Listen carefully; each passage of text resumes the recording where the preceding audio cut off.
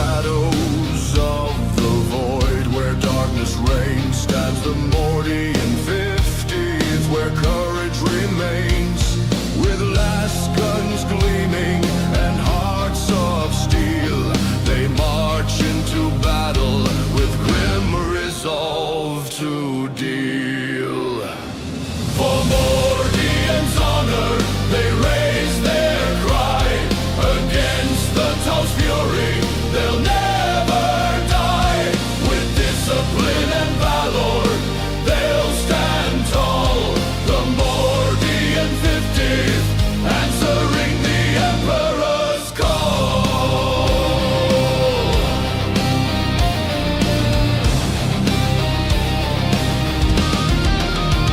Through the fire and smoke, they press on, facing that Xenos horde until the dawn. With every volley, they hold the line. Their determination, an unbreakable sign. For Mordian's honor, they raise their cry against the Tao's fury. They'll never die. With discipline and valor, they'll stand tall. The Mordian 50th, answering the Emperor's call. Though the enemy's technology may be advanced, the Mordian spirit will never be chanced. With faith in the Emperor, they fight as one. Their bravery shining brighter than the sun.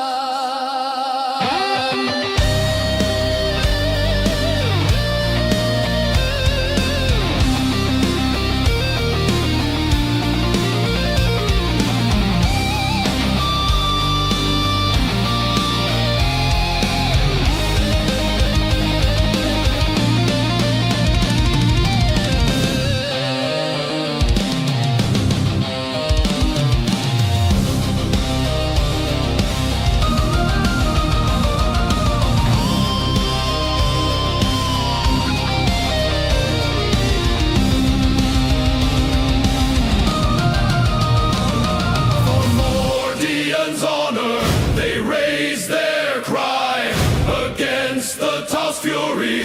They'll never die.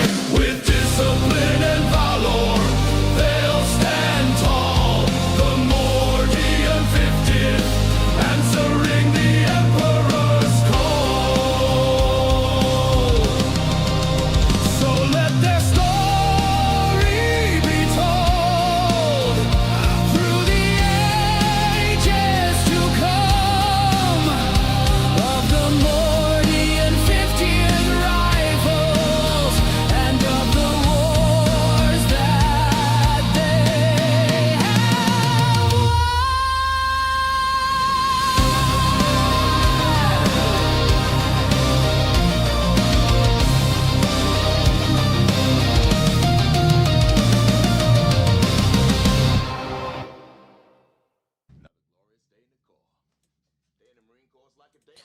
Freedom!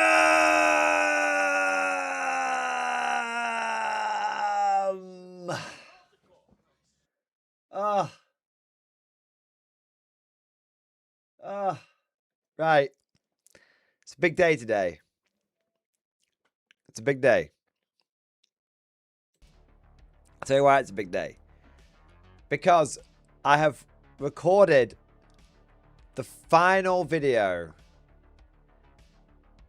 before I need to go off on holiday. I say on holiday, before I go on my wedding / honeymoon. Oh my God. I've had, in the 29 days of April, I have had 1 day off. And that was the beginning of the month. It's been like basically 28 days in a row. Oh, I see demons. Oh, I see demons. So today, I can talk about anything. Today I'll talk about anything. GW's decided that the biggest news that they're willing to put out is the third grot. It's like, you remember, I posted a meme in stream discussion earlier, and it was that scene from Harry Potter where it's like, remember, you got to keep drinking. Remember what you told me to Dumbledore? And it's Harry being like, Games Workshop was like, remember, you've got to keep being excited for 11th. Remember what we said? And it's just like the third grot, like... Oh. So today, guys, honestly, anything goes. Complete laissez-faire. Anything goes. Talk about anything and everything. How, you want to do a gaming stream? I don't give a fuck, man. Like, you want to do a hobby stream? I don't care. We'll go anywhere. All right? We'll go anywhere and everywhere, and we can just see where the wind takes us. We're like a leaf on the wind. You know, that's what's gonna be happening. Watch how I bore, probably. But yeah, we're going to be talking about a bit of anything today, guys, and really, chat as always, but even more so tonight. You are in command. So you want to talk about 40k, new and old. You want to talk about beef, salt, or hype, or chill. We can do that. You want to talk about Bolt Action, or Konflikt 47, or Old World, or any other obscure games. Any videos you want me to react to or check out. Any hobby projects you've been working on. Whatever you want. Honestly, whatever you want. There's no rules. Apart from we can't play Erica. But apart from that, there's no rules. Alright. So yeah, we could we can have a chill one tonight. Yeah, well, it might be chill. It might not be chill. We don't know.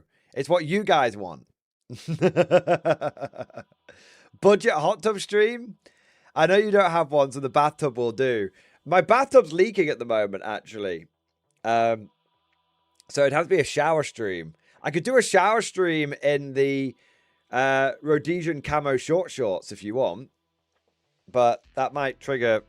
Grimdank might come in and have a problem with us again. So maybe can't do that one.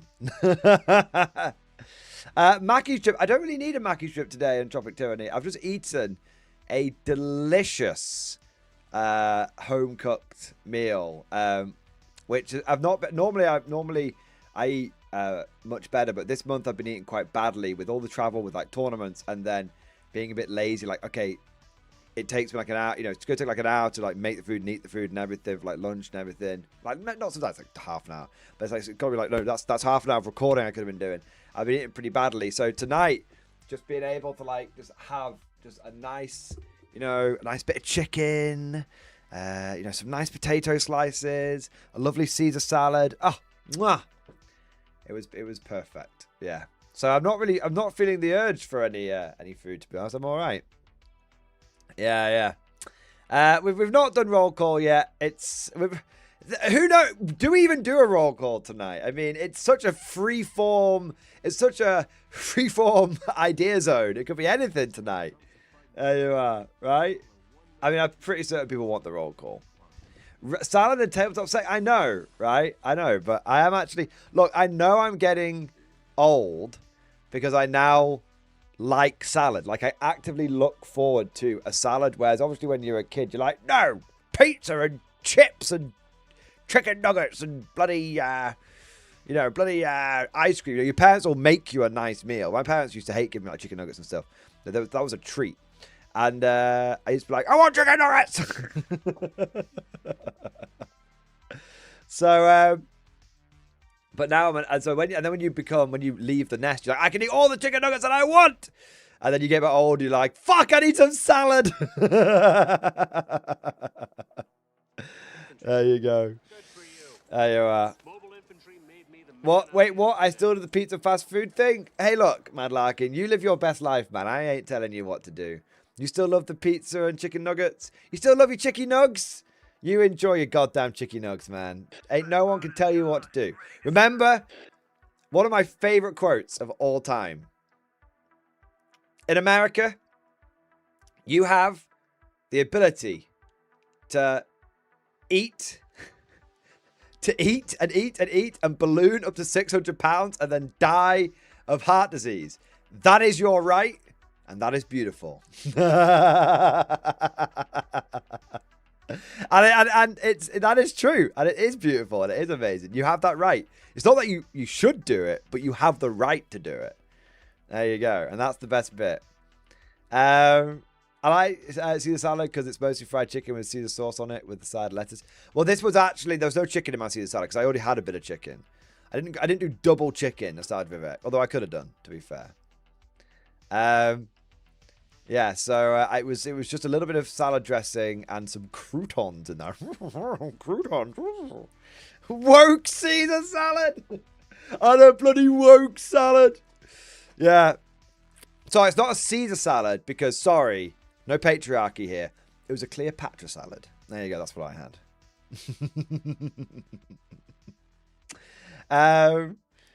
Tongate, I've always not been a fan of tomatoes until I went to Greece. Their tomatoes are actually tasty. Yeah, I'm not a big tomato person either. Like I'm a bit of a heretic. I don't really like the fried tomato in the English breakfast and the fried breakfast. But I sometimes when you get a particularly fresh tomato, it can be quite nice and sweet and delicious. So yeah. Tomatoes are a bit hit and miss for me. Yeah. Understand? I'm a bit of a fat twat. You'll see it, Tantalus. Clear the board, boys. Clear the decks. There you go. Oh, man. Hey, if you can't come down to a big wargaming event, have a few beers and eat some fucking junk food, what the fuck are we even doing, bro?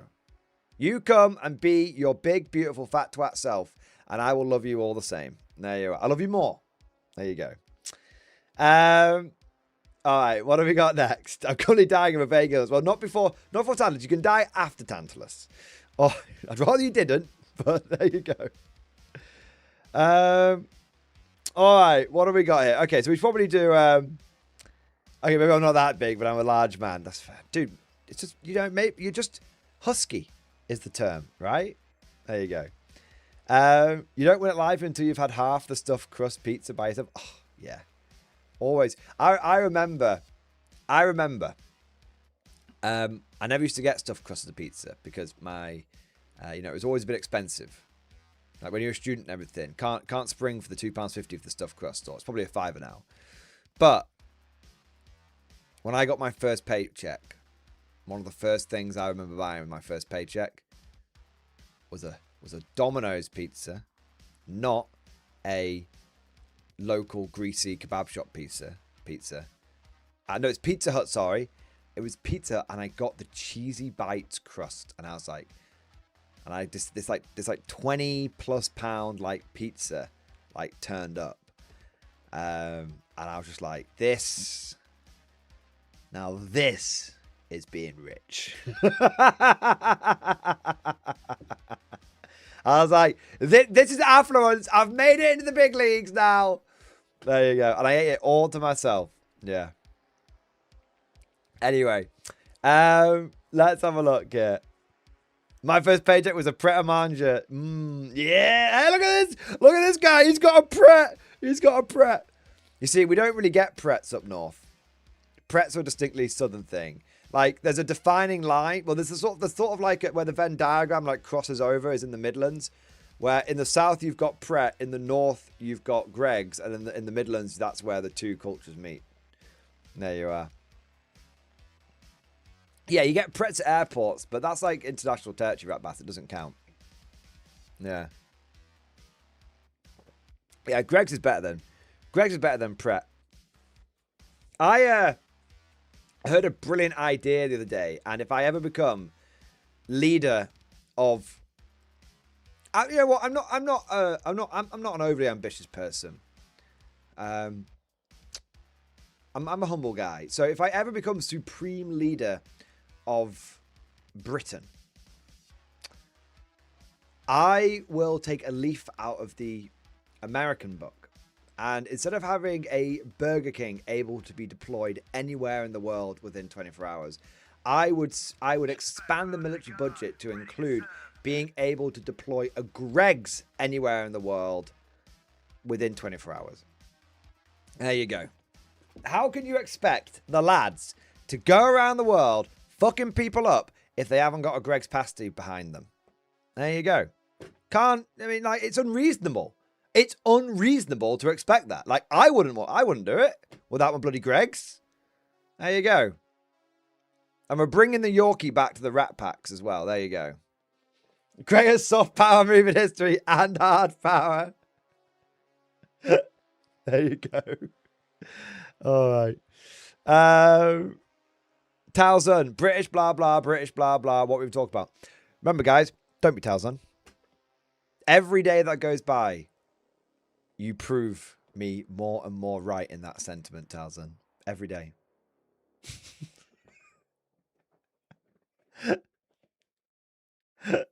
There we go. Mad Larkin, you guys have to learn how to go around the world fucking people up again. Look, we're just resting on the ropes, okay? We're just resting on the ropes. We're giving you guys a chance. We're letting you guys do it, you know? There you are. We're like Scooby-Doo when he gets a bit old, you know? And Scrappy-Doo is to come in and do all the, let me at him, let me at him. That's what it's like, you know?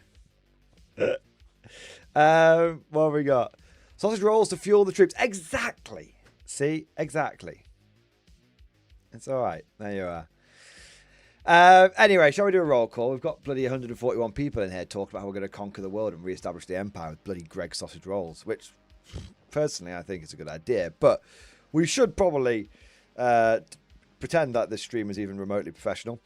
So, gentlemen, it's time for our traditions. Traditions are what separate us from the renegades, the heretics, the traitors, and what make us the Emperor's true finest, his Imperial Guard. Stand up and be counted. It's time for roll call, baby! Who is in the stream tonight? Who is ready to rock out with their cock out? Let's see who we've got in the stream. I can see Simple Logic, Jenny Bratz, Brown Bread, Tommy Turtle, Thomas Weston, Chicken Detonator, Mark Telemeland, Gaming Stuka, Talzun, Nick Chopper, Acton Nate, 22nd AX Cardinal. We've got Ryan Tomlinson, Patrick H90, Rising Rune Lords. I don't know why I said that so sorry. You join the stream all the fucking time. I'm a bit tired. It's like Rising feels like I've never read it out before. Mark Coyle, Briggs, Damn Legion, Emil Davy, Zello, Joe Aquila, Tiki, Brown Bread, Flame Wave, Godlike Pirate, Asada Vivek, Wizardland Forever, Tonk84, Sir Newbie, Gaming Stuka, Pass the Blaster, Cavassius, Airborne 342. 1 minute, lost my place slightly. Where were we? Talk amongst yourselves. There we go. Navy Cares, and Mad Larkin, and Aldeus, and Drifter, and 6 foot tall Angry Dwarf, and Eric 217, and Patch, Lord of Shovels, Denzel Wenzel, iCatastrophe, Sergeant Oddball, Anthropactivity, Bob Dylan, Russell W, Wisdar's World, Whispering Monk, Anthony Williams, Chris K, Jarvo, Artie was here, Morpheus, Creeps on Vacation, Actung Nate, Agis, Georgia Amos, sorry. We have got, say my username, owe me $5. No, Talzun. Damn. Rizzelheimer, Mostly Harmless, Cal Herbert, Lancet Lindblom, That Rat Bastard, and we've got Yanis, and Chris K, and Jimmy D, and Ed Scar, and Alexandra. 1 minute. I've lost my place again. Hang on. Fuck. It's properly gone. Ah, found it again. Spriggs, you will not be able to stop me. Christian Glover, It's Just David. And the Lodex. And Lord of Shovels is trying to get me. Don't know you. Sergeant Sharp, Lord Pulpy, Matthew Edwards, John Doe, Shire Norms. I will not be defeated. I think I've got everyone. Where's Shire Norms? He was there a second ago. Cyrillic Dude, and Axe Sharpener, and the Lonesome Courier, and Christian Glover, and Base Tremblex, and just wading through Spriggs, Gaming, Stuka, Lord of Shovels, trying to ruin Roll Call. Can someone time those 3 out just for being annoying? Nostalgia Vivek, Macon, Anonymous, Raygun, and CJ, and Eternal Rhombus, and Edskar, and we've got Lacta, Seth Key, Bob Dylan, and there we go. So yeah, Spriggs, time yourself out, Spriggs, and then time out Lord of Shovels and the Gaming Stuka. There you are. All right. All right. Xavier Wilson! Hey! There we go. All right. Welcome to all of you beautiful bastards. Thank you for joining today's stream. Don't forget to go ahead, like the stream, subscribe, all that kind of good stuff. It does make a big difference. Especially when we're getting close to having 2 weeks off. So we do need all the little bits of support we can get for the channel that we can get. And it genuinely does make a big difference. It does. I want to say a big thank you also to everyone that's got the stream started off right. Coming in with the super chats and the Memoflex and the gifted memberships and all of that good stuff. And let's take a moment now to go through and show our appreciation. So when are you taking 2 weeks off? From this week. So Friday will be my last day. And then I won't be back until the 18th of May. Because obviously Saturday, Sunday is a weekend. Basically, I'm going to miss out of 10 days of streaming, essentially. Because I'm going away to Florida for 2 weeks, and I'm getting married, and me and Mr. Morning are going to have a honeymoon, and we're eloping, and it's going to be perfect. Yeah, I'll be officially Mrs. Mordian. Technically, it's been like, I would say Ms. Mordian, but then that sounds like incest. So technically, it's been cohabiting Mordian for the last few years, but it's going to be properly married now. Yeah. You've not married this whole time. I've been living in sin, bro. But not for long. Not for long. Yeah, that's it. I'm going to... I've been sinning all over the place. There you go. What have we got next? Russell W. Thank you for the gifted membership, baby. Thank you for the support, man. Thank you for doing your part.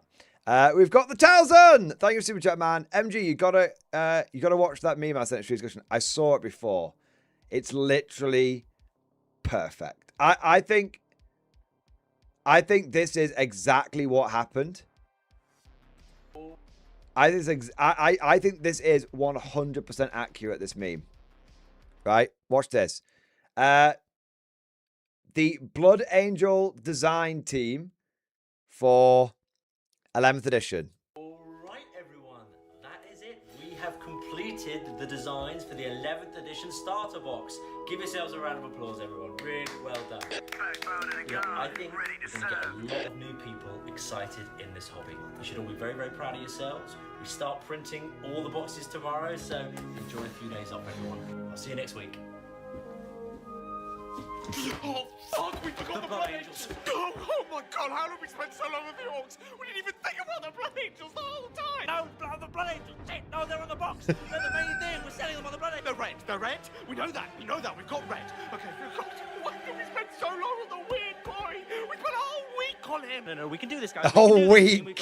We've got. Oh, It's not actually that 60 much minutes. time. Okay, we can do this. Okay, just go copy paste. Everyone just copy paste everything we had previously and put it in the new one. Ultramarine for their red and the God, they're angry. New hero rocks. This time they're like this. They're like flying up. They're flying because they've got jetpacks and they're fast boys and they're fast and they've got. We'll change the helmets. Maybe we've got bigger helmets, you know? They're twice big. I can't think of anything. We have no time to go with the poster boys. They're on the front. They're the front people. We have no time to come up with this. Just copy the Ultramarines. Just do the Ultramarines again. We'll just copy, paste. STLs in the same. STLs? That's all we're going to do. That's all we're going to do from now on, everyone. We're going to copy and paste, and we'll do one that's different. We'll do the chaplain. We'll have that one that's different. One that's That'll be different. enough. No one will focus. They'll be looking at the weird boy the whole time. And the weird boy, get that one out again, actually. The weird boy. It is a good model, isn't it? Let's go. Listen, I've got another design maybe for this orc over here. Yeah, no, we got a new design. Yeah, let's actually have a look at that new design. Ooh, yeah, no, if we change that, that would look really nice. Yeah, put another little detail on the orc there. And Another detail on the orc. They're the main thing. We're selling them on the Blood Angels. The orc's got all the details. Do it. Do it.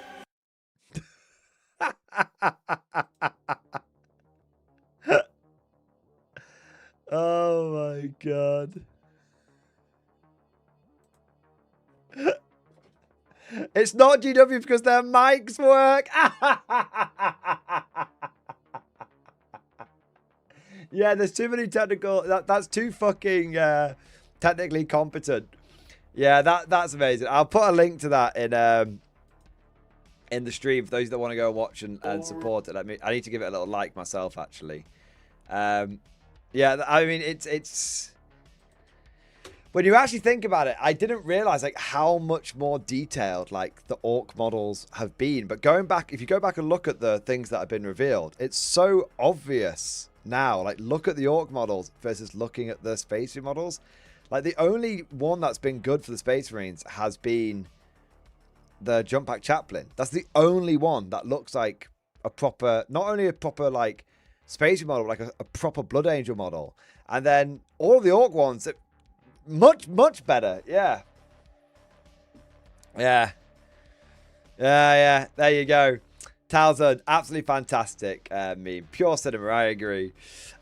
Whispering Monk coming in next. Whispering Monk, thank you so much for the gifted membership, baby. Thank you for the gifted membership, sir. Thank you for the support. Thank you for doing your part. Thank you for being our spiritual liege.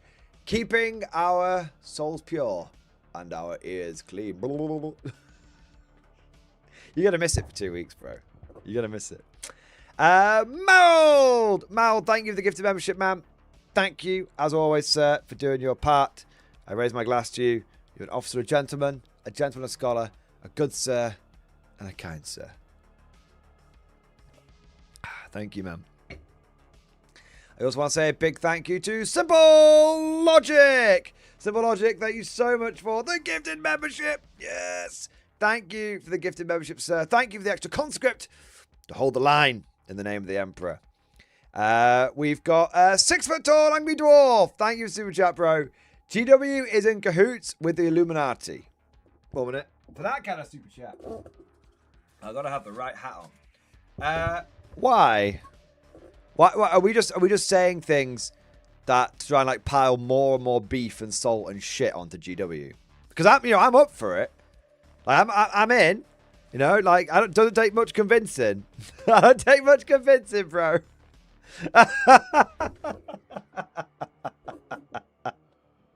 There you go.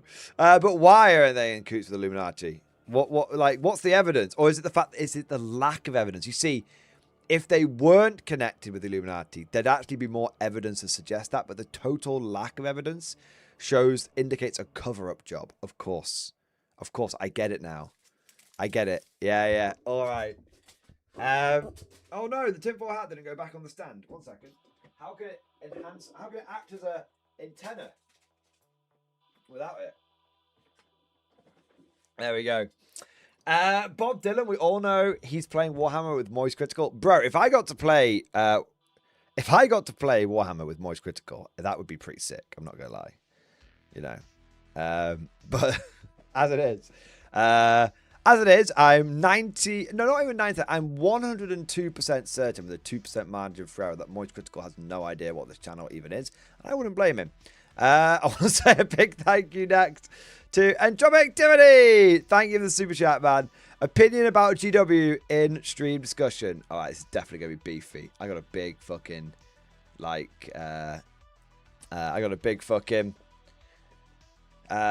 reckon it's going to be beefy. You can feel, you know, when someone says I've got an opinion on GW, it's never a good one. All right, let's have a look. Let's have a look here. Games Workshop doesn't have a creativity problem with Warhammer 40k. It has a risk problem, and the result is the same. A release cycle starting to eat itself. Ooh. I 100% agree. I've been saying this myself. They never release new stuff. They always re-release stuff now. And the thing is, they've not released anything like new in a long time. There's been like the occasional like little thing, but generally speaking, I would say it's probably a 10-to-1 ratio. 10-to-1 ratio of them re-releasing shit and occasionally release something new. Yeah. I look at Marines like Desolation Marines, for example. Yeah. Kelzo, Rogel Dawn. Rogel Dawn is a good example of one of the new things that they've released. But if you look at the Guard releases, like if you look at that when the Rogel Dawn came out, you had the Rogel Dawn, which was a new thing. And then you had Cadian, that's a refresh. Command Squad, that's a refresh. And then you had the Sentinel, that's a refresh. And Rough Riders, that's a refresh. Could you argue the Field Arms batteries were new? The fobs were kind of new, I guess. Although, were they new? I don't think the fobs were new, because the fobs were just kind of like the old heavy mortars and shit that they took away. So they're kind of like remastered. So I'm not giving them fobs as new. They can have the Rogel Dawn as the first new proper thing. I know a bunch of people that just took the heavy mortars and stuck them on the fob size base, and they were like, that's my fob. Yeah. Then if you look at what happened with 10th edition, so that was 9th edition. With 10th edition, all the Krieg stuff was just re-released. Like everything Krieg was re-released. Engineers re-released. Death Riders re-released. The artillery teams were just re-released. Earthshaker batteries and the like. Right? Dreer was new, but Dreer, I actually just don't count characters. Right? Do you know what I mean? Like, I don't like... New characters don't count. We're talking about new... Because characters are characters. Like, I could fucking come up with like 20 new characters right now. I'll, pull them out my asshole. It doesn't really count. It's not a new unit. It's a new character. So we're putting the characters to one side. Oh, we had... if we want to count characters, sure, you got Dreer, who is new. But then you got re-released Creed. Re-released Commissar. And then Lord Solar Macarius is just... It's just... Not Lord Solar Leontus is just re-released Lord Solar Macarius, so that doesn't really count. It's not a horse. Fuck it. Who gives a fuck, right? I'll give you half a point for that one. I'll give you half a point for Lord Solar Macarius. The only thing I'll give you 1 full point for is the Rogel Dawn. There's nothing else like it. And it's distinctly different from something like the Macarius tank. Right? Then go over to the New Guard stuff. Out of all the New Guard stuff, the only thing that's actually new is the Centaur.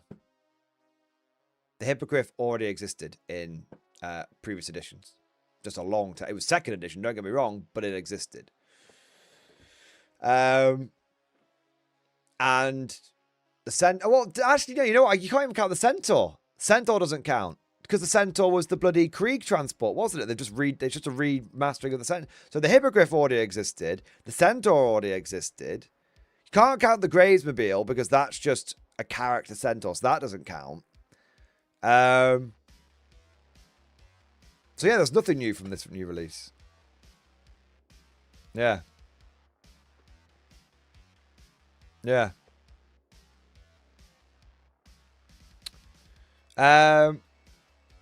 Krieg Centaur is totally different. It's fucking not. The new Centaur is just a bigger version of the old one. But if you look at it, it fulfills exactly the same purpose. Light transport, go fast, open topped. Same as the Krieg Centaur. The Krieg Centaur just carried 5 guys and had 2 stubbers. And the new Centaur carries 10 guys and has 1 stubber. Fucking hell. Pushing the envelope of design there. Everyone's saying equivalents. Equivalents just legions. Exactly. Equivalents just legions. Exactly.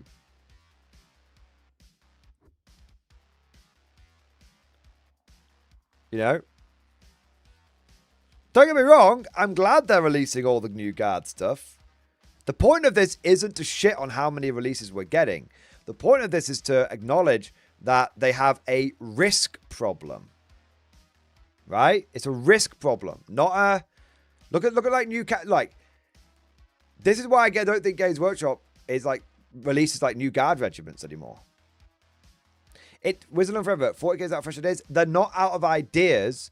They're just not allowed to do the ideas. They're only allowed like because Games Workshop will be very data driven, and they'll be like, well, we know that this sells well because last time we did it, it sold well. We don't know that'll sell well, so we won't do it. Yeah. Anyway, let's continue. This is only the first part of the super chat. Look at Hollywood. While streaming took off, studios didn't get bolder, they got safer. A cinema release stopped being just good and had to be worth leaving the house for.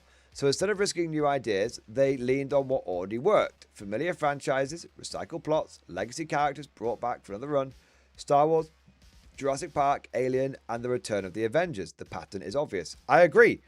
It's actually, do you know what's interesting? There's I've actually heard this sort of analyzed and discussed on like various YouTube videos over the years. Well, over the last year or so, where younger generations feel a little frustrated, maybe not the right word, but maybe there's a little negativity with younger generations that, you know, they don't really have their own cultural touchstone when it comes to things like movie media. Like when a new big movie comes out, it's Star Wars, but Star Wars was someone else's like cultural touchstone, not theirs. They're just getting like basically, you know, they're not getting their own new thing. They're just getting someone else's thing. Nothing for young people to claim. Yeah, exactly. Yeah. Nothing for new people, nothing for young people to claim. And same with like Jurassic Park and like Alien and all the Marvel shit now. Yeah. They can keep 6, 7. Yeah, they can. Yeah. Nothing new since 2008. Yeah. They have Fortnite. Dude, Fortnite's 14 years old now or something crazy. Minecraft. Dude, I was playing Minecraft in secondary school. Minecraft isn't new. Minecraft is old now. Fortnite is old now. Like they're actually, like, these are old franchises. These are old games. They're not new. Yeah. They haven't, yeah.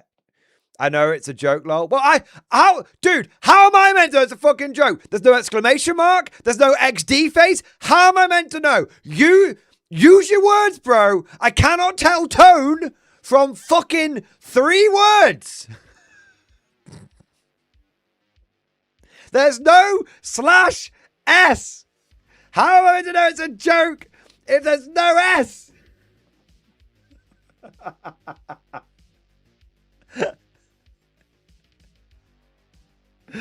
Chill, I'm not really angry.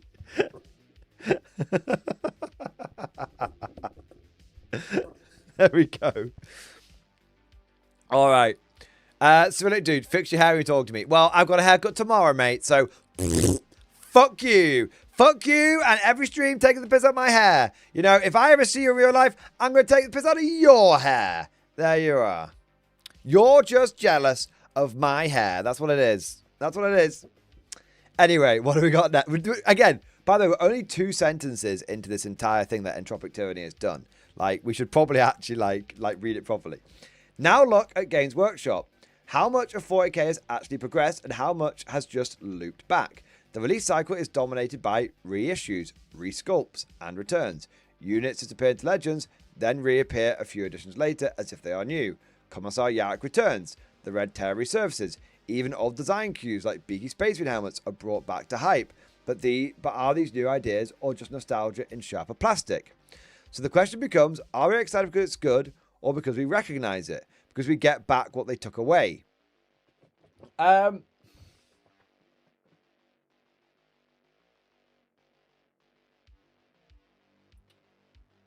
Both.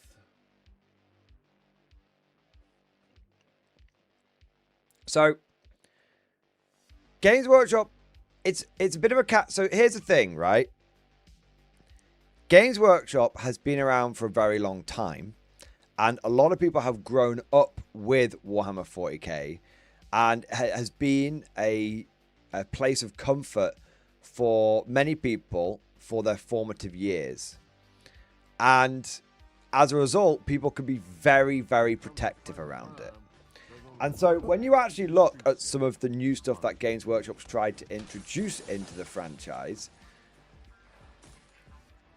let's, for example, say, let's give some examples of some of the new things that Games Workshop has done. They've blown up Cadia. They introduced Primaris Marines. They started bringing Primarchs back. They changed the law around Custodes. That's a new thing. You might not like it, but it's a new thing. So the thing is, it's a double-edged sword. Because on the one hand, there's two things that are happening at the same time, right? There's two... Fucking hell, Chicken Death Edge. I'll get you in a second. Here's the thing. Look at Desolation Marines. Using a specific example, look at Desolation Marines with their Nerf guns. That was a totally new thing. And what do people think about Desolation Marines? They think they're a bag of shit. They look terrible. Right? Here's the thing. GW does release a lot of new stuff. And they do a lot of new things. But by and large, they are badly received by the community. People still go on about how shit the Primaris lore is. Even if you like the Primaris Marine models, which I, can absolutely understand why you would. They are better proportioned, more dynamic. Even with the monopose shit, those monoposes can be quite good. Like, don't get me wrong. Like, the Primaris models probably do look, apart from the helmets, do look better than a lot of the Firstborn ones, right? So even if you like that, the lore around Primaris is still terrible. Oh, they're just bigger and better and everywhere. There's no flaws whatsoever. Right. The problem is this. Games Workshop does do new things. But what they do that's new is shit. So it's not that we don't like new stuff. It's that a lot of the new stuff that they make is terrible. For example, the Guard community, generally speaking, loves the Rogel Dawn. Because the Rogel Dawn is good. It's new, but it's good. Big, chunky tank. Looks good. Right? So it's not that GW... It's not that the community is totally against new stuff. It's that often the new things that GW puts out isn't very good. More often than not. Look at like Invicta Warsuits. Look at Aggressors. There's so many examples of like shitty models. And and that's why people are very protective about the old stuff. So there's two things happening here. You've got people who are very protective about the old stuff because the old stuff is what they grew up with, and people who don't like a lot of the new stuff because the new stuff's coming out isn't as good. Yeah.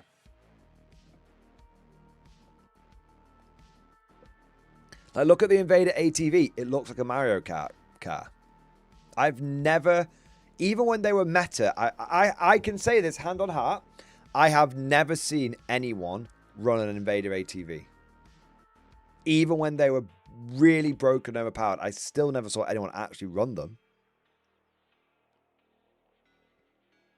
Yeah. So it's like, so Games Workshop often, Games Workshop is re-releasing a lot of stuff. Because, as you said, it's less risky. But the reason it's less risky is because a lot of the new stuff they're putting out isn't landing well. But it's not landing well because it's new. It's not landing well because it looks bad. Hollywood also leaned on service level change dressed up as innovation, swapping leads, tweaking identities while keeping a tied old story. Why was Female Custodians an example of that?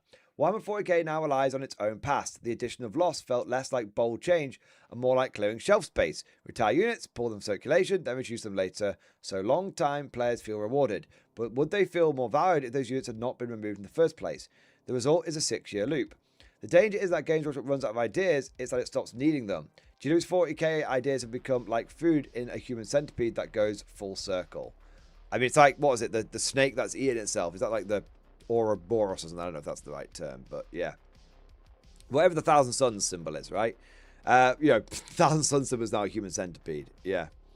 No, I think I basically agree with everything that you've said. I basically agree with everything that you've said. Right. The problem that's happening is that two things are happening. Two seemingly contradictory things are happening at the same time that actually aren't contradictory. Like,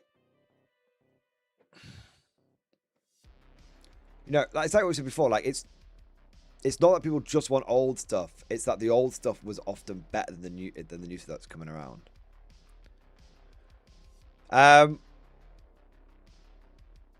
How to put this? I think Games Workshop has had a big worry that, and I think I know. So okay, one of the big worries that Games Workshop has had is from Warhammer Fantasy. I think Olden Demon did a video about this, which I categorically disagreed with. It was a very well done video, but I categorically disagreed with it when he was talking about where Age of Sigmar came from. And the point that he made in the video is like, well, if GW just, the way GW used to do things is they would just basically remaster sculpts as time went on. So you start off with some High Elf Spearmen, and then the new High Elf Spearmen would come out, and then the new High Elf Spearmen would come out. But actually, all that have happened is you've just done the High Elf Spearmen, and so it gets to a point where people are like, well, I don't need any new High Elf Spearmen, right? But the thing is, I don't agree with that, because I think that so what basically happened is, his argument was that basically it got to the point where fantasy had been around for so long that there were new players, fantasy had been around so long that every player had what they needed. But we know that's bollocks, because we know that GW's business model is to funnel new players into the game, and they're quite good at this. So it's not, and we know that for 30 years, like Games Workshop, well, before 6th and 7th edition, if you look at like Warhammer up until basically 6th edition to 7th edition fantasy to 5th edition 40k, was growing and growing and growing and was doing fine. It wasn't until it wasn't until they fucked with it wasn't until they were fucking with 40k too much and they were fucking with fantasy too much that they went through the big issues around 6th and 7th edition 40k and 8th edition fantasy, right?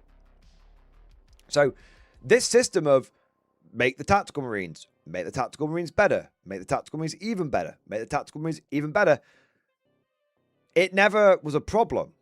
It made GW money. It was successful. It made GW money. And that's why do you think they released so many tactical marine kits over the years, right? Did people stop wanting tactical marines? Did the market become saturated with tactical marines? No. No, not at all. The thing that killed fantasy wasn't that, that we're only getting new state troops again. We're only getting new High Elf Spearmen again. The problem was that they halved the amount of miniatures in the box and then increased the price. And then they demanded that you needed hundreds of infantry to be able to get into fantasy. And then the game was woefully unbalanced, because every GW game at that point was terribly, terribly balanced. So you had a bunch of people that had to buy twice as many models as they normally had to, spending more than double than what they had to. There was no recasting or 3D printing available at the time, so it was you had to get it from Games Workshop. And then if you put all this time and effort and money into into building and painting this army, and then you get to the tabletop and someone just yeets 3 purple suns through your army and you lose, and there's nothing you can do about it. So that's why fantasy died. It had nothing to do with, oh, well, everyone bought all the spearmen they ever wanted. Because there was constantly... Why it died was because when new players stopped coming into the game. That simple. That was why it died. When new players stopped coming into the game. And old players... And then not just new players stopped coming into the game. When new armies stopped being bought. New armies stopped being bought by existing players who were feeling very disgruntled with the game. And they were like, well, I've got my army now. It's too expensive to get another one, so I'll just use the one that I've got. And new players who wouldn't come into the game because it was too high barrier for entry. That was the issue, right? So I think Games Workshop learned the wrong lesson from Warhammer Fantasy when they came along with like Primaris stuff for 8th edition, because what they thought was, well, we need to make everyone rebuy their Marines, but if we just release a new tactical Marine kit, then people won't buy it because everyone's got all the tactical Marines they want in the world. Whereas actually what they should have done is true scale Marines would have been enough. 100% true scale Marines would have been enough. And we know this is true now. Because look at, obviously they fucked up Horus Heresy 3.0 launch. But look at where Horus Heresy got to before they fucked it up. People were loving the new scale Horus Heresy Marines. Yeah. And so basically what's happened is they just learned they just learned the wrong lessons. He's right. I played fancy up to the end. GW price was up new players. That's it. The biggest threat. There's 2 things, in my opinion. There's 2 things that threaten GW, and that is terrible balance and too expensive. People, when those 2 things reach a saturation point, that's when the game starts struggling. It's that simple. When it's too expensive and the game is too imbalanced. It's that simple. If you look at what killed Warhammer Fantasy, the game was too expensive and was terribly balanced. If you look at what killed Midhammer, which was 7th edition, right? Too expensive, game was terribly balanced. It's that simple. People won't buy into a game if they think the game is badly balanced. Especially if the game is very expensive. People who and this is the thing.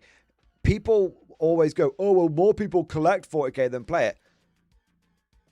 That is so obviously untrue, because if that was true, when GW had the policy of we're not a games company, we're a models company, they wouldn't have had to blow up the old world and blow up Cadia. Anytime that GW has pursued that policy, it has led them to bad places, because it turns out that actually most people fucking play the game.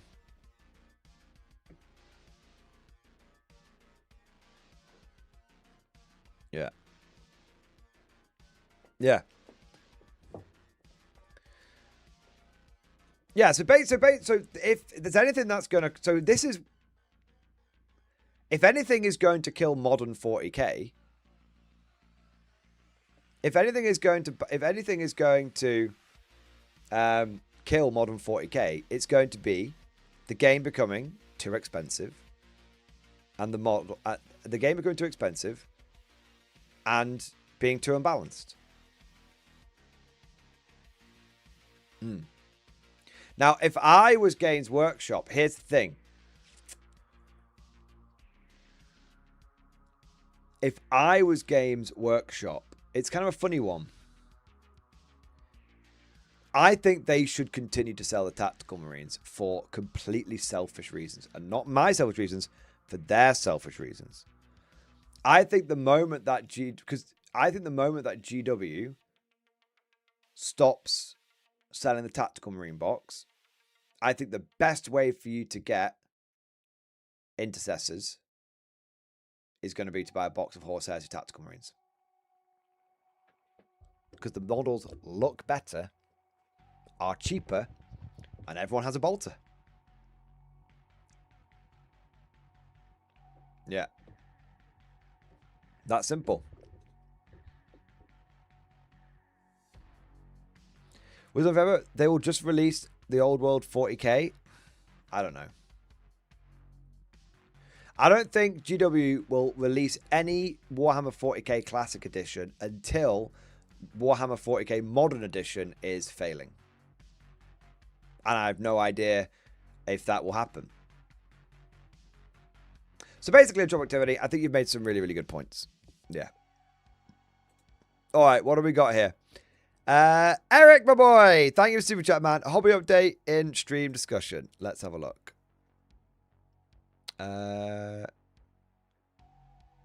I'm guessing this is your update, Eric. My 3 Sentinels I printed and my K47 CSA armor getting ready to smash the Axis. Enjoy your honeymoon. Hey, thank you, man. I love how you've got 3 Sentinels already. Absolutely ridiculous. Wait, so you've gone Confederate Americans. Hey, if anyone's going to overthrow FDR, the South might rise again. There you go. All right. That is quite a cool way of introducing a potential like rebellion aspect into Konflikt 47 with the Americans, because not everyone's going to get behind this FDR bloke. I'm telling you. Yeah. Cancel him. Get him. You can't. Oh no! I'm so sorry for showing off a Confederate flag on our stream. Fuck off. Hey, we got the meat chopper, man. Nice. That's cool, bro. I need to get. I'm gonna get one of those for my K47 army. I wonder if it'll be quite good. Yeah. Nice, man. Cool. Love it. What are the dice? Oh, they're 3D printed order dice. Oh, that's cool. That is pretty cool, actually. I like that. All right. There we go. What do we got next? I think we've got to go to Chicken Detonator now, don't we? He did a fucking Death Strike. Chicken Detonator! Thank you so much for the Death Strike chat, baby! Yeah, buddy. Yeah, buddy. Yeah, buddy. Oh, my God. Thank you so much for the super chat, man. Thank you for the $100. Everyone in stream, spam 07. Show your love and appreciation for Chicken Detonator for coming in with some absolute mega support. Let's have a look here. By Feather and Flame, I, Chicken Detonator, First Apostle Saint Chicken, bless the union of Mr. Mordian, Lord Commander of Vossenberg's Vagabonds, and his bride. May their bonds stand unbroken to steel, the hearth ever bright, and their days crowned in joy. Deus Clock. Hey! You're too kind, sir. You're too kind. Chicken Detonator, thank you so much for the incredible support, man. Thank you for the amazing kind words. And I am really, me and Mr. Morden, we're both very, very much looking forward to getting married. It's been a long time coming. We've been together forever and ever and ever. And we finally got ourselves to that point in life where we are able to to get married and sort of, start the next chapter of our life and all that kind of good stuff. So thank you so much for the support, man. Really appreciate it. And I should get you to write my fucking vows. Amazing. Thank you, bro. Actually, just want to check some Chicken Detonator. Oh, shit, mate. 1 minute.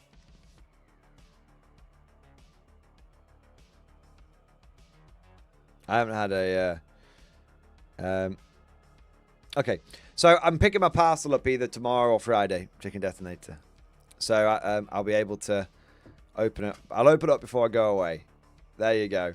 And also I want to say I've just finished recording the army overview and the after action report for when I went to the Old World event and I had the baggage train. So you'll get to see that in the video as well, man. So Deus Clock, absolutely absolutely on the channel, in stream and on the videos that are coming out, bro. Amazing.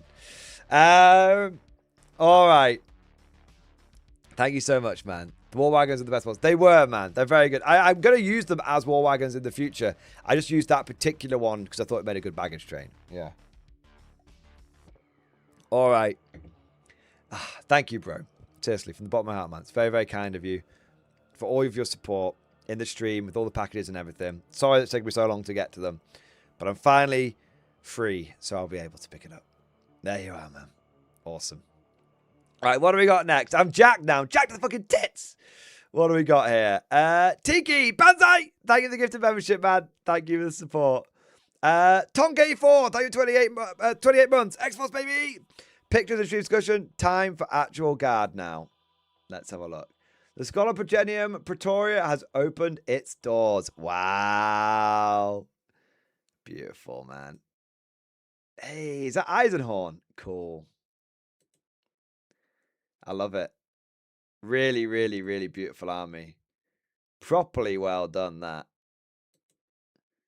It's awesome when you get to see like a hobby project like this come to fruition.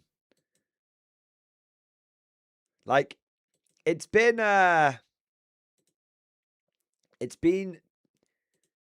too long since I've seen people with this kind of army. Do you know what I mean? Like, it's been a long fucking time since I've seen someone running like a pure sort of Scion style army, and it is one of the coolest looking armies out there. It's so good. Yeah, I think with the focus on competitive play in 10th edition, this is one of the examples. This is what I'm talking about, guys. We used to see armies like this every day in 8th edition. I kid you not. Not specifically Scion armies, but armies that were, hey, I'm going to collect this theme first. And we used to, the theme would be semi-competitive. It would be semi-viable.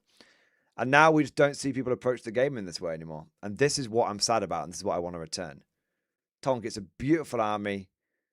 Very, very well done. The proper way to approach wargaming, in my opinion. Excellent stuff, sir. Properly excellent. There you go.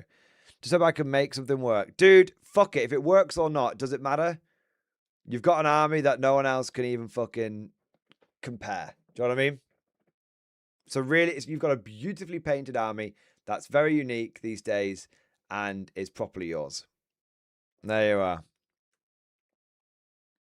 There you go, man. Whether it's good or bad, it doesn't matter. That's what we need to get back to. Yeah. We need to return to not return to monkey, return to Stillman. But Mountain, thank you for the 14-month member flex. X-Force, baby. Thank you for your support, bro. Christian Glover, thank you for the 36 months. Triple X-Force, baby. 36 months. Plasma pistol, baby. Amazing, man. 07, enjoy your evening. Mordian/stream. Dude, 07 back at you. And thank you for supporting the channel for 3 years, mate. Incredible dedication and support. We've got the Whispering Monk. Yes, it is the Whispering Monk. Cheeky list review in Discord. All right. Why do you do this to me?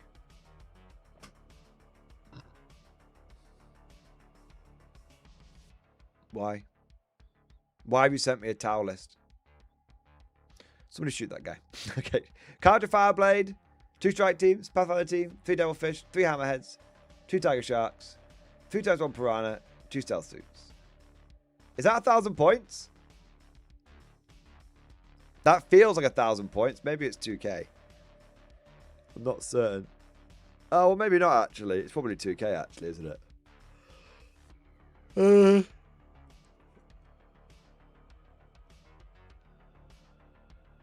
I mean, apart from the tiger sharks, it looks fine. I think I'd probably, if I was to tweak the list at all, I think you could probably get away with 2 piranhas and ditch the tiger sharks and maybe put a riptide or 2 in there.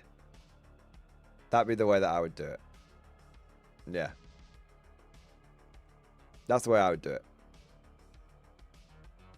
I think flyers are probably in a bit of a bad place, and I thought they were I thought they were going to fix flyers in 11th, but I'm starting to hear rumors now they're definitely not going to fix them, which is a bit of a shame.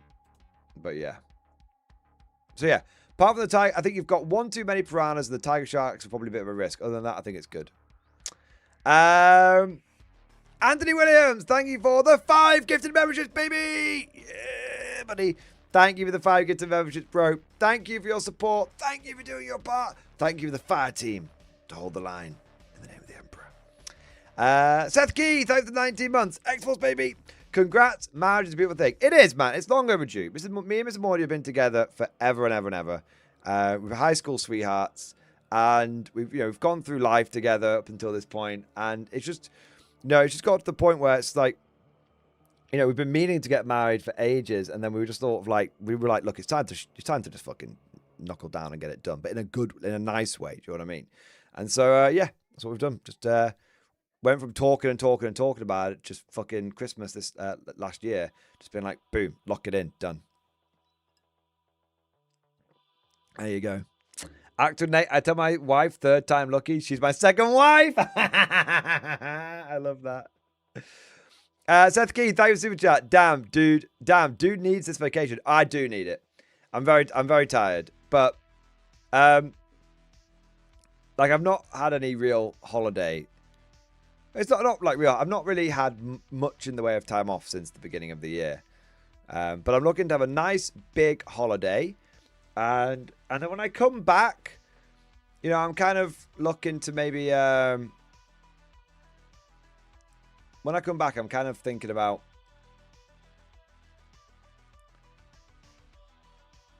it's going to be, when I come back, it's going to be busy, but it's going to be easy.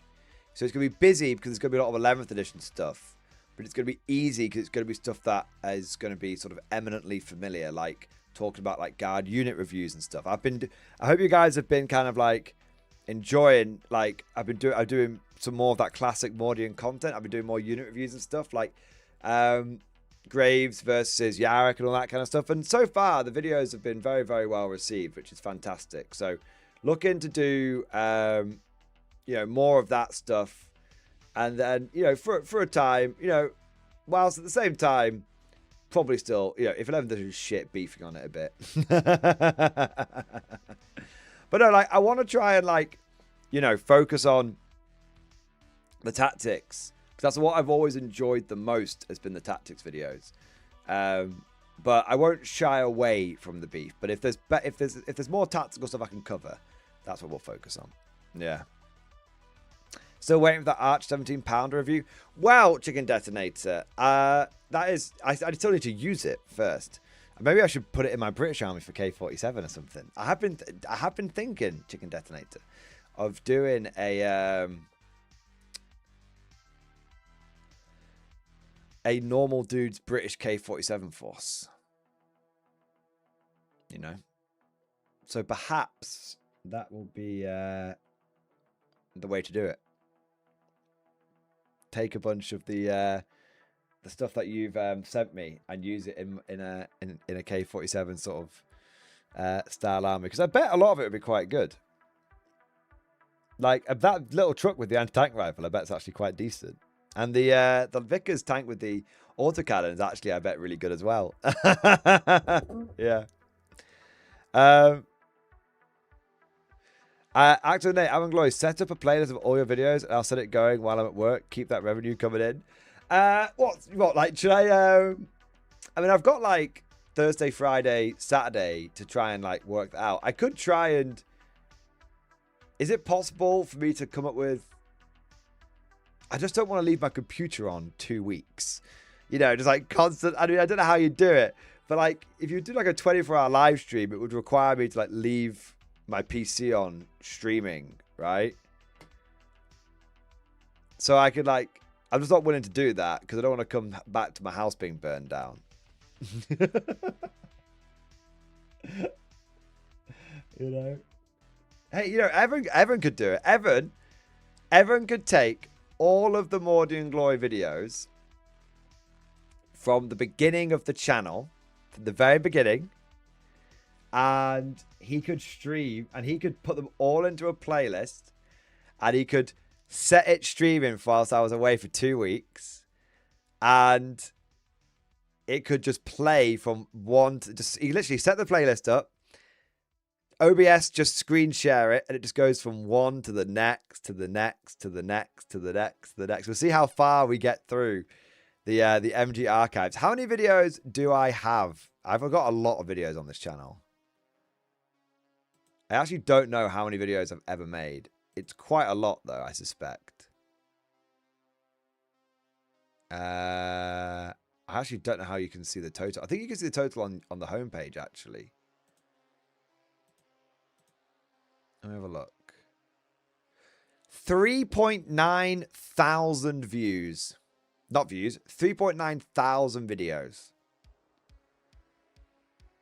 That's a lot of videos. Oh my god. That's a lot of videos. I've got... We can make it 4K. I mean, it'll get to 4K at some point, right? I mean, I'm doing like 2 videos a day these days, plus short. So it's like it's 2 to 3 videos a day. So we're probably looking at like, it's not going to take that long. It's like a month. It's like a month to get to like 4,000. Yeah. So you guys can just see like the early content all the way through. All the way through. Hey, you know what? Maybe we bring the gaming content back, you know? I have a whole bunch of old gaming content which is now privated on the channel. Maybe we bring it all back so you guys can just watch the shitty Let's Plays that I used to do. Who wants to see me play through Knights of the Old Republic 1 and 2 and Command and Conquer 1 and 2 and Emperor Battle for June? I can bring all those back. We can bring those Let's Plays. We can make them happen. I'm opening the Disney Vault. There we are. I was very, very, very bad. You can go back and watch. You can't watch it anymore. It's all private on the channel. But you could go. You could. I could unseal the vaults, and you could see how bad I was. I mean, I'm still not that good now, but I was particularly bad at content creation back in the day. Really like unconfident and like mumbling and all this kind of stuff. Yeah. There you go. No, do a new KOTOR Let's Play. So I could do a new KOTOR Let's Play, but I'd have to do it. Thing is, I tried streaming KOTOR like when back when we did the game reviews, like in the first year, and I found it really difficult because I've played the game so much that I knew all of the voice lines, but then I had to like let them play so that the chat could listen to them, and I was like, fucking hell. So I could do a pre-recorded Let's Play, just like skip through the bits like, yeah, I know what you're saying. How do you know what it says? I know what it says. Yeah. There you go. Thing is, no one gives a fuck about me doing a Let's Play of video games.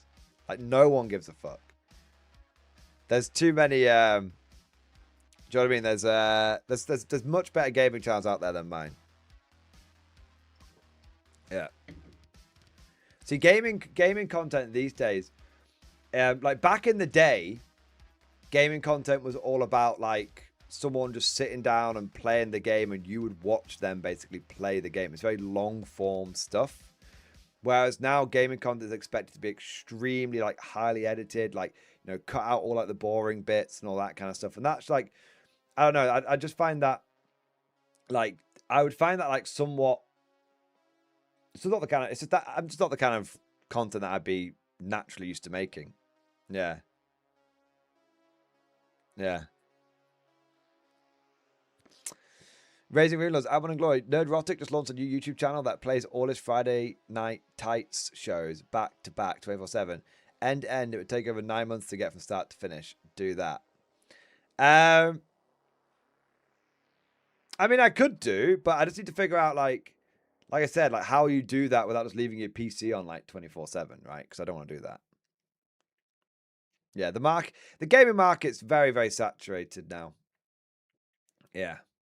Very, very saturated. And that's fine. Like, I mean, hell, 40k content's saturated now. I think it's quite difficult now to break through as a wargaming content creator, especially for Warhammer 40k. Especially. I think there are some examples of like newer channels that have managed it. One that I think is a really good example of this is Paul is bad at stuff because he's not been making content that long as far as I'm aware, and yet he's absolutely smashed it. And it makes sense that he smashed it. His content is very, very well edited. It's like it's lots of little cuts and editing effects and all that kind of stuff. Kind of reminds me a little bit of how like Seth the Intact does his videos, because Seth is like, it's every second there's a new thing on screen. Paul's not quite like that, but it's like similar. Yeah.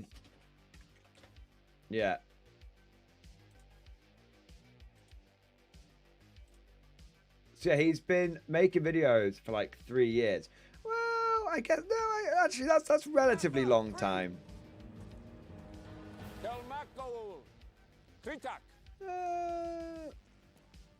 Okay, no, I thought he'd only been making content like for 1 year. But he's basically been making content through 10th edition. Right, okay. So no, he's been making content for a little while now. Okay, so Paul Abasov, he's just been like growing very steadily over 3 years. That's very fair. That's very, very, very fair.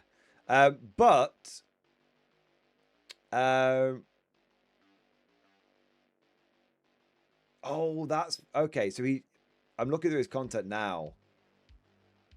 The vast majority of his content has been made in the last year. Okay, so he must have gone like full time. Like partway through. I bet he went full time partway through 10th edition. And that's why it's it feels like he's been doing loads of stuff in the last year versus the first 2 years. Yeah, fair enough. Anyway, point is, if you were someone that was starting off with 11th edition, I think it would be very hard as a new content creator for 40k. Yeah. Yeah, he's full time for about a year. That's awesome, man. Yeah. So I think before 10th edition, it would have been, I think before 10th edition, it was relatively easy to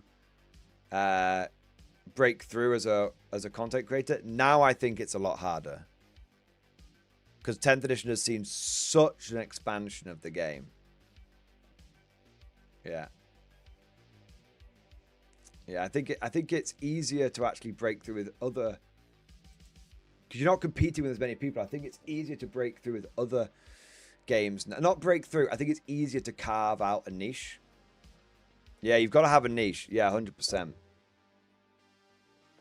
Like a good example of this is Mike Rolls Dice for K47. So he's only, so if I have a look at his channel and show you guys.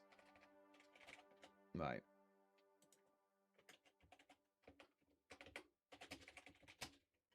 This is what I was saying earlier. Right. Yeah. So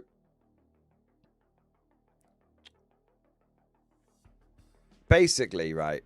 So this channel is called Mike Rolls Dice. He's very good. You should be subscribed to him. He's only got 1,000 subscribers at the moment. But if you look, he did like a few videos. You know, he did like a couple, like, there's literally like 3 videos from like 3 years ago, right? And then there's a little bit more from like a year ago. But where things have really picked up, where I think he's carved his niche out, is with Konflikt 47. And you can see straight away, look at the difference here, right? I mean, I know some of this is like one-page rules and stuff and bolt action stuff, but look at the difference with Konflikt 47, right? Every single video that he does is getting thousands of views. Like his battle reports, like look at this. Warhammer 40k narrative game, 800 views. Konflikt 47 games, like, you know, 2,000 to 4,000 views. And I think the last one he's put out has done really, really, really well in a short space of time. Yeah, 3.4 thousand views already. And I think it's an example of, like, it's much easier to carve out a niche now in non-40k games. Yeah. Yeah. Much, much easier than it was. Yeah. It's much easier. So I've just got distracted by something on this channel. But yeah, the point I'm making is, like, if you try and do like if you do a 40k battle report now and like brand new, there's like so many other people putting them out at the same time that, like, it's, you know, yours is going to get lost. It's basically complete chance it gets picked up. Like you know, occasionally YouTube tries to show me something, and it's like you know, it'll be some like unbelievably well edited video for like a 40k battle report, like way better than what people used to do back in the day with, like, you know, recording it on like the potato camera and all this kind of stuff, right? Like someone starting out at almost studio level, and it'll have like 13 views, and I guarantee you 7 of those are them checking back on the video, because it just gets picked. There must be 100, 200 40k battle reports, 1,000 40k battle reports that get uploaded every day. Same with gaming content. Yeah. So I think it's, you know, it's much when you're trying to create a channel and go sort of full time as stuff now. I think it's kind of like you want to try. You're not trying to. I think there's a difference between trying to break through and carve out a small kingdom. And I think that when it comes to wargaming content, it's not about breaking through. I think it's about carving out a small kingdom, and that's why I think it's harder to do that with 40k stuff now. Yeah, but I said this. 7 to the black ships. I said 7 months ago. Well, a year. How long have we been talking about Konflikt? About 9 months. I said 9 months ago. I was like, I think if people who get in. Well, no, I actually probably only said it about 3 months ago, to be fair. I've been covering Konflikt 9 months, but I said it about 3 months ago. I said people who are covering Konflikt now are going to become the, like, established channels that you see today in like 40k. Like, Tabletop Tactics didn't just pop out of the ether with like 500,000 subscribers, whatever they've got. They started at a fundamental point in wargaming, and then they've basically come along with the popularity of 40k. Same with a lot of the other big channels as well. And I think people who are setting their Konflikt 47 channels up now, if they're able to keep it up, like, don't like fizzle out after a few months, to keep it up as the game gets more popular, their channels will grow with it. Yeah. And I'm not saying that it'll necessarily get to the height of like 40k, but I don't think it will be impossible by any stretch of the imagination to be able to make a living full time of Konflikt 47 content for a lot of people. Well, for a lot of content creators that start now, I don't think it would be impossible. Not for everyone, but yeah. I mean, apparently Barefoot Miniatures is already doing it. I think Barefoot Miniatures is has gone full time recently, and he's on he does Konflikt only, or Konflikt mostly, and he's full time now on it. So I think it is possible. Ed Scar, your experience is not universal, and may I say, sir, neither are yours. You know, it goes both ways. I'm not saying you'd be able to go full time now, everyone. I'm saying that some people who are starting to lay down their foundations for Konflikt 47 now will be able to go full time on it in maybe a year, 2 years, 3 years time. It's a bit like Old World. Like, there's a bunch of channels out there now which have been able to go full time because the foundations that they laid down 2 years ago and the starting when Old World came out 2 years ago and then becoming the established places to go. It's about becoming a content creator at the time when you basically become an established figure in that niche, and then you come up with the game growing. At the same time, though, you also go if the game dies. Yeah. What have we got here? Got the super chats. Tilted Simon. Simeon, sorry. Tilted Simeon.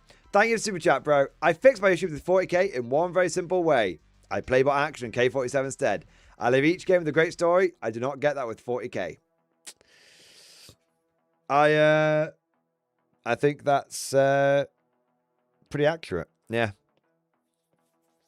Yeah. Like, I don't really have anything to disagree with. Yeah.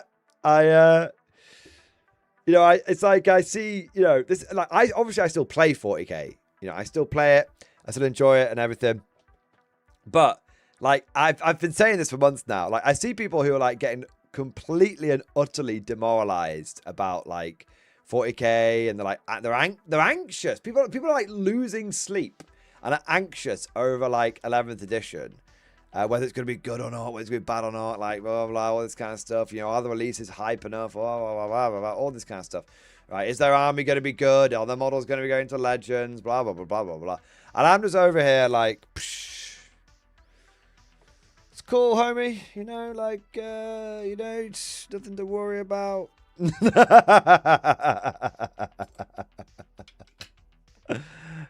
Is 5 grots enough for an entire week's worth of releases? Who knows? Yeah, but I know what you mean, Tilted Simeon. Like, yeah. I'm not saying people should quit 40k. I've not quit 40k, and I would never tell someone to do something that I wouldn't do myself. What I am telling people is you should probably diversify your portfolio. Because putting all your eggs in one basket, and when GW is holding the basket, is asking for trouble. Ryan Thompson, have you heard any rumors on the Rift? Also, when you hobby in the future, can you show what paint you use, please? Of course I can. I generally just, if people ask me what paint, people just generally ask me what paint I'm using. But yeah, rumors from the Rift. Oh, I got loads of rumors. Dude, I don't have any rumors. I have full-blown fucking facts. I just can't tell you them because I'd break my NDA. But I can tell you there's lots of new stuff coming. Like, I can tell you there's a lot. Right. Let me tell you this.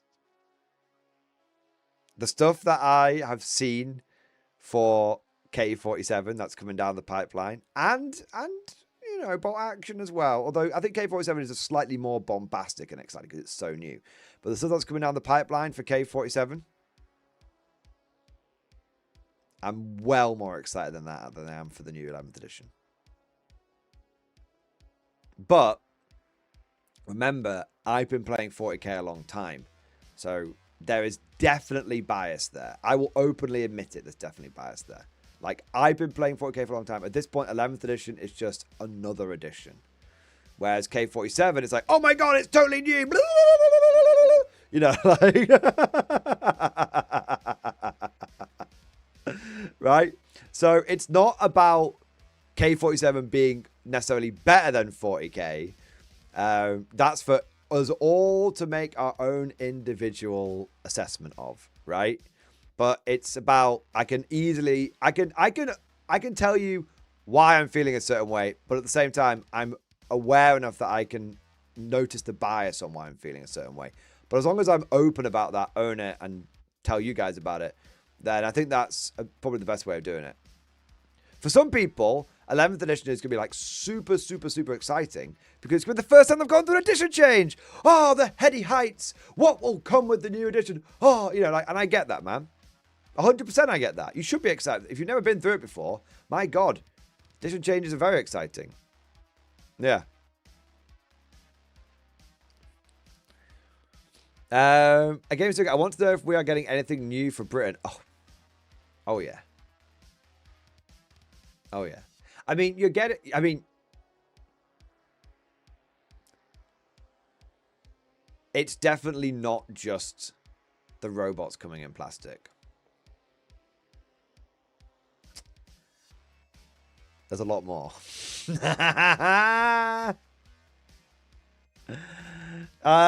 know, there's a lot more, you know. You know, so I can't say much more than that. But so, okay, so here's the thing, right? Not only are you getting all the robots in plastic, not only are you going to be getting a platoon that allows you to run a full robot army, which I can tell you that because Warlord's basically already said it, right? So not only that, but on top of that, there's a whole bunch of shit you've not even seen yet. And on top of that, Warlord is working on a whole bunch of small yet impactful balance changes for the Brits as well. I'm not allowed to tell you exactly what's coming, but I can tell you this. I've asked permission, and I have been given permission to tell you this. The bayonets on the robots are going to do something. It will be a choice between taking the MMGs, which have got the bayonets, and the HMGs, which don't. And it's going to be a tactical choice for you as the player to decide which one you want to take. All right. So the bayonets are going to do something. And I've seen the initial rules. I've seen the official rules for it. Obviously, these are early rules that might change in playtesting. But yeah, the bayonets are going to do something. There you are. Ed Scott, I've been aggressively playing the Empire of Japan to be able to compete. So when we get a balance update, I'll be unstoppable. Okay, so my understanding is that you're going to get, I think, I could be wrong, you're going to get new stuff first from like Invasion America, right? And then you're going to get the balance patch second, I believe. But don't quote me on that one at all. And I think the reason is because the new units are going to complete missing pieces of the puzzle. And then once that's the time to sort of like bed in, I think there's going to be, even if it might not be that long, to be fair, it might be happening around the same time, but it might be just after. But once that stuff's had time to land, there's going to be a little tweak of some of the existing Japanese stuff. I don't know in what capacity it's going to be, but yeah. So I think there is a lot of stuff that's coming for the there's a lot of stuff that's coming for the Japanese, but it's kind of like, you know, Warlord is aware that people want the balance patch for the Japanese, but they want the new stuff to come out first, I think. But I don't know. It could be they do the balance patch first. Yeah. As I actually beat a Yank player recently. It's my first win against an opponent who isn't also Japanese. Dude, I lost a game against Japanese at my at the last event I went to. Yeah. I'm starting to think, Edskar. I'm starting to think that Japan, it might not need aggressive balance changes. It might not need any major ones when the new units come out. But I'm starting to think I don't think it needs aggressive balance. They need aggressive balance changes. I feel like they are a high. I just feel like my early assessment of them being the Eldar / Dark Eldar of the setting is accurate. Like because back in the, it's only in like, you know, it's only, well, I think Dark Eldar is the better assessment, because I think Eldar have always been like cracked, right? But back in the day, Dark Eldar were always a phenomenally difficult army to win with, and it was only the best players that could. And I feel like maybe Japan is in that wheelhouse now. I mean, but Dark Eldar do damage. Here's the thing, man. I lost in a kill points mission against Japan. I tell you what really caught me off guard. assault frame infantry with Panzerfaust, or whatever theirs are called. Because they've got fieldcraft and fast. So he ran like 8 inches. So that's like a 20-inch threat range with the Panzerfausts. So he ran out, fired the Panzerfausts, and then teleported away. And I learned something else. And I learned something else. It was the Ghost, Edskar. Yeah, it was the Ghost Warriors. And I learned something else, which was when Japan does their when the Ghost Warriors do their Ghost Walk ability, they don't take pins into account because they're fanatics. And if you read the fanatics rules, it says when they are required to take a morale test, they don't take into account the pins. And Ghost Walk is a morale test. So actually, it is only ever an 11 or 12 that you fail. And as long as you've got a couple of points of luck in the bag, you're all right. Yeah. Right? So I think, yeah, so I'm starting to feel like, you know, Japan, I'm starting to revisit my Japanese army, and I'm thinking I might try and get a few games in with them and see if I can get some. If I can get a win, a single win with Japan, would be awesome. I've just got to learn how to play them better. Yeah, I've got 21 Ghost Warriors and 30 Exosuit guys. It's got to be something there, right?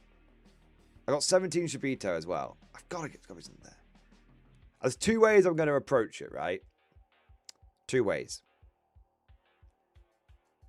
Lean into all the ghost shit, teleporting all over the place, ambushing the shit out of people. That's one way I'm going to try. The next way is take, I think it's 30 assault frame infantry and 48 Japanese conscripts and like 2, basically like 3 cheap ass officers with guts, and then just be like, go. Just like pressure. I don't think that'll particularly work though, because yeah, but it'd be fun to do the Banzai. Yeah. Is the new book that good that you'll turn to Japanese again? No. Well. The book will be, remember, the book will be a campaign book. It will be a narrative book. It's going to be like Festung Europa. So it's not going to have, what do you call it? It's not going to have any new, it's not going to have any like new like rules. But there's going to be new units that come out with it. And I will tell you this. I think some of them are very good. God, there's one unit I want to tell you guys about. I just can't. I just can't. But when I was told what the rules of them were, I was like...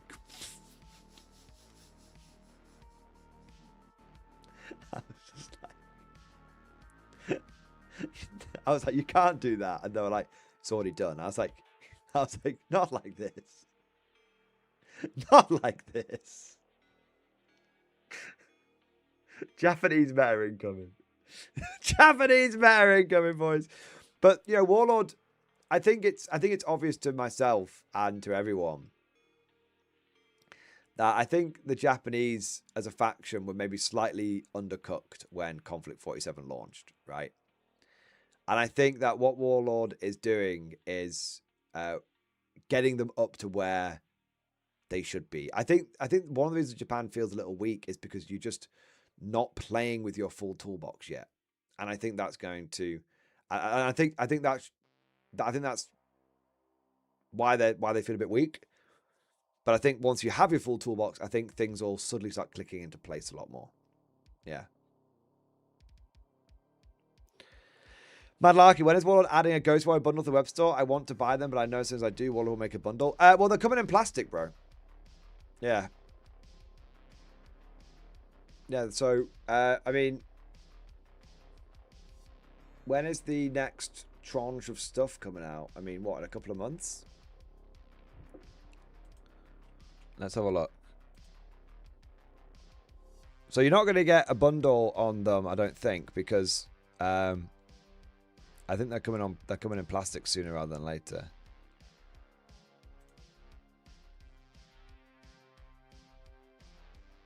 Oh wow, cool! Look at this. They've got new They've released objective markers. Oh wait, do you make your own objective markers? 1 minute. What do you get in this? Right. 7 pieces at appropriate bases included, or personal objectives in your collection with enhanced nature bundles. Oh, okay. So basically, it's a bunch of crates and a weapon sprue. Is that what we're looking at here? How many shovels do you get? Yeah. Okay. It's less exciting. It's still fine. But I was like, oh my God, look at these amazing things. And I'm like, okay, so what bit here isn't from the weapon sprue? Because the spades are from the weapon sprue. The pouches are from the... Okay, Warlord. Yeah, it's a bunch of resin crates. Okay, cool. Great.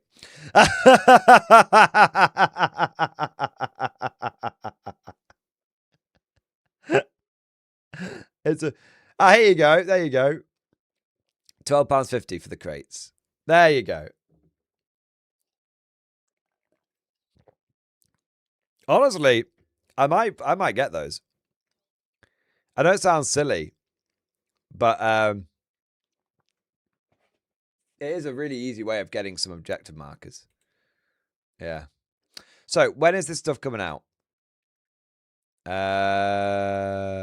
June 2026. Okay. So it'll be the end of June. So you'll have to go through May and June. And then the new...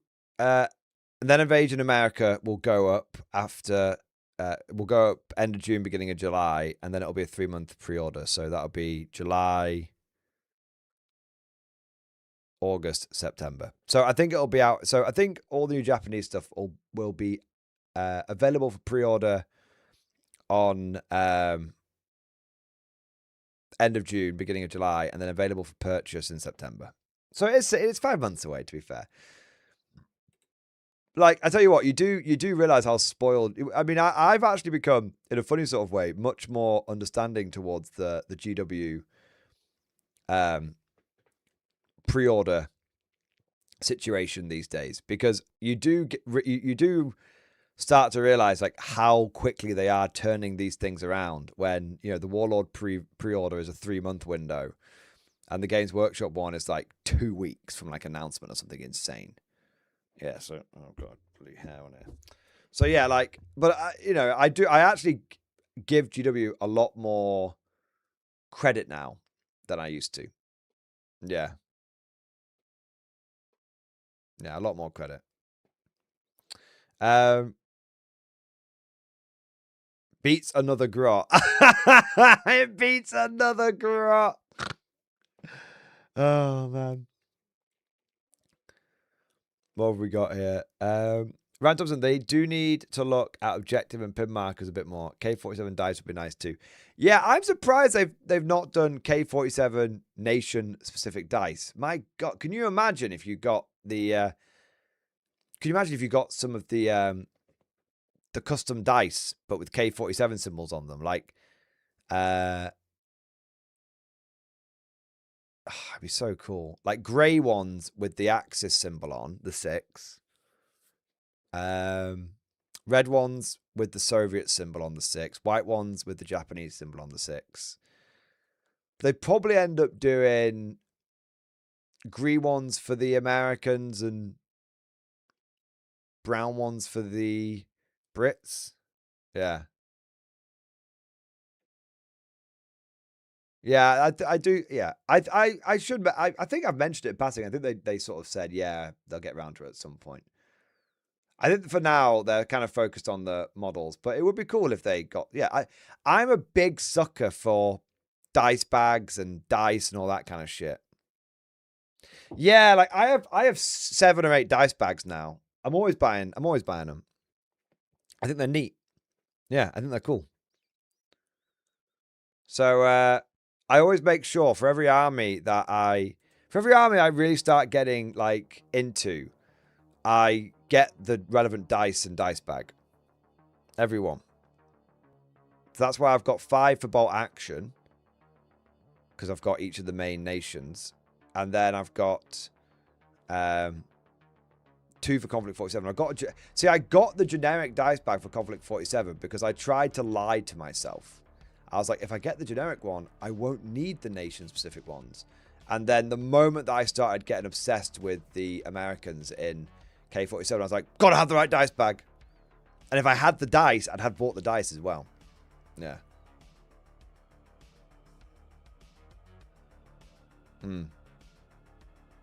Yeah, I think I for years I was like, you don't need the custom dice or anything like that. And then when you actually just play with them, it does add a certain level of an extra level of immersion to the game that you're playing. And I'm all about that immersion. I'm immersion maxing these days, guys. That's it. Wait, can we come up with a good term for this? Immersion maxing is too much of a mouthful. What about fluff maxing? That could get mixed up with like being a fluffer in porn or something like that, though. I think fluff maxing still works, though. Yeah, when it comes to wargaming now, I'm fluff maxing. Vibe maxing? It's too generic. Everyone can vibe. Fluff maxing is 100% a furry thing. Damn those furries, they've ruined another thing. It's bad enough they ruined existence by existing. Now they're ruining wargaming.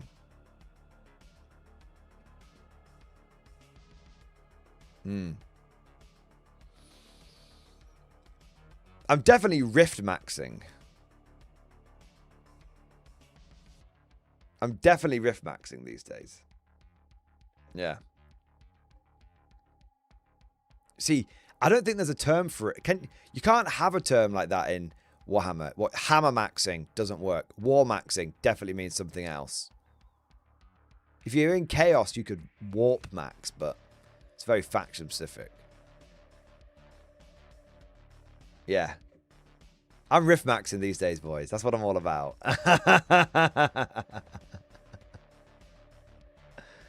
There you go. Crack maxing. That definitely means something else. Las maxing for the guard. Yeah, I'm las maxing. Yeah. There you are.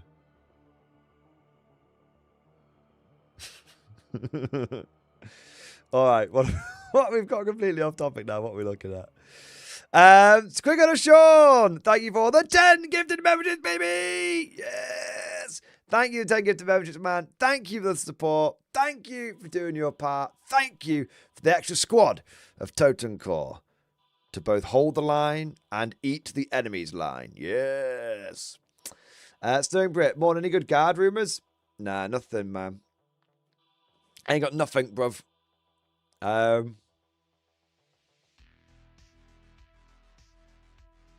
Nah, I've not heard anything else around the guard. All the stuff that I heard was coming. It has now been revealed. Yeah. So sorry, I haven't got anything for you, bro.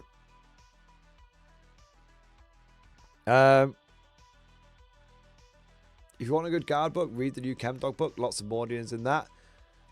What, all the Mordians dying? Probably. I doubt they're going to be the main characters in the Savlar book, but they don't need to be. It's a Savlar book. Yeah. I bet there's a whole bunch of them getting wiped out. What do we got here? So Newbie! Thank you for the super chat, man. I'm going to review stream discussion. Also, best wishes. Hey! Thanks, man. Let's take a look. Army list.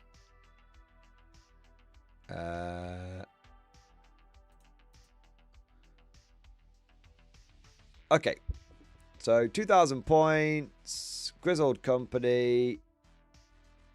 You've got Cadian Command Squad with Spec Ops Veteran, Commissar with Abhuman Detail, and then Kree Command Squad Lord Soul Leontus, and Tepix Engines here. You've got a brick of Deathcore of Krieg, a brick of Cadians, 2 big squads of Rough Riders, 1 Basilisk, 2 big squads of Bullgrid, 2 Hellhounds, 1 Demolisher, 1 Vanquisher. I'd convert the Demolisher and the Vanquisher into 2 Lemurus battle tanks. I think your problem is you haven't got enough fire support.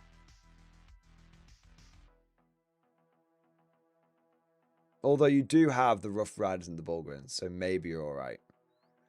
My instinct is not enough tanks, but you are making up for it by having 2 squads of Rough Riders, which could potentially fill that same role. So you're probably okay. It's probably quite a good 11th edition list. But weirdly, bro, I don't actually think you need 2 Hellhounds in this list. And I know I've been going on about fucking Hellhounds. I don't think you need 2 in this list because you're not taking lots of firepower. I think you've got a Hellhound. Let's presume you switch over to 2 battle tanks, right? Like you'll find the points somehow. If you're dropping hands or whatever, you'll find the points somehow. But you've got 2 battle tanks and 1 Hellhound. That's probably all. That's all the fire support that you've really got. Do you really need the second Hellhound? Like the rest of your army's not really doing that much shooting. But you got a couple of guard blobs, but like, do you know what I mean? I don't know what else you could take, but I'm not sure you actually need 2 Hellhounds. If you were taking like 3 tanks, maybe 4, I'd say, okay, you need 2 Hellhounds. But as you've only got 2 tanks, I'm not sure you need, they need quite as much support. Yeah. So that's my assessment. I think your list is good, but you might be able to be slightly more efficient with... I'm not sure you need the Basilisk either. I'm not sure you need the Hellhound. And I'd be tempted to... I don't think you need the Lord Solar either. Oh, no, you do. Well, you've got the Lord Solar to order... Okay. Why take the Lord Solar when you could just take one of the tanks as a tank commander? Yeah. So I don't think you need the Cadian command squad.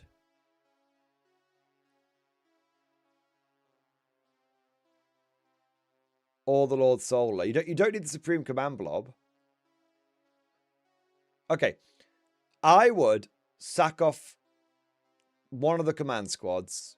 You can keep Spec Ops Veteran, just sack off one of the command squads in the Lord Solar. I don't think you need it. That's going to save you 210 points.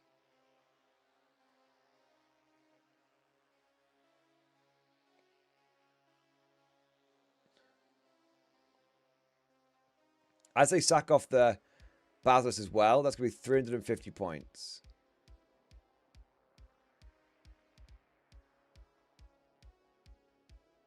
I think you take a Rogal Dawn Commander and 2 Lemurus battle tanks, and suddenly you have a reason why you have a reason to take 2 Hellhounds, because then you've got actual firepower and that's 5, and then you've got 5 tanks, 3 damage dealers, 2 support ones, 5 pieces of legit armor there. Then you've got 2 big fuck off Bullgrind squads. That's great. 2 more punchy squads, but also semi-multi-role because of them being like cavalry and stuff. They can do a bit of objective play as well. Then you've got 2 more. You've got 2 brick wall squads, 2 counter punch units with the Rough Riders, 3 damage dealers, 2 multi-role support units with the Hellhounds, and 2 big bricks of infantry. That feels a lot. That means you've got the ability to project force at range. So that can force your opponent to come to you rather than just taking out your little bit of firepower and then force you to slog across the board. So you've got the ability to project force at range. When that forces the enemy to come to you, you've got the ability to take the charge with the Bullgrids. You've then got the ability to counterpunch with the Rough Riders. So you're creating this series of dilemmas for your opponent. Can't hang back, will get the shit shot out of me. If I push forward, I hit the brick walls and then get countercharged. And then as you create this series of dilemmas, you're able to do what you want to do with impunity. So newbie, I don't have a Dawn, sadly. Any tank commander will do. Take a Lemurus tank commander. Or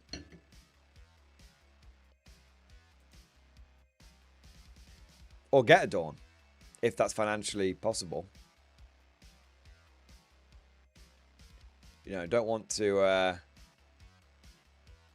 tell you to go and spend a bunch of money if you don't have it. Obviously, I'm always sensitive to people's financial situations, but you know, Dawns are cool, man, and they're pretty good tanks. I think they're gonna be pretty. I mean, I was a bit worried about them in 11th, but I think they're gonna be all right with a bit of Hellhound support. Yeah. So 3 Russes, drop the Lord and 1 Hellhound. I wouldn't drop the Hellhound, bro. I'd drop the Basilisk. I know you want that fucking priest print, but I wouldn't take 1 Basilisk. 1 Basilisk is meaningless. When it's in the guard, you don't take 1s. Like, even in 10th edition, I wouldn't take 1 Basilisk. And especially with the uncertainty of 11th, I wouldn't take 1 Basilisk. I'd either take a pair Basilisk or no Basilisks. So I drop the Basilisk and the Lord Solar. I think you drop the Basilisk, the Lord Solar. I think the way you get efficiency of this, you drop the Basilisk, the Lord Solar, and 1 of the command squads. You don't really... Well, I suppose you could do with the 2. Well, okay. Lord Solar and 1 of the Basilisks. Keep 1 of the command squads. Keep both command squads, because then you could order both Blobs and both Rough Rider units. There you go. Yeah. There you go. It's a good list, but I think it just needs to be slightly increased on the damage output point of view. And slightly more efficient on the order point of view. There you go. Morpheus, thank you for super chat, man. 07, sir. Progress discussion. I did it. I painted something. My God. It's never been done. Let's have a look here. Hey, MG07, finally have painted 1 whole model. It's never been done. It's never been done. Although, is it done? Do I need to add anything or any tips on the next model I do? Congratulations on the wedding. I hope you both have a great time and keep up the great work. I love the 11th Battle Report. Looking forward to Saltcast 07. Nice. Well, the model looks very, very good, but you need to do the basing. You need a little bit of basing material on there. I know you've painted it green, but considering he's stood on a bit of rubble, I would be tempted to go for a more urban base. If it was me, I'd paint the base black or grey, probably black, and then I'd get some Astro Granite and put it around the top of the base. Not obviously, you know, you might get a little bit that goes on here, but that's fine. It'll just look like it's sinking into the rubble. And then I'd shade that Astro Granite with Norn oil once it had dried, and then I would dry brush it lightly with probably like a celestial grey, light dry brush, so it makes the pebble stand out. And I think that guy will look perfect. Yeah. Goblin green or nothing, lol. If you go do Goblin Green or nothing, I would still recommend that you... I would... See, here's the thing. I'm a big Goblin... Look, you want advice? Here's my advice. I'm a big Goblin Green fan. I don't think it suits the aesthetic of the model you've gone for. Goblin Green looks good on classic retro Warhammer. But what you've got is a badass new model. So that's why I don't think it quite works. That's my personal opinion. But people in chat are saying, if you want to stick with Goblin Green, if you want to stick with it, you have that right. I still think you need to do a little bit of flock around this. All right. I think this is so well painted that this just being green isn't quite enough. Yeah. You need to get a bit of flock on here, seal it with a little bit of like PVA or something. Yeah. The rest of this is 10 out of 10. Better than anything I could paint. But the base is letting the model down. But don't think I'm shitting on it. It's a very well painted model. You've done it really well. Congratulations for smashing it. Congratulations for painting it. Don't think we're shitting on you. We're not. We love you. Long time. But the flat green base needs a little something more. All right? Because then the model will be mwah. It's 9 out of 10 now. Need that one little thing to make it 10 out of 10. There you are. All right. Sucky long time. Exactly. Exactly. $5. What do we got next? Ibram Gorn, thank you for the super chat, man. Can we compare and contrast today's Warlord article with the last 4 Warcom Grot articles? Hey, we've not had 4 Grots yet. Don't get ahead of yourself. You've got to wait till tomorrow to see another Grot. Who in the marketing team thought it was a good idea to show off 1 Grot a day? I like Grots.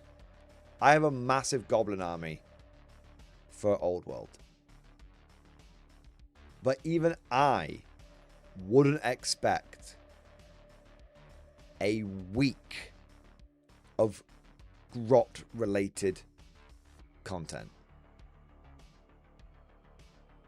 Also, something was pointed out to me recently, the new Grots are wrong. They fucked up the new Grot models. I did not see this. The Orc community pointed this out to me. They look great, but actually, when you look closely, you realize all the new Grot models are terrible. They've missed out the most important detail. I'm going to show you the 3 pictures, and you can try and tell me what you think the missing detail is. Right. Right. Okay. Right. What's wrong with... What are the 2 things? Arguably one thing and one nitpick that's wrong with the model. Yeah, people have got it straight away. The ears. Look at the size. Look at the ears on the artwork. That's next to the ears on this model. They're completely wrong.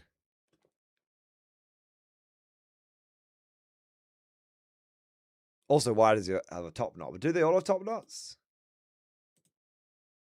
No.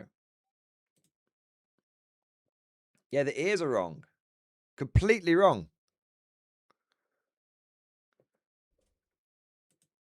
People keep saying, oh, it's perspective. The ear's facing towards the camera. What about that one? That's not facing towards the camera. It's a rounded, like, ear. They've made the commissar's hat smaller, and now they made the bloody the Grot ears smaller.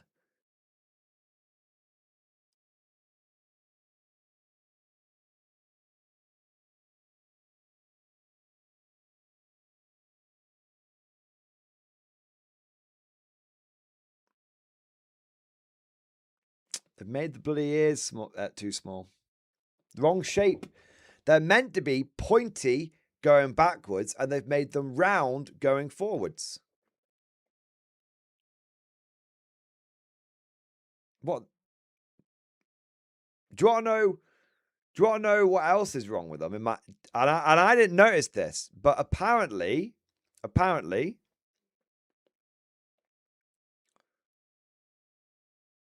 Grots have Grots are now in to manicures. Look at the nails. They bloody painted the nails.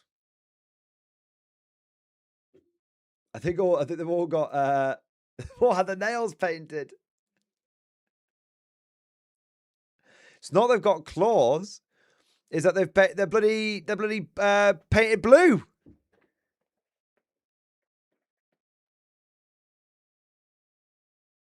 And they've got eyeshadow as well. They're turning the Grots gay!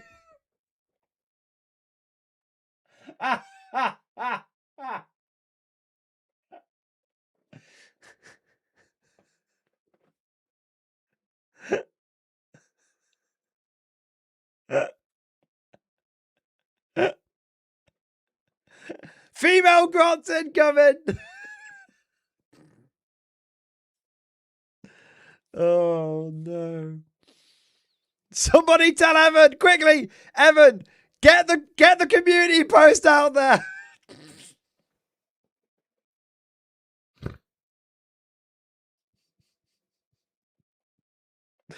Oh my god.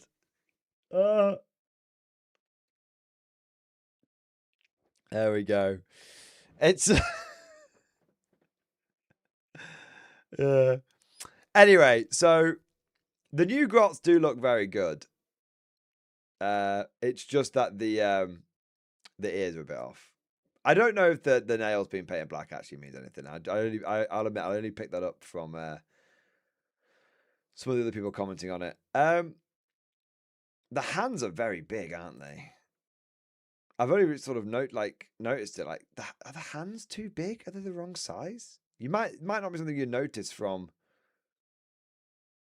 far away, but they do look quite big.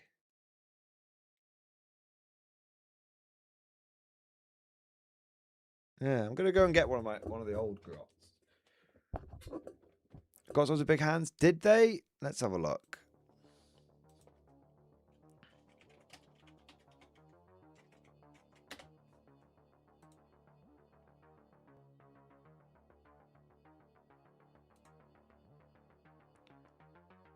You might be right. I think the hands have always just been as big as they need to be to hold the models, right? Yeah. I do think the hands have got bigger though, a little bigger, but not much.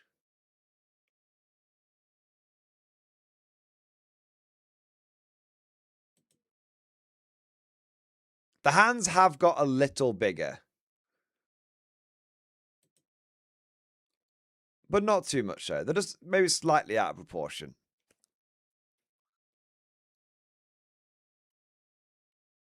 Yeah.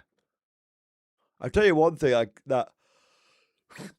think Varak said it on his stream, and I found it quite funny. Why is the new Games Workshop approach to basing models to put random little pubes on the bases? They've moved on from tactical rocks to base pubes. Yeah. There you go. They all got the base pubes. Let's have a look. Yep, got some more base pubes here. Yeah. Oh, that guy's got loads of pubes. Although I can't tell if those are growing up from the ground or hanging down from his loincloth. Yeah. To be fair, it's Armageddon. Ah, yes. The planet famously covered in pubes. No, I know what you mean. It's meant to be like dead vegetation and stuff, isn't it? Yeah. I still find it still looks like wispy fucking pubes though. I wonder if they've done it on all of the models.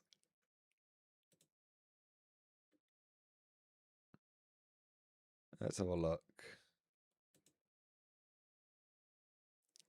Does Yarrick have any base pubes? Let's have a look. Oh no, let me look at the model, you bitch. Ah no.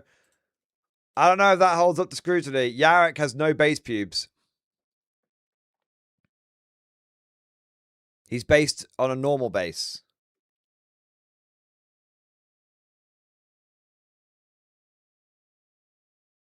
Look out for pots of Armageddon pubes in your local GW.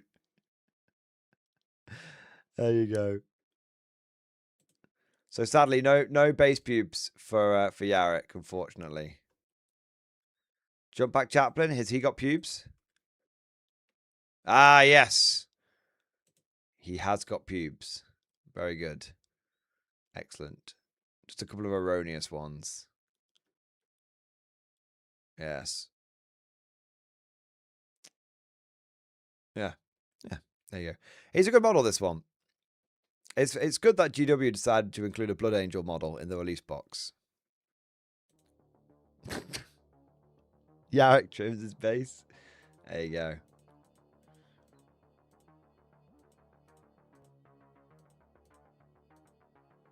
There you are. What have we got here? What's our next super chat we've got? Oh, we're meant to compare the article, weren't we? Yes. Let's have a look.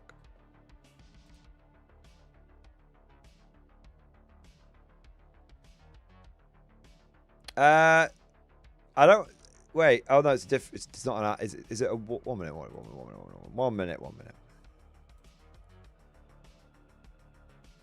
Well, it did come out today, but why didn't I see it?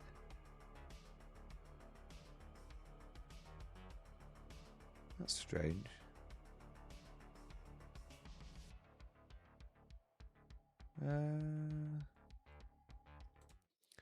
Like, I'm on the Warhammer community website, articles. Maybe it needs to be under black powder. Or is it pike and shot? Oh no, strange. So the article you've linked me to, I can't see it on the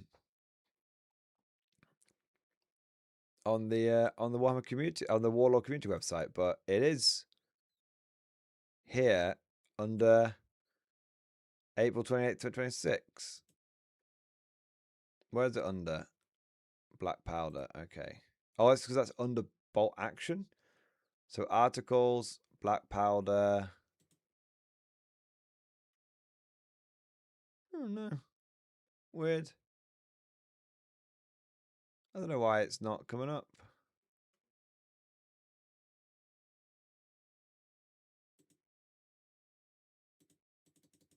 Yeah, strange. Anyway. I know. No, Abram Gorn. Fuck you, okay? I know it's a stream discussion. How do you think I found the link for it? What I was commenting on, you Philistine, is that I can't see it by just looking at the Warlord community page. Gah! Ugh! Rage!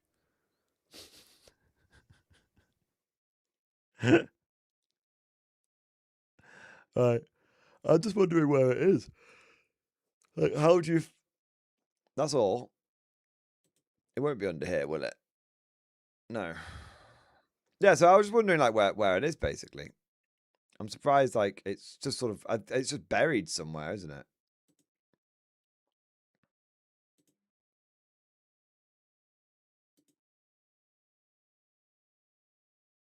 Yeah, weird. See? See? It's not me! Anyway, point is... let's have a look here. Oh, yeah! This is cool as fuck, isn't it? Yeah, so... The Folly of Ivan Astakov. A Black Powder Crimean War battle hosted by John Stallard in his fabulous games room. So John Stallard is... one of the cool things about Warlock Games is that John Stallard will... who owns the company, will... It has a big game room, and every so often he'll host a big games day at his place. And a bunch of the guys from Warlord Games end up going over to John's house and playing games, which is kind of fucking awesome when you think about it. That's, you know, can't imagine Kevin Roundtree inviting anybody over for a game of Warhammer 40k. It's like, you know, the difference. Was it like that McDonald's CEO who couldn't even eat the fucking burger or something, right? That's GW. And then there's the other CEOs that were like, I fucking love the burgers. You know. It's always a pleasure to congregate at John's house for battle, and this is a particular treat. John's been working furiously to extend his impressive Crimean War collection, adding French and Turkish allies to the Thin Red Line. We arrived to find the table set up with a substantial Russian force of infantry, cavalry, and artillery, surprising a vastly outnumbered Turkish and French screening force, and the British reinforcements well back along the opposite long table edge. After agreeing who would take command of which brigades, John outlined the scenario. The Russians, under the unusually bold General Astakov, had pushed forward a force to capture a vital signalling station in the centre of the battlefield, and currently defended by a mix of French and Turkish forces. Gallopers had been sent for help, and a large British column was marching up to relieve them. Could the Russians drive past the French and Turkish blocking troops and capture the signalling station and hold it from the British? Would the famously fussy Raglan instill the necessary urgency in his troops? Would he remember the French were allies this time? Only generalship and the fortunes of war could answer. This is cool, man. It's like a White Dwarf battle report. Fucking, it's like a white. Let's fucking read. Look at this. The Russian infantry attack columns wasted no time, and with vigor and vodka-fueled courage, bravely charged the artillery positions hastily set up by the French enemies as first line of defence. With the artillery positions swiftly dispatched, the supporting French line infantry were a tougher nut to crack, but eventually buckled under the fury of Mother Russia's sons. With the first hill secured and in their hands, these columns marched on to take the signal tower. I was going to say, I'm fully erect. I have never played Black Powder before. Reading this, I'm like, I need a Black Powder Force. Like, I need a Black Powder Force. Why am I not playing this game? What is this game? How do I play it? Situated ahead of the British lines stood the sacrificial lambs of the Ottoman army, within sight of a thunderous stampede of Russian horses bearing down on them. The plucky Turkish infantry held their nerve and formed square in an effort to disrupt and impede the enemy's charge towards the intended prize. With clattering hooves, swirling sabres, and Cyrillic insults bombarding them from all sides, the surrounded Nizam infantry succeeded in stinging, pecking, and generally annoying their foes to distraction, and succeeded in holding the Russian right flank. Their cavalry even managed to charge and destroy a battery of Russian guns. Look at that. Cool. Cool. From over the hills and far away, the sound of pipes and drums could be heard. The Highland Brigade advanced over the hill with batteries, the Royal Artillery and Royal Horse Artillery. Yes! Here come the Royal British Cavalry, yes! The Royal Artillery pushed forward quickly to set up a firing line at the top of the hill, near the signal tower. After laying down some heavy fire, a Russian battalion managed to slip through the cannon smoke and charge the Royal Horse Artillery battery in the centre, forcing the battery to abandon position and fall back to the rear. By this time, the Highlanders had made it up to support the gun position. The Highlanders arranged into their famous thin red line, with supporting fire of the Royal Artillery, blew the Russian battalion away. Drive them, men, drive them. The Royal Artillery kept laying down fire to support their Turkish allies on the left flank, and the British advanced to their right.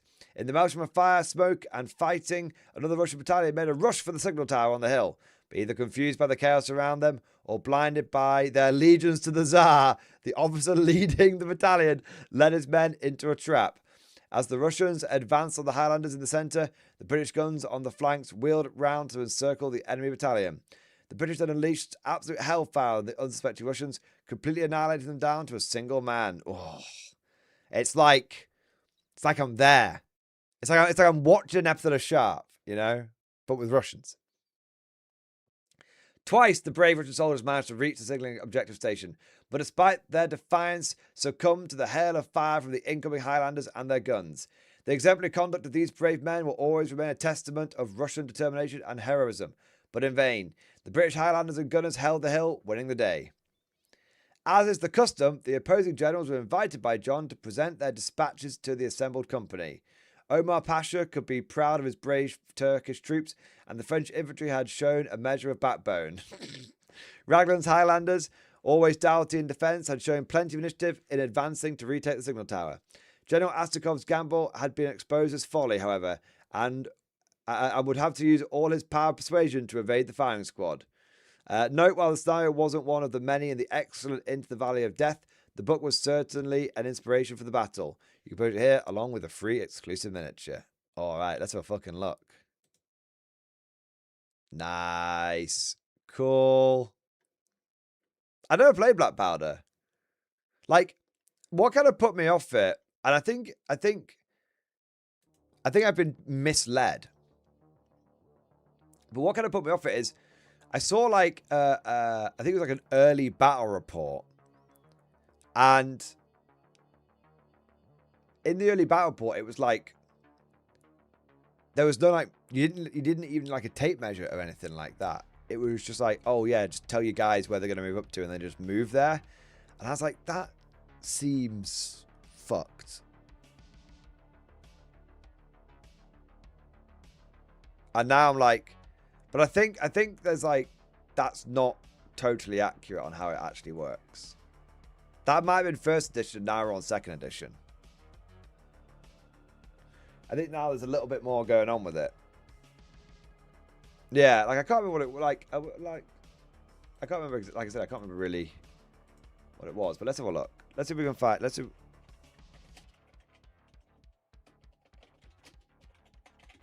Fuck it. Okay. Well, it was okay. Well, it was this one. Introduction to Black Powder featuring Rick Priestley, and like, see if I can find it right.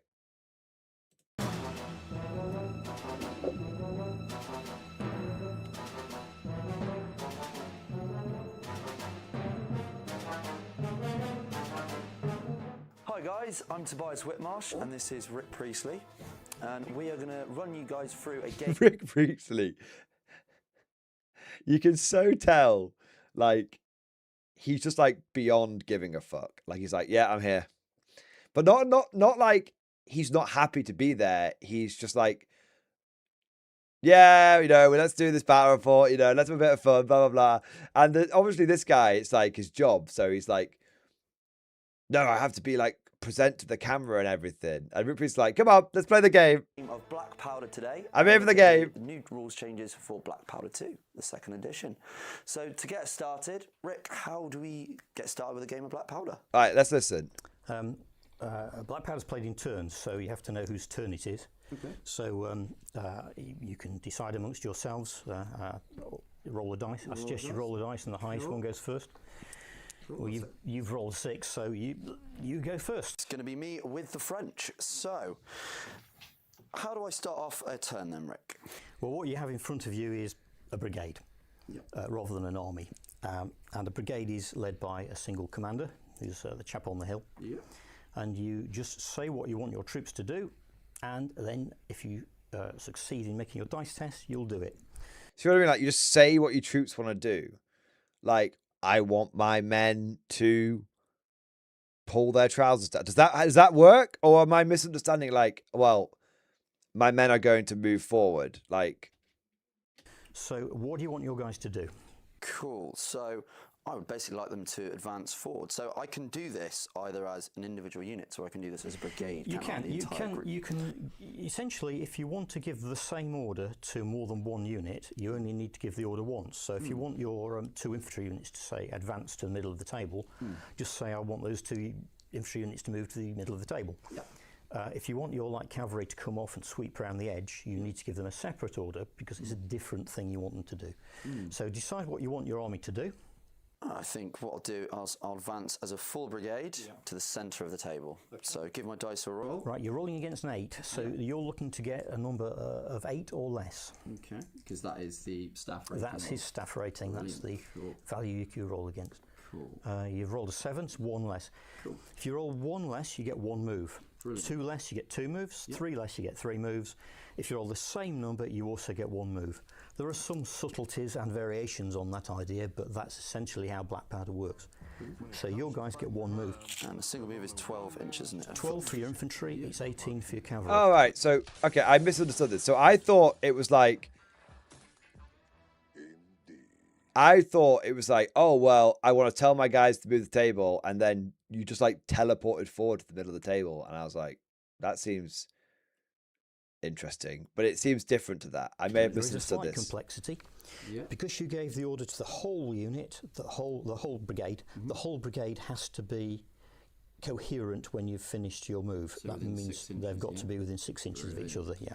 Cool. Basically, you order them as a brigade, you move them as a brigade. They have to be a brigade. This seems much better than I thought it was. Cool. So there you go. Me misunderstanding this video about 7 years ago completely put me off Black Powder. Now I'm looking down at it and I'm like, oh shit, man, this looks great. So, Rick, what would you say Black Powder is? Yeah, I think it explains me as the guys that come to the war game. Yeah, exactly. Black Powder is a game that I put together with Jervis Johnson about 10 years ago now to play big games of Napoleonics and other Black Powder periods, but essentially Napoleonics, around at the Perry Twins. And the Perry Twins have got a big game set up, and we would often play multiplayer games, so 3, 4 people aside sometimes. and we wanted to play them relatively quickly. You can't, when you fill a table, and you imagine this is just a small portion of a table. When you fill a table and you've got 3-4 players aside, it can take a long time to play a game. Using conventional rules anyway. In fact, quite often we'd end up, it was midnight, and we'd only just started to engage. So They were quite a large board. yeah, so. and it's a school night as well, so we decided. Okay, so that seems much more coherent than last time. So now I'm curious because now I want to check something.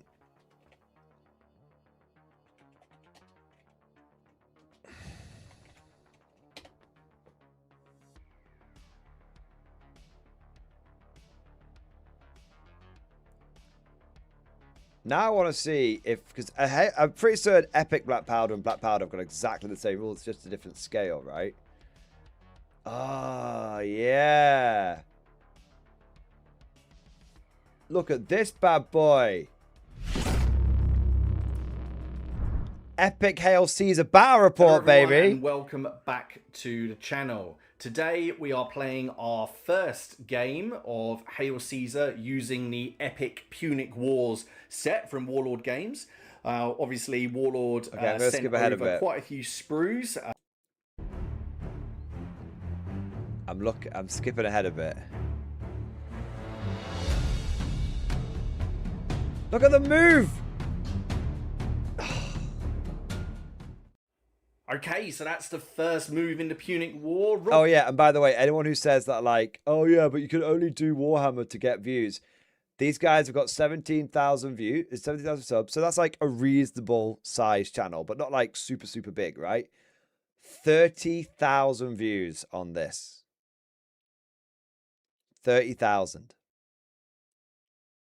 But remember, guys, you can only play Warhammer. Only Warhammer is successful. Robin, what did you get up to? I was supple. Yeah, you can see it. I'm actually impressed that nothing failed. No. Cavalry sweeping down this side to take the Sweeping! Take the town back.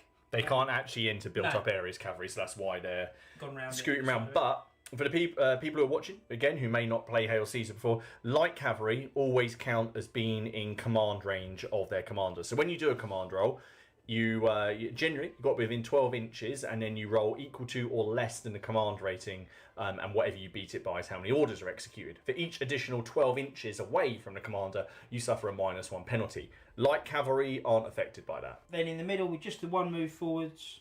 Yep.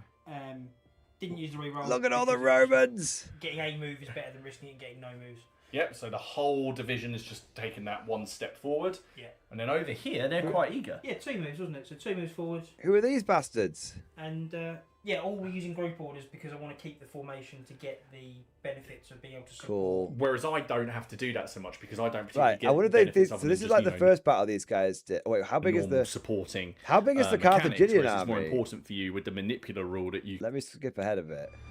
Look at the fucking size of the Carthaginian army. It's fucking massive. It's cool. I wonder if there's bigger. I wonder if there's like a bigger battle report. 1 minute. Let's see if this one's even bigger. Let's have a look. Hello Turn everyone, one. and welcome to I another want that battle report. overview. So today we are going back to the Punic Wars, and we're going to be playing some epic Hail Caesar. Wow. Look how much bigger the armies have gotten.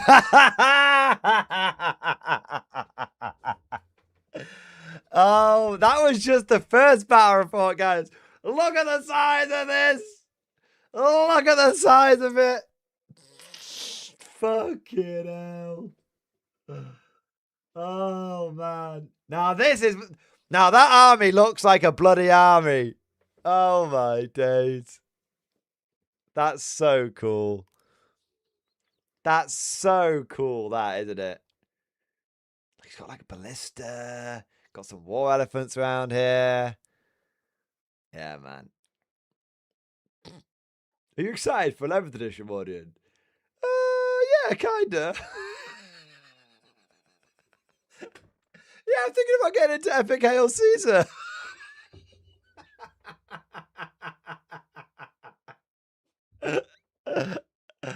Oh my god. Let's have a look. Of the orders for the Romans. Look, they're trying to storm the hill, boys. There's been quite a lot happen, hasn't there? They're trying to storm the be hill. fair.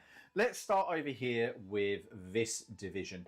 So over here, the Veletates on initiative have moved forward to essentially just carry on a little skirmishing duel there with Robin's skirmishing unit. My unit of Hastati charged Robin's elephants on initiative. Brave. Robin couldn't countercharge because elephants can't. And then I decided to try and do something a little bit tricky. So basically, I had a unit of Principe that were formed here. So a formed unit can move through a cover, but what it has to do first is go in open order, move, and then form again. And I got 3 orders off, and that's what you can see there, and they've managed to move into support. So this unit formed open order, moved through, and reformed there. So they are over there in support of the unit that are fighting the elephants. That was Marcellus's division. So we might ask, where's the rest of the division? Well, you've got the Veletates who are carrying on that combat there with the elephant, but as you can see, he has swung his formation over here, and they are moving up to support what's going on over here, which I'll come to in a minute. So we have both units of Triarii that are moving in to support the Hastati. Look at those; they look really badass. Because like you can tell which of the more experienced Romans and which of the less experienced Romans. Because the more experienced Romans have got all the armor, and we have the less experienced ones have just got like a little breastplate. Marcellus is here. So he is still within 12 inches of this unit, and he is obviously in command range there, although he won't be close enough to help the saves for that unit over there. As already said, the Veletates are carrying on their combat. We'll come to the middle division in a second. Over here, I look at the scale, man! Like it's like a proper full battle line. As he's in open order and I'm formed, he has skip ahead a little bit. The normal Libyan infantry actually have long spears, so that would have negated my charge bonus last time. But we're not going to rework out. Let me go back. Dice hitting dash and uphill, so that would normally give you. Yep. Okay. That's again annoying. Other combats. Is this just the big one? Just the big. It's just the big one. Right. Let's the do big one. I want to see the big one. Which one do you want to do first? I want to see the big one. The fresh combat. Okay. So your unit is charging and uphill, so that would normally give you +2. However, the Triarii have long spears, which negates your charge bonus. So you're only getting +1, and you've got the motivated mercenaries rule. So 8 on the clash. 8 on the clash. I have 5. My guys are stubborn and valiant and elite and all sorts of things. So I've got 5 dice hitting. It looks so good. I'm enthralled. Enthralled is the word I say. Enthralled. We didn't realise that the normal Libyan infantry actually have long spears, so that would have negated my charge bonus last time. But we're not gonna rework out all of that. But obviously we will apply it here. So long spear versus long spear means that you don't negate the charge bonus. So Robin is getting +2 to his attack roll, meaning this turn he's hitting on 2s, which is immense. I am still hitting him on 5s, 4s. Well, charging downhill. This is, I think we're going to get. Holy shit, boys. There's actually a bonus for charging downhill. Fucking hell. It's like it's trying to simulate something in war. 8 hits here. No, 7. What am I hitting on? 4s? Yep. Wow. And you have. I think you don't have anything for fighting. No, I don't. I think that stubborn and valiant. I think that makes up for the mistake last turn. So I've done my saves. Yeah. Okay, so I need 7 saves of 4. I have stubborn, so I can reroll 1, and I have valiant if this goes really badly. Okay, so far I have saved 3. I get to reroll 1, which is a save. So I've taken 3 casualties. I should also say that obviously I wasn't using the support from them. The Principe is supporting the Hastati. So 3, so I'm 2d6 -3 to my break test. Okay, so I want nice and high here. Oh, -3, well, 5 -3 is 2, which would be break. However, the Triarii are valiant, and this is a once a game rule. Break, test, reroll once per battle. So, oh shit, it's a reroll. Test, it's a reroll. 6 minus 3 is 3, which is break if shaken. You're Otherwise, not, give 'cause you ground. made that one save. So it's break if shaken and give ground with supports, but they weren't being supported, so they're going to give ground. Shit, man, Robin, they've driven them down the hill. Follow up and maintain. They've contact, driven or them you down gonna the hold bloody this? hill. I'm going to hold, because I do need to actually... Drive them, men. Look, the morale means something. The morale means something. The hill. Yeah, maintain that objective. Okay, right. Let's. And he's move on to maintaining the high ground, of Okay, course. so, Don't charge. Robbie's elected Don't to follow make them down the hill. but you That's want- what they did at Hastings, and it fell apart. I've reclaimed the objective, you mean? Well, it's because you wouldn't offer support, No. would you? Alright. And you want to stay up there. No. Like, how many times have you heard, like, in like history documentaries, stuff like, and you know, the men, they charged up the hill and they were thrown back, and then once they'd regrouped, they like 3 times. Like, what's that? Like, the Americans in the Patriot, when they're like talking about Bunker Hill, and it's like 3 times the British came and 3 times we sent them back, and they still took the ground. That was the strength of their resolve. You can recreate that in this game. Absolute cinema. I'm there. It's like I'm there.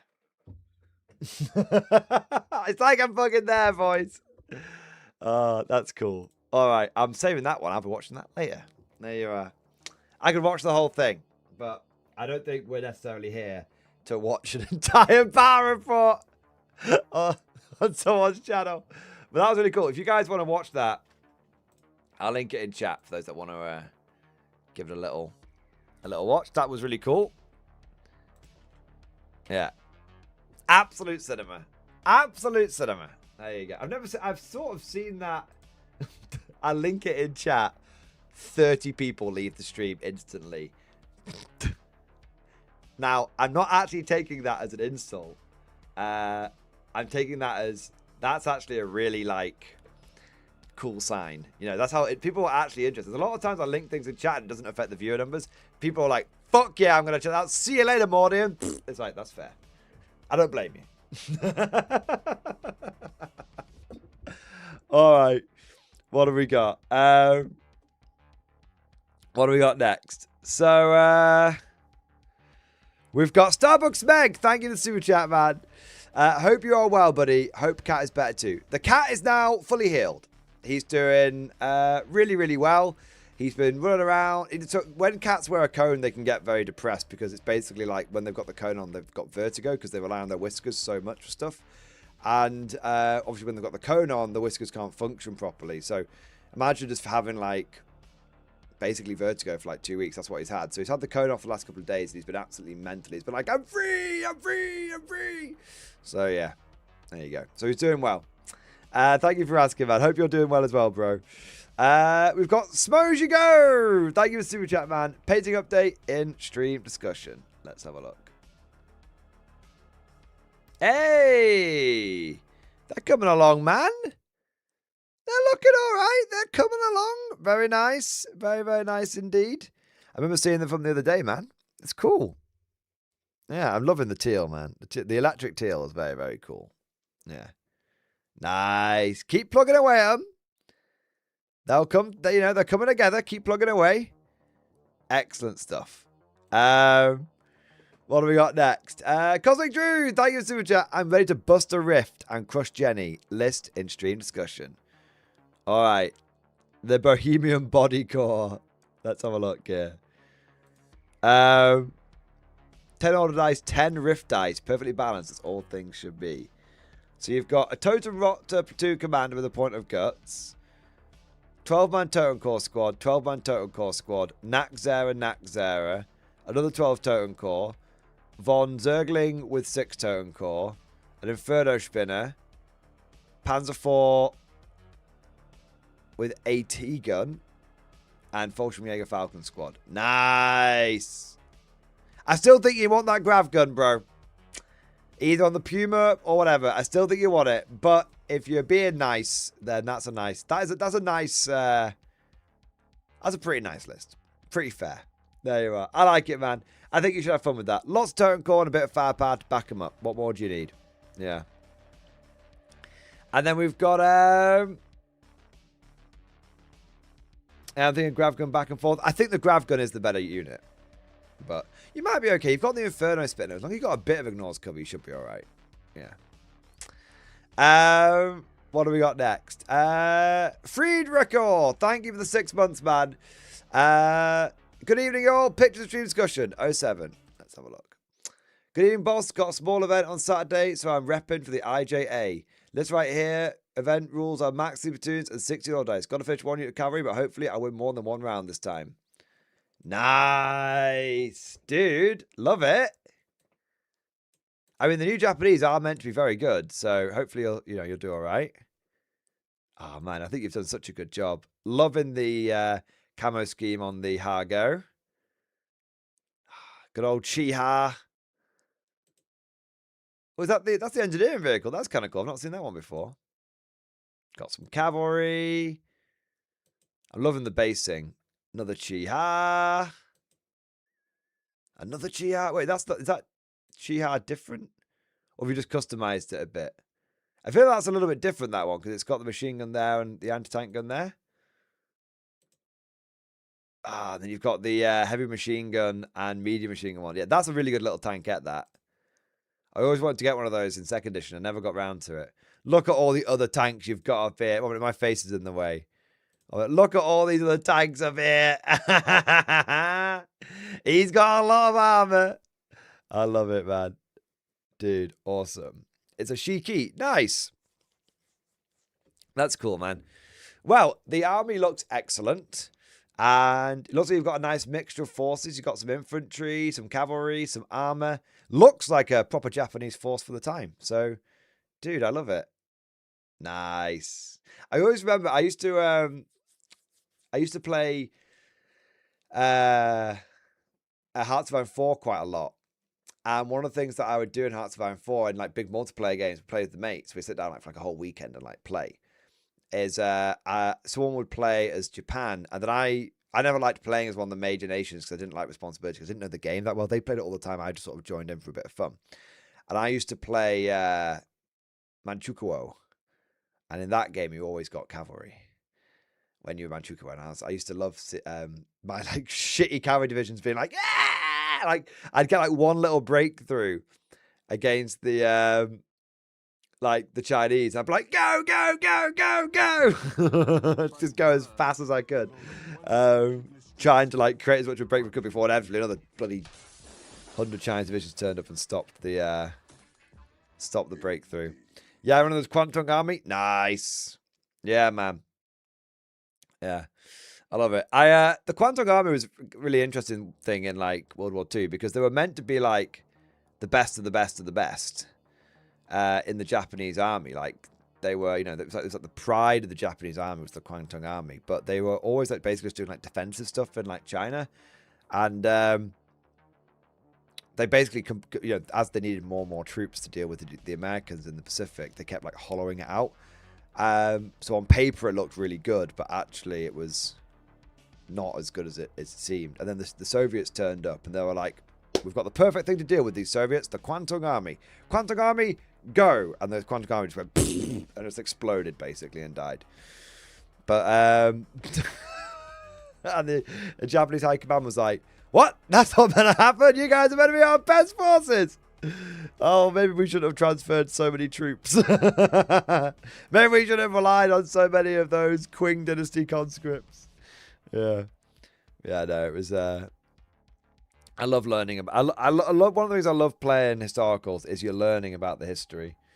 Yeah. Just look like... it. I just find like... And you learn about the history, and then the history... Like, I want to do like a Chinese royalist army for bot action one day, but use up the Japanese rules for them. For when like to represent like the conscripts that basically got like mobilized from the occupied territories and stuff. But I'll get round to it one day, I'm sure.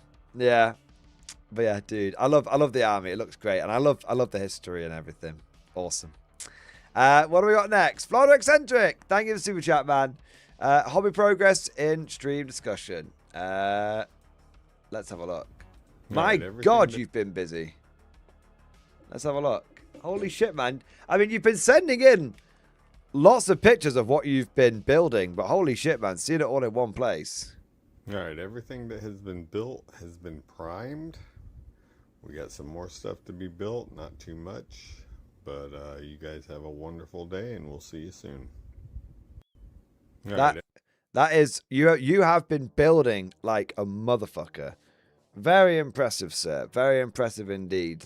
And you got a fair whack of it painted as well, to be fair. So, yeah, not too bad at all. Holy shit, man. Nice. I mean, like, it's funny because I've been seeing you like, and I built some more, and I built some more, and I built some more. I'm like, oh, yeah, that's cool. Yeah, yeah. It's never really registered to me like how much you've been fucking building over the last few weeks. Amazing. All right. I'm going to grab a quick refill on the drink, guys. And then we'll see where we go. But we could, it's as you can tell tonight, guys, it's very much just a chill, just chatting stream. So anything goes. Anyone want to talk about anything 40k related or conflict or anything like that? We can do it. Yeah, just gonna grab a drink and then I'll come back. And if anyone's made any suggestions, we'll pick them up. All right, give me 30 seconds. Just gonna grab a quick drink.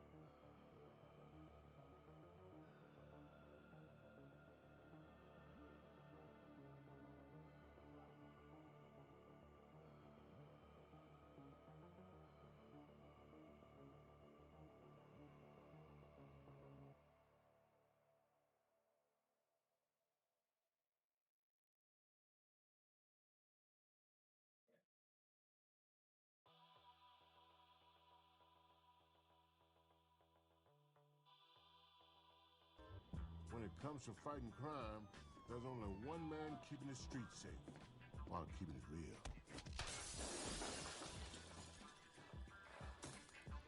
Indeed.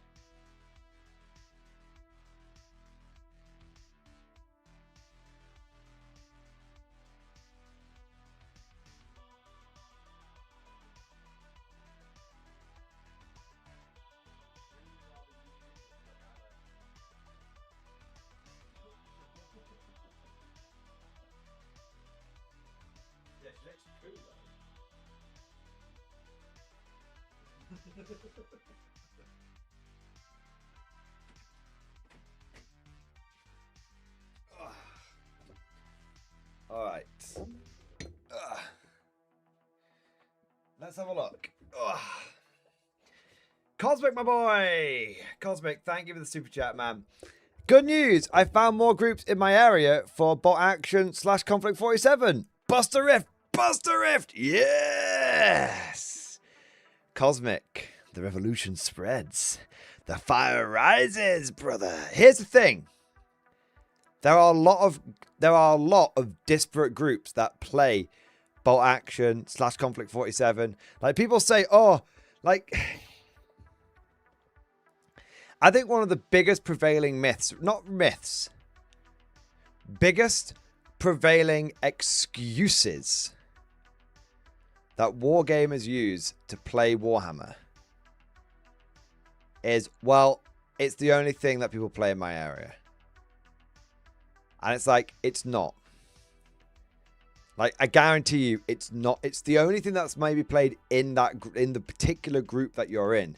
But I guarantee you that there are other game groups out there. You've just not really you've just not discovered them. You might have looked for them, but you've just not discovered them yet.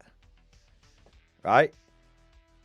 Like, there's going to be people that play these games. Maybe that are in the general area. There's going to be people, right? You just haven't looked, and if you have looked, you haven't found them yet. And if they really don't exist, then start one. I mean, I don't believe you, but yeah. That's just my 2 cents. Yeah. My telephone, shots fired. It's not shots. It's the truth. Oh, man. My game store has a lot of games like Star Wars Legions and Battletech and Flames of War and AOS. Yeah. Yeah, I mean, a lot of game stores have a lot of games that get played. It's just that 40k is the most obvious one. Aldeus, go down your hobby shop on a major day in history and you'll find Star Wars being played. Yeah, that's true. That's true. Andrew Hutz, yeah, I ran into a retired guy who put me in touch with a huge network of local Star Wars wargames because I went to the LGS at 1 p.m. on a Friday. The big Thursday night, have a game once a month. Have a games day once a month. Yeah, exactly, man. Exactly. Those people exist. They exist. They're out there. You just need to find them. Yeah. Hey! Acton Nate! Acton Nate, that's incredible, man. Thank you for the... Well, I would say double Baneblade, but I think you're more of a Konflikt / bot action player these days. So, shall we say the double Tiger chat? Yes, yes. Thank you so much for the incredible support. That's really generous, man. Holy fuck, bro. Awesome. 15mm will never not be cool. Pictures in stream discussion and some honeymoon spends as I won't make another stream before you go. Ah, that's very kind of you, sir. Thank you very, very much. We haven't actually got our dollars yet, so it actually will be going towards the honeymoon fund, which is amazing, man. Dude, thank you so much. And I agree, 15mm is cool. Let's have a look here. Let's have a look here. Here you go.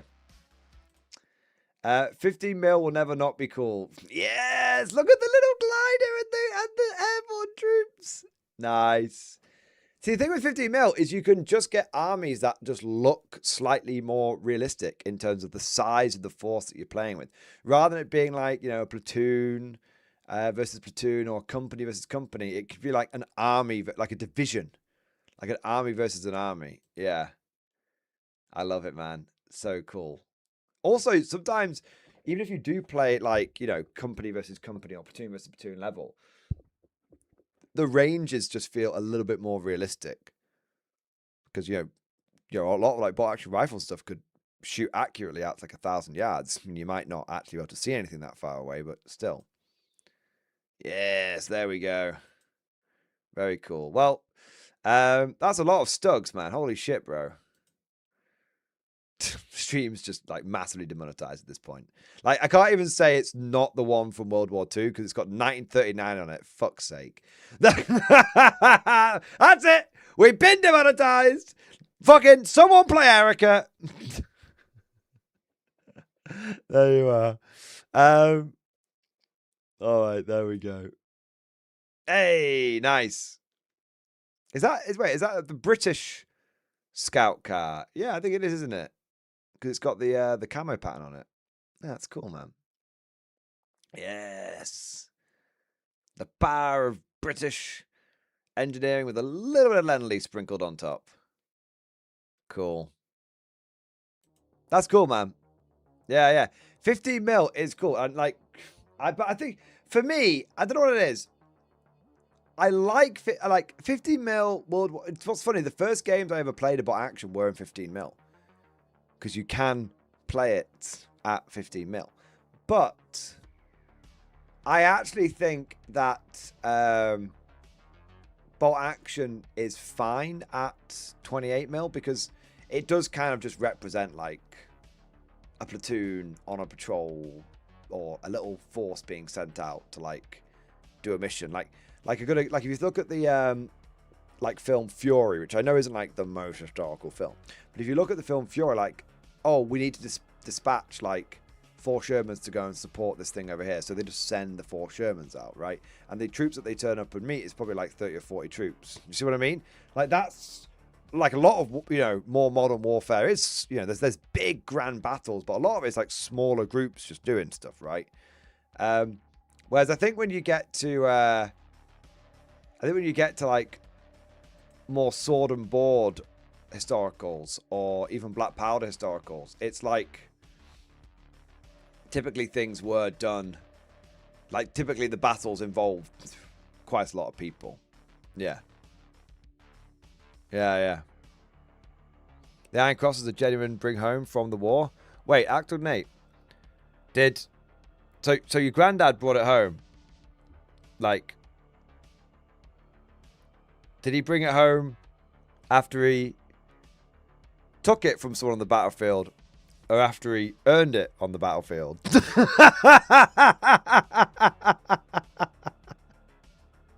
It was pulled off an officer. I was like, yeah, man. This is my medal that my granddad got in the war. Wait. He found it, right? He found it, right? There you go, man. It's from the war. That's cool. I've got my granddad's medals as well. My mum gave them to me, which is very nice of her.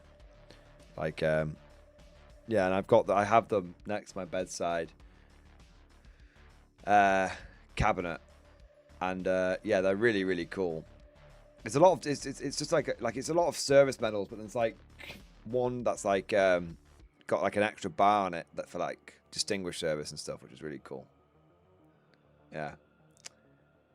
One of my granddads got a medal for pulling off an officer in the war. I got my great granddad's war medals, British, obviously. Nice. Yeah. There you go. Studio. Yeah, but even the giant battles can be broken down by missions. One company storming one gun nest on the beach, while another company storms a different gun nest on the beach. That's true. And that's what they used to say in like I don't think they say this in Warhammer, in the Warhammer books and in the rule books anymore. But they used to say, like, in these times, even as like a single company of troops can make the difference. And the whole idea, it was said by the company that the idea is that you're playing the role of like a company in a larger battle, and it's just the pivotal moment is happening in the battle sector that you're playing in. And I don't think GW really echoes that sentiment anymore, because the game is now more of a game than a war game. So before that was kind of necessary to say, because it was like, hey, like, this is, it's part of the immersion of the war simulation that you're doing. And now it's like, now that it's completely moved away from that way of thinking towards Warhammer. Yeah. War 58, this is the first I'm hearing of it. Yeah, I mean, I wonder if it's... We can, maybe we can... To be fair, we can actually check. Can't we?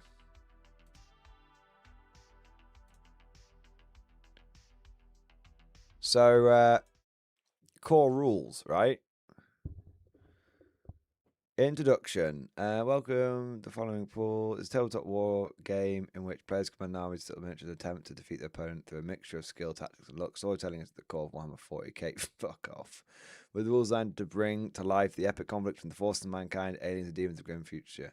Post games, all players have an enjoyable shared experience, putting their tactical skills to test while admiring the spectacle of amazing miniatures clashing on fantastic battlefields. Polite spills between polite are at the heart of the game. That's true.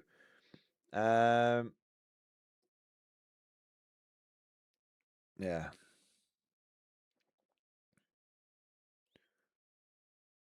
What have we got next? Core concepts. Yeah, it's definitely not mentioned. No, we're straight into the rules now. Yeah, we're straight into the rules. So yeah, it's not really a thing anymore. Oh. Yeah, it's not really a thing. It used to be like, you know, I wonder if it's well, maybe I'm imagining things. Let me have a look.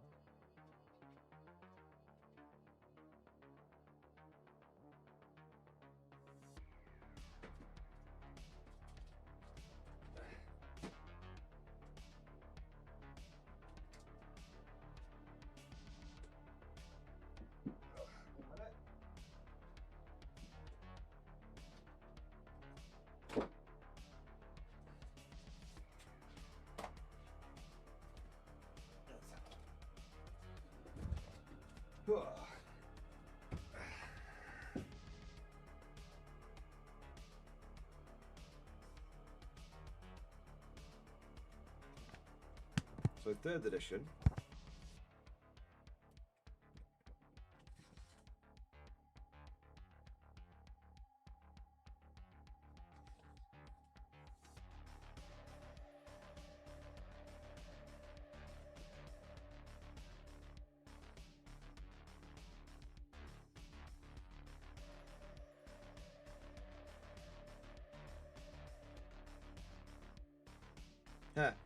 Look at this, right?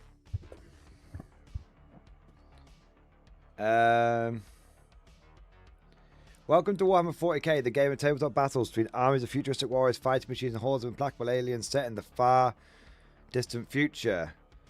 As veteran gamers will know, the latest version of Warhammer 40k game is the 3rd to bear the title. It incorporates numerous improvements and revisions which have been suggested by players or developed in response to comments from all over the world. Overall, our aim has been to produce a fast-paced game that rewards good strategy, common sense, and courage. The result is a set of rules that enables you to fight games between as few or as many models as you wish, from skirmishes involving a handful of determined warriors to truly vast armies and swarms of tanks and sweeping formations of troops. If you already own a huge Warhammer 40k army, then be assured that you can use your existing troops with a minimum of reorganization. Although the game is, in some ways, very different from the previous edition, demanding a different style of play and often favouring one kind of troop over another. The game is still Warhammer 40k. Space Marines are not one less jot superhuman, Orcs are no less brutal or ugly, and Eldar remain as sinister and elusive as ever. I, for one, am looking forward to seeing the many new and bizarre developments that the Games Workshop writers, artists and model makers have lined up for the future. In the meantime, I hope you derive as much enjoyment from reading and playing the new Warhammer 40k as I have from working on it. Best wishes, Rick Priestley. Alright. I just thought that was interesting. It does mention how you can have big armies and little armies and stuff. Let's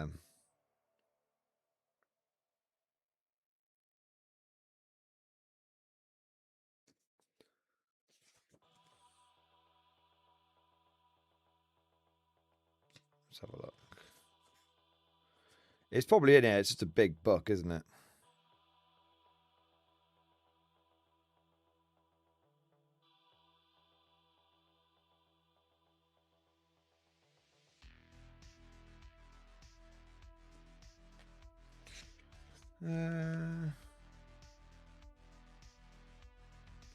Wow, there's a cool bit here.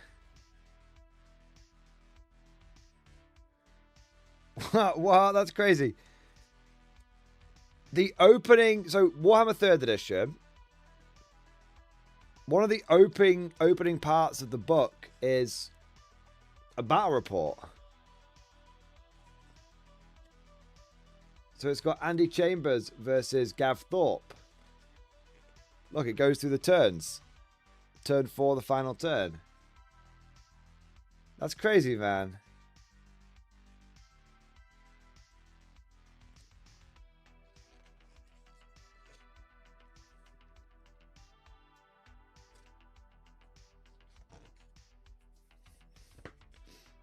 Look at that. How to make the, so it tells you like how to paint the models, right? It's like, look up there, like prime your models and stuff. No one does that. And then it's like how to make your battlefield, and it shows you all the homebrew terrain that they've come up with.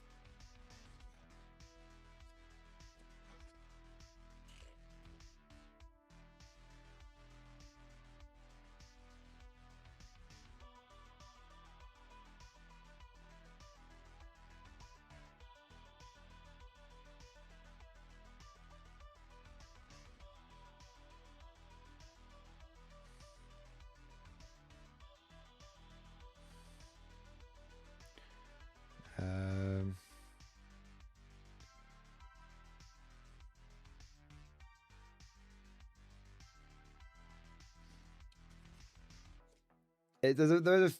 So it does. It does mention here setting up the battle, but it says when it comes to setting up your battlefield, you might choose to recreate a situation you've seen on a film or have read about in a book. Alternatively, you could invent a plot. An Imperial convoy is ambushed. Space being dispatched to investigate lost communications with an outpost, orc pirates, sailor mine settlement, and so on. The most straightforward kind of battle is a clash between two armies, both sweeping the sector to eliminate enemy forces. We call this a cleanse mission. A battle where two forces of roughly equal size face off against each other. Yeah.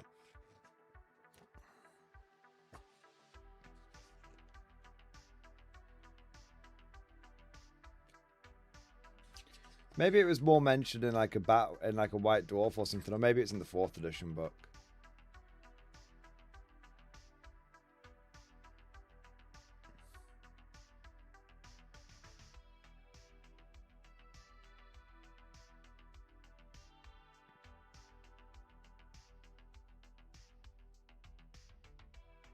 Yeah, but it used to be, the sentiment used to be, maybe it was more of a sentiment from the community.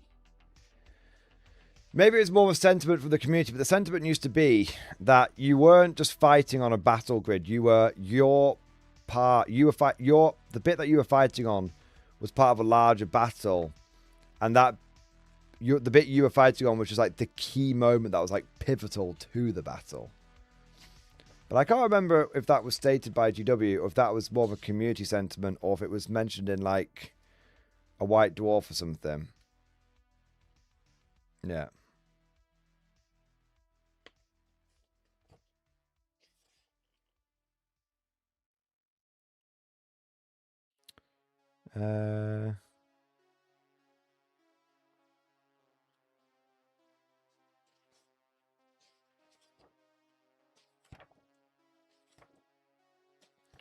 Getting through a bunch of stuff here. Yeah. It's funny, the 4th edition book is basically... The 4th edition book is a lot more professional than the 3rd edition book. The 3rd edition book is... Oh, they just... Oh, we'll make 1 minute. Oh, no, there's still a lot of the whole, like, make your own terrain stuff. No, it's just they've just put it in a different order.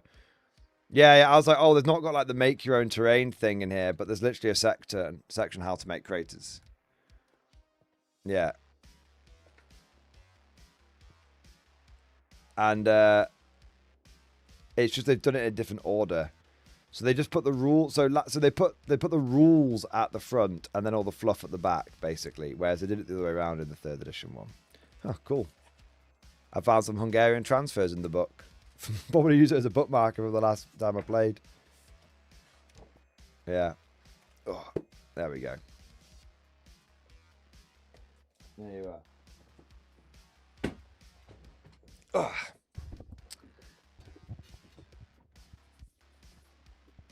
Yeah, I remember it seeing written down somewhere as well. But it could easily have just been a famous White Dwarf article or something, you know.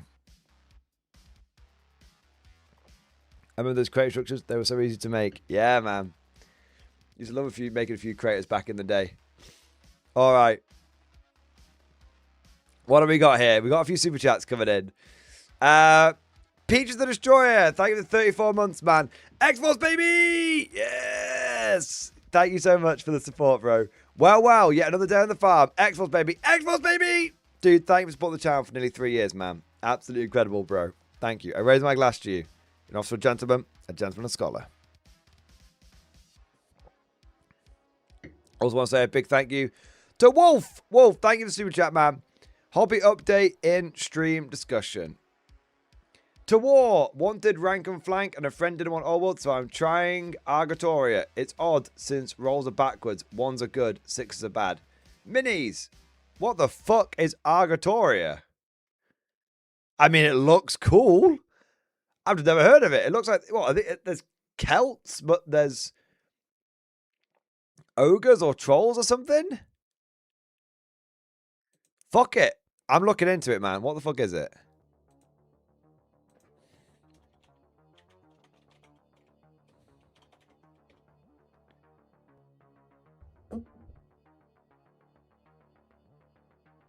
I can't, 1 minute. I mean, Wayland Games sells stuff for it, apparently. It looks quite good, actually.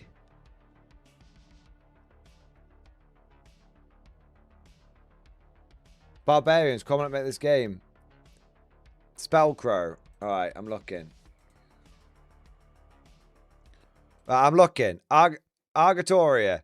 Great battles in the Barbarians world. Getting started. I mean, it already looks sick as fuck, doesn't it? Far to the west lies the vast land of wild tribes known as Argatoria. Its breathtaking landscapes filled with sprawling meadows, vast wastelands, and magnificent mountains make Argatoria the subject of many stories and legends. For centuries, this remarkable land has been inhabited by diverse races bound together by countless stories marked by bloodshed and constant conflict. It's said that children born in Argatoria enter the world with swords in their hands and with a temper as hot as the sands of the wastelands. Cool. The tribes face dragons, the great gargosaurs, and hordes of countless creatures that taught them to survive in harsh conditions. Yet it was among themselves that the tribes had always fought the fiercest battles, which inhabitants of other, more peaceful lands could not understand. Some of its inhabitants believe in the old gods, who, although silent, have a great influence on their followers. Great temples are being built, where priests, overwhelmed by madness, call for fights in the name of faith. However, their madness seems to make sense, for their prayers are sometimes heard, and then the ignorant people and the enemies tremble like the cursed sons of the slave lands. The plans of the gods remain a mystery to all, but many tribes of Argatoria prefer not to risk their wrath and earnestly pay tribute to them. Each does it in their own way, doing as much as the priests who interpret the signs of the heavens allow. Consequently, primitive altars are erected alongside great cities adorned with riches and the temples that draw followers from distant corners of the world. Each tribe interprets the desires of the god in its own unique way. Those who disdain the old gods put their faith in strength and endeavour to conquer new lands. The people of Argatoria are expanding their kingdoms into territories where peace is scarce. Their tribes fly out quickly during battles, rising in strength as quickly as they can ascend into legend. Many of these tribes lead a vagabond lifestyle passed down from generation to generation.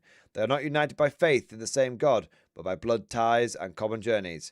Great armies of humanoid creatures with reptilian faces have been roaming the territories of Argatoria for hundreds of years, becoming a difficult opponent for the human tribes as time passes by. They come from the land of Reptos, but today are found in many parts of the world. They can fight, trade, and create cities equal to the ones constructed by humans in the ancient lands, which makes them an unusual opponent. Divided like the other tribes of Argatoria, they fight for their lands and rights with other races and anyone who gets in their way. Some of them despise the tribes of humans, believe that this old race and its tribes should be forgotten or, at best, serve the proud inhabitants of Reptos. The blood of inhabitants of the troubled lands of Argatoria is constantly boiling with a desire to fight and dominate others. Many argue that the dark gods are behind it, manipulating the feuding tribes like puppets. They whisper words of glory, riches, the wrath of gods, and anything else that can give them power over the tribes. Do they involve others in the great expedition and wars? Time will show. It's the time of blood. It's the time of war. It's the time of Argatoria. It sounds cool, man. Let's have a look. So it looks like it's lizard men. Okay, so we've got Arox, Durandus, Sorgax, Vandrol, Geldor, Shalmorg. Okay, so it's not just lizard men and people. There are also beastmen. Erisal, the orcs and goblins. Okay, so there's a few. There's like 3-4 different races. Okay.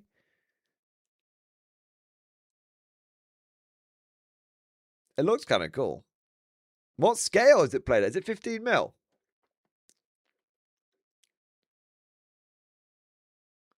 I mean, it looks very Warhammer. It looks very 90s, early 2000s Warhammer Fantasy. Even the blister packs, man, you can see it on the picture there. It looks very, very old school.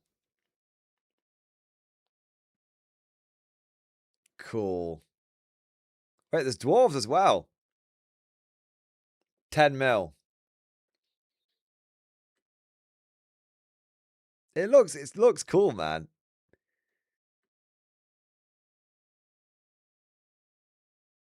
Yeah, it feels like it honestly kind of feels like it kind of feels like just an old school version of Warhammer. Like everything about it, from like the designs of the units, the graphic designs of the boxes and the text and everything. Yeah, it looks awesome, man. It looks really cool. This is kind of what Mordy Bro is going on about, wasn't it? When we first doing some like broadcasts and stuff on the channel a few months ago, he was like, he had to choose between playing Warhammer and everything else, and so he chose everything else. Yeah, crazy. There's a lot of different games out there. There's a lot of different games out there. You know, there you go. Yeah. Let's have a look. What have we got next? John Henry Eden, thank you for super chat, man. My grandfather was a huge fan of Wolfenstein. I swear, yes, I know he is a German. We're not beating the accusations. My grandfather, he has a retirement home in Argentina.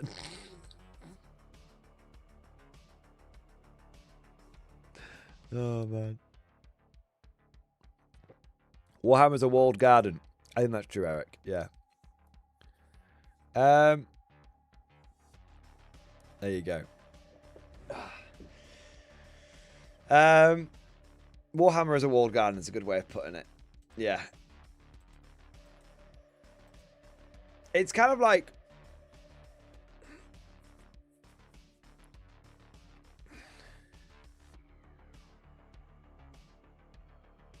I think a walled garden is a good way of putting it. I was trying to think of something. I was trying to add to the analogy, but I think that just about covers it. It kind of reminds me of... yeah, I mean... Is Plato's Cave? I haven't heard of that one before. Allegory of the Cave.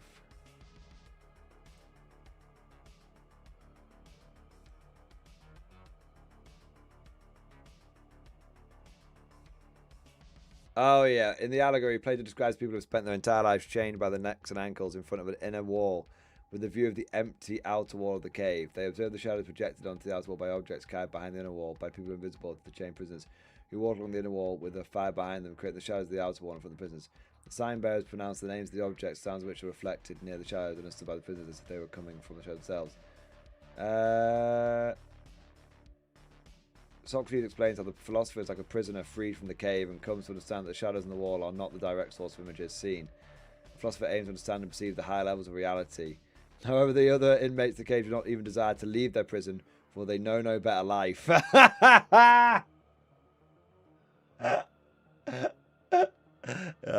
it's a pretty good analogy. Yeah, I'll give you that one. Yeah. That's an educational material right there. Morning philosophy right there, man. Yeah. Andrew Hutz. Good lord, I painted 60 pairs of boots and backpacks and I've still got more to do. I want to take a break and sniff some glue. When it comes to fighting crime, there's only one man. Especially you get the branded stuff. You don't know what that off-brand stuff's been cut with. McCon, thank you for super chat, man.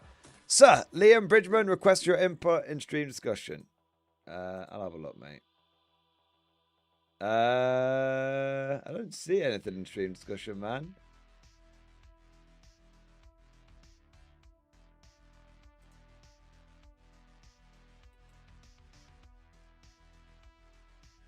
Oh, here. 1 minute. So, okay. Sorry, so I'm just collecting suggestions. I've been tasked with building the Guard Codex for Northern Exiles, edition of 40K. I just wanted to ask what core things do you think should be in the Codex from the get-go? I'm trying to do something that goes Guard overall and not too much into one specific regiment.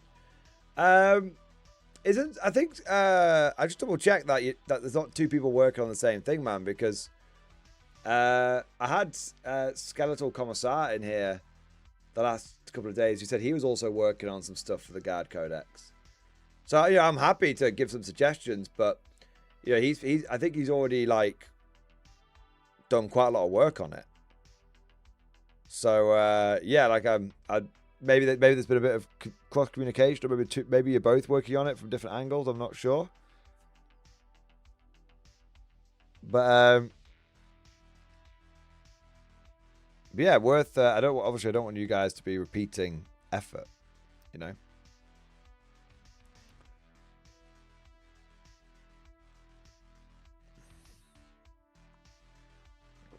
Liam Bridgman, I got the email from Exile last week. I'll double check them. Yeah, just double check. Like, it might be something you can both work on. You know, 2 heads are better than 1. But I think, you know, there's no point in potentially, like, you writing a bunch of stuff if it's already basically been written. Does that make sense? So, yeah. I don't want to... I feel like it's a bit disappointing sort of answer to your question, man. But in a funny sort of way, it's probably the most helpful one. Yeah. Yeah. All right, man. What have we got here?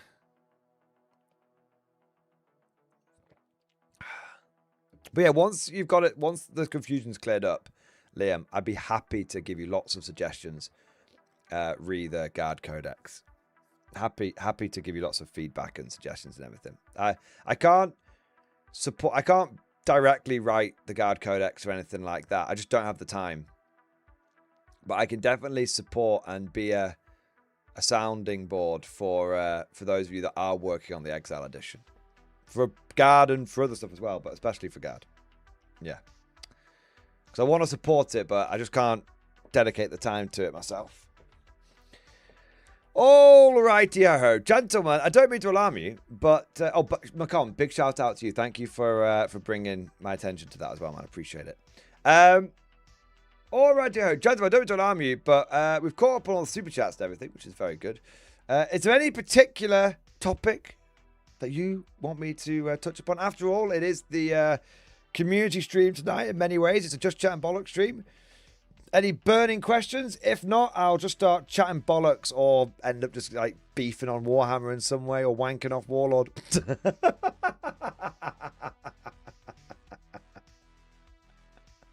Now, I got things to talk about.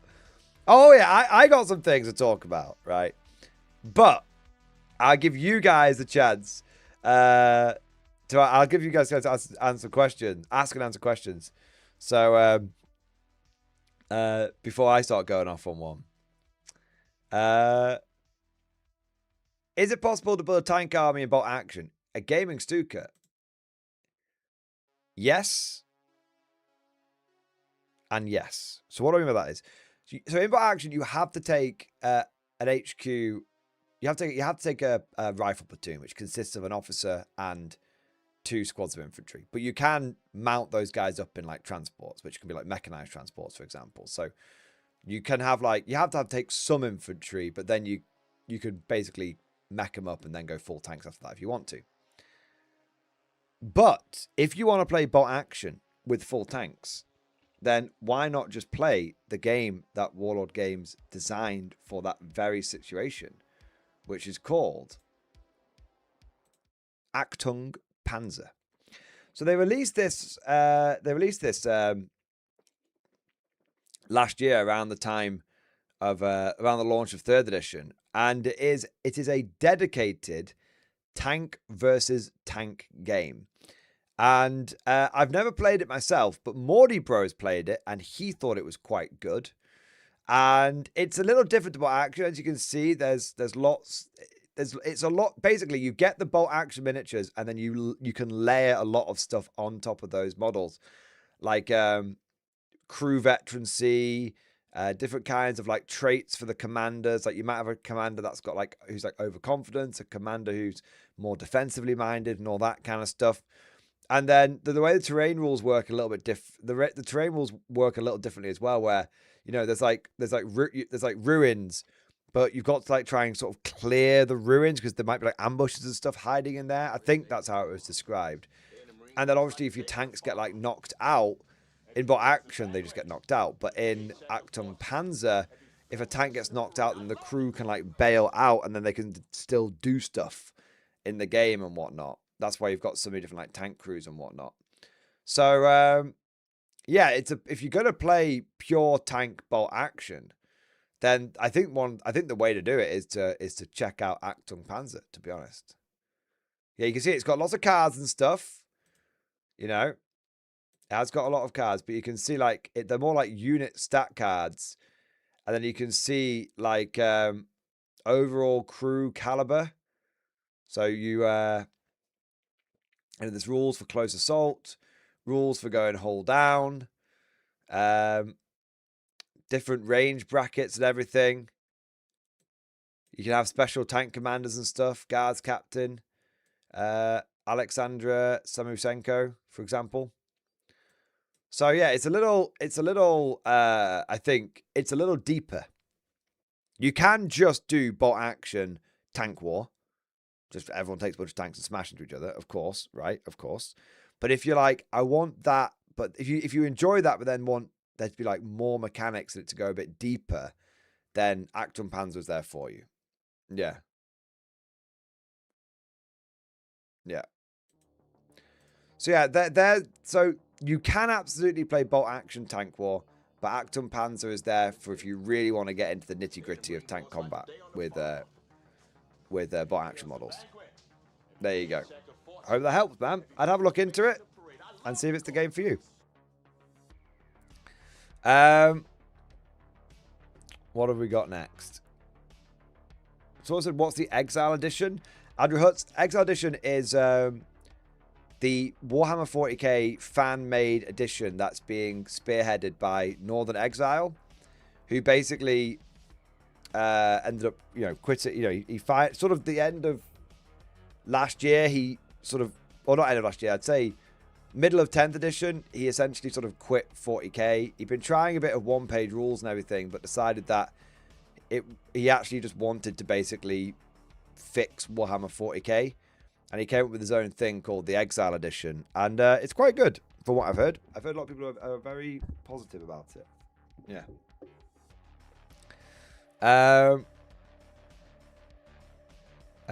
IG, any word on when the new Soviet starter set for Konflikt 47 drops?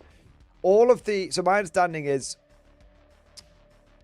all of the existing starter armies are going to be remastered at the end of this year, because by that time everything will have come out in plastic, so it will make sense to redo them. But I don't think anything is happening between now and then, although it might do. Warlord loves to fucking shadow drop stuff.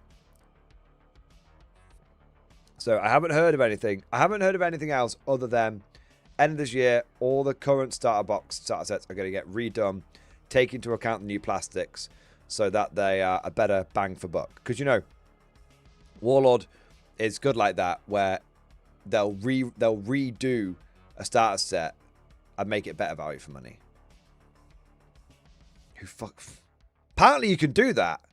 Who knew? Apparently that's allowed. Apparently the new box set can be better than the old one. Madness. All right. What have we got next? We've got Jared Man. Thank you for the super chat, bro.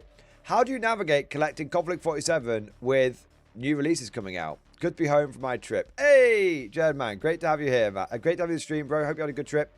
How do I navigate collecting Konflikt 47 new releases? I just buy it all.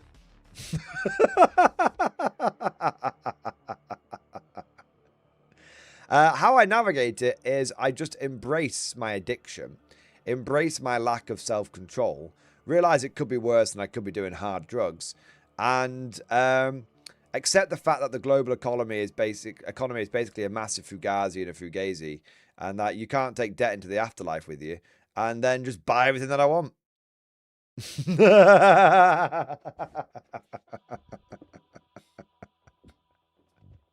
Not financial advice, by the way. I gotta get that in there, otherwise YouTube will tell me off. Suppose you go. He's connected to the milk sheet. I am the prime milker. Milky.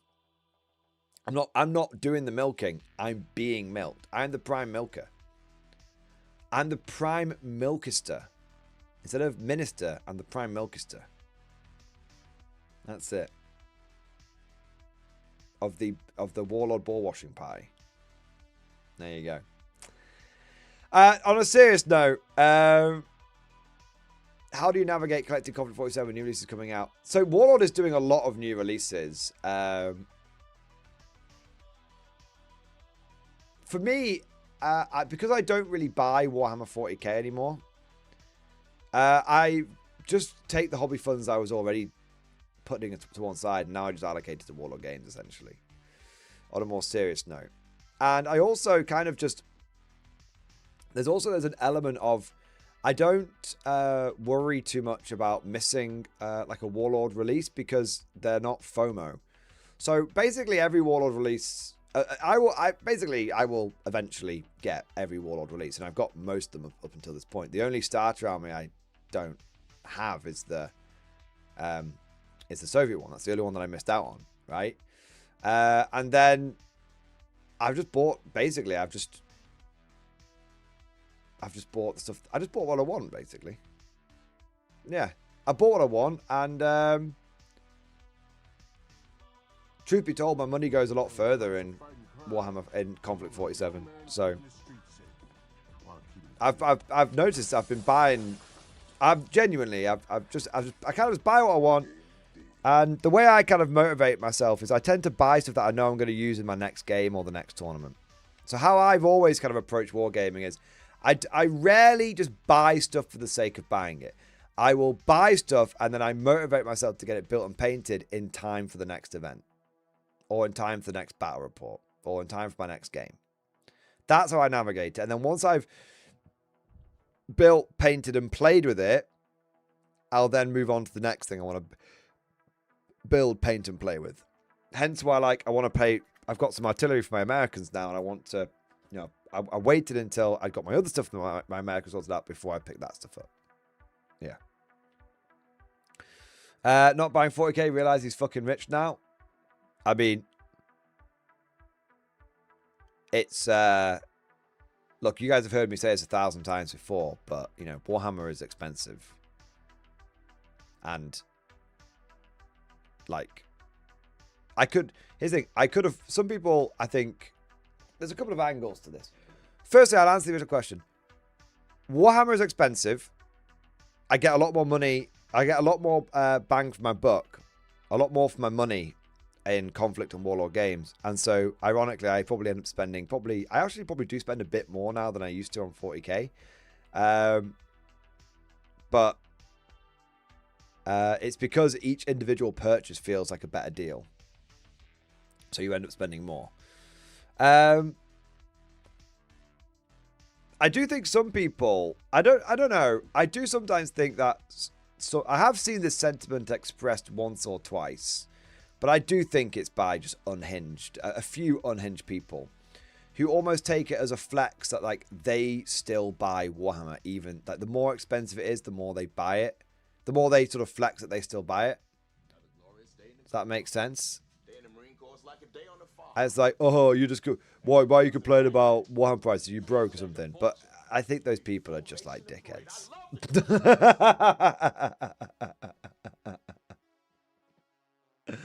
Yeah, I think those yeah, it's like people who buy like I see those people, the same people that buy like fashion and Gucci bags and stuff like that, and it's just like, yeah, no, you're all right. I still buy it and I'm ashamed. I mean, you shouldn't be ashamed, Andrew Hutz. If you, there's nothing, look, you don't have to I will never demonize someone for buying Warhammer 40k. But I'd never demonize someone who said they couldn't afford to buy Warhammer 40k either. Right? Like, it's just, I choose, you know, I could buy direct from Games Workshop if I wanted to. I just feel somewhat uncomfortable with spending. I mean, I didn't grow up with like a huge amount of money. So, even though, thanks to the incredible support that I get on this channel, you know, I'm not in a, you know, I'm not in a bad financial position or anything. You know, you guys really do support me very, very well, and I'm very, very grateful for that. Even with that, I still just, I don't know, maybe it's my upbringing, but I'm just like, I just feel like it's too expensive for me to justify buying it. Yeah. Whereas I look at something like Warlord Games and I'm like, oh, I can, you know, that doesn't set off my internal sort of that line that you have in your chest. It doesn't, I don't feel guilty after buying it. I'm just like, oh, I'll buy this. That's cool. And there's no other emotional attachment to it. Yeah.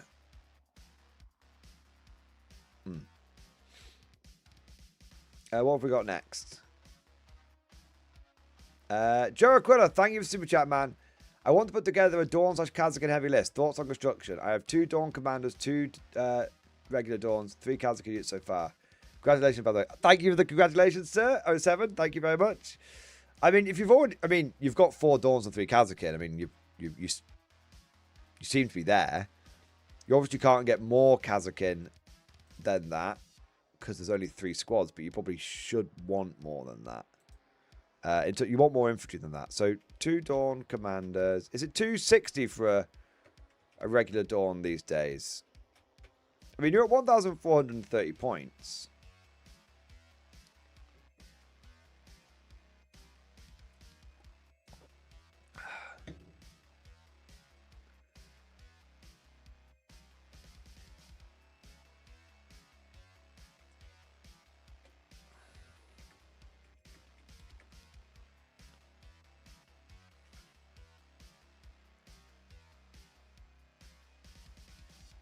I'm just figuring something out.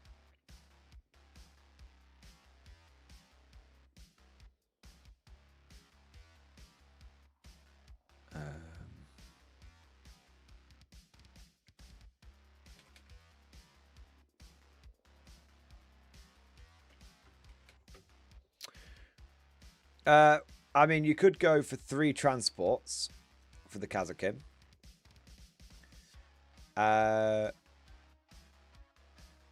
So if you go 290 plus 290 plus 260 plus 260, I'm just guessing that's what Dawn's cost, right? Plus 330, that's 1,430. If you take 3 Chimeras, that comes to 1,685. A Scout Sentinel for a little bit of objective play. And then a unit of Bullgrins and a Commissar with Abhuman detail. That comes to 1,990 points. So you got 10 points left over. You don't really have anything to spend it on, but you've got it. Yeah. So 4 Dawns, 3 maxed up Kazakin squads, big fuck off unit of Bullgrin with the Commissar to lead them, and a Scout Sentinel.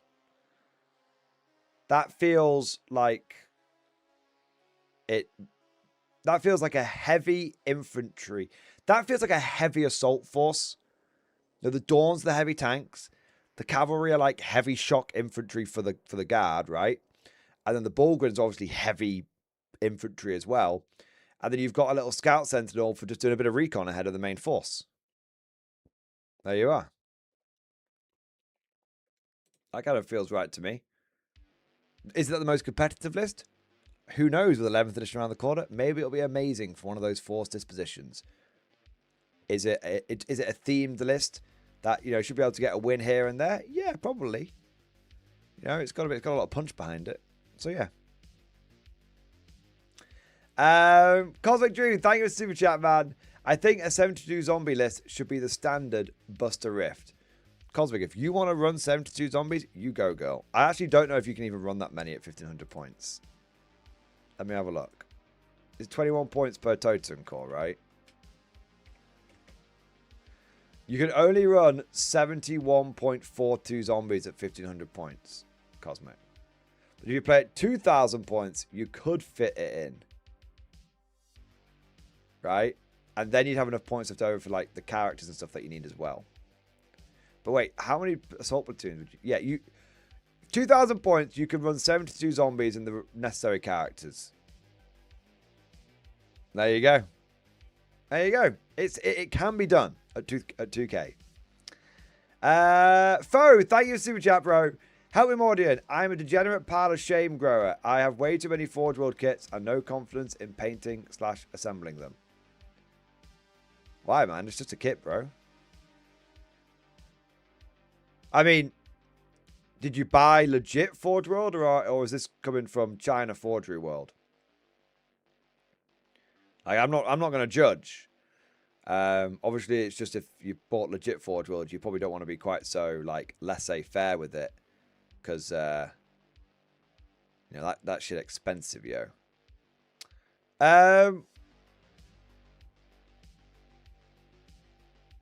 Legit tea drinking British Forge World. Well, I don't know why you're sad about it, man. Why are you sad? What, you just worried that they're going to be a bit complicated to assemble? Bruh, it's fine. I'll help you, man. So, how many kits we talking about, and which kits we talking about? We're talking infantry, we're talking tanks, got a fucking Titan. Like, what are we talking about? Were you going to ruin them? Psst, you won't ruin them. Hey, you know, if you're worried about ruining them, get someone to commission build and paint them for you. I mean, dude, you got legit Forge World money, you've probably got commission painted money. Right? If you're worried about it, you know, go to a reputable service. You know, go to a reputable service.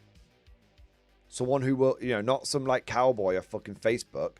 Pay the money, get someone who you know is going to do a good job, and get them done properly. I mean, dude, you've got a couple of Thunderhawks. I'm not trying to presume your financial situation here, but you're the kind of person that's got multiple legit Forge World kits, a couple of which are goddamn Thunderhawks. My advice to you would be pay someone to do it for you. There's no shame in it. Not even slightly. You know? Get a good commission painting person out there to fucking do it and get yourself some beautiful fucking centerpiece models. There you go, man. I mean, like, if it was like a few bit of Forge World infantry, I'd be like, oh, you know, fuck it, chuck them in the ultrasonic cleaner, you know, take the hairdryer to them and all that kind of shit. But nah, man, like, if you've got like, I mean, how much is a fucking Thunderhawk, bro? Let's have a look.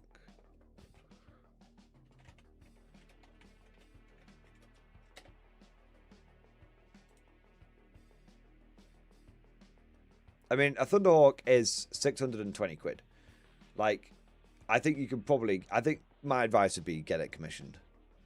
Might cost you the same again, but at least you'll know it'll be done to an incredible standard. Yeah.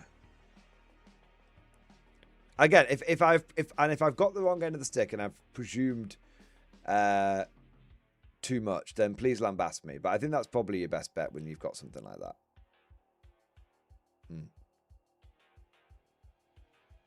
Yeah. And if you haven't got the capital lying around, sell a Thunderhawk. Exactly. Sell one Thunderhawk to fund the commission painting of another Thunderhawk. That's a good idea. Thanks. No worries, man. I mean, I think Siege Studios do... I mean, like I said, I'd use one of the reputable ones. I think Siege Studios are pretty good. I also know of another one. What's he called? It's on here. Right.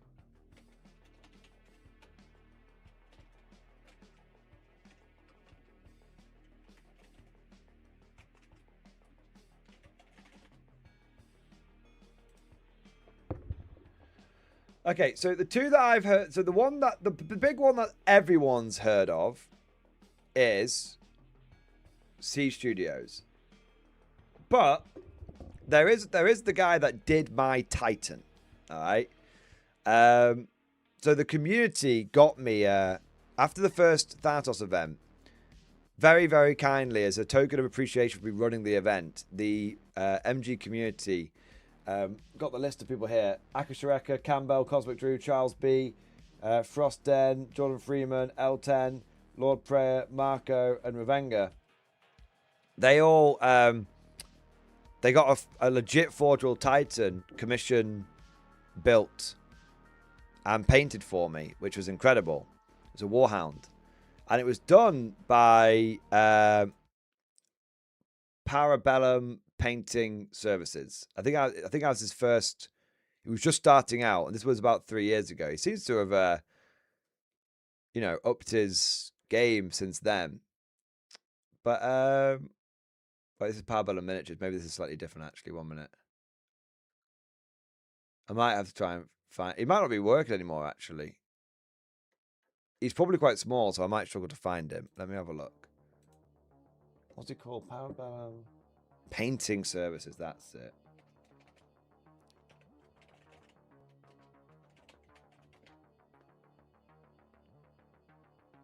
He had a website. Now he seems to have an Instagram thing.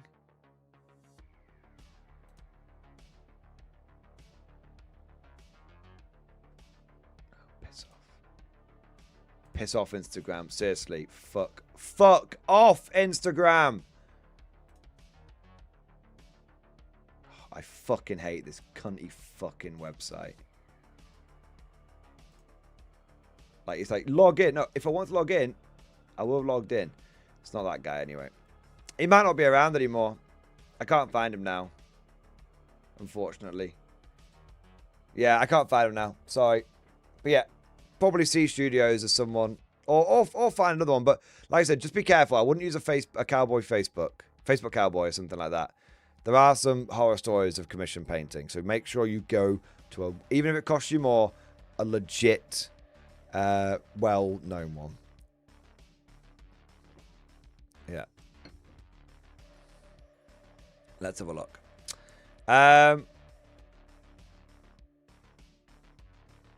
Swiggy, what the fuck, man? Look, what's going on here? I can't decide an army to do for Konflikt. I'm very new to it, as I'm in the law. I can't decide between Japan, America, or Axis. I have like no money, bad enough to get one single box of infantry, so I sadly cannot get all. Also, Russia just bear this, bear that. It is boring. It feels like Space Wolves. I do like the crabs or spider thingy going on with Axis vehicles. They look really cool, but I'm scared to be accused of you know what, playing Axis. Bro, fuck that, man. Dude, right, let me tell you something. Alright, let me tell you something.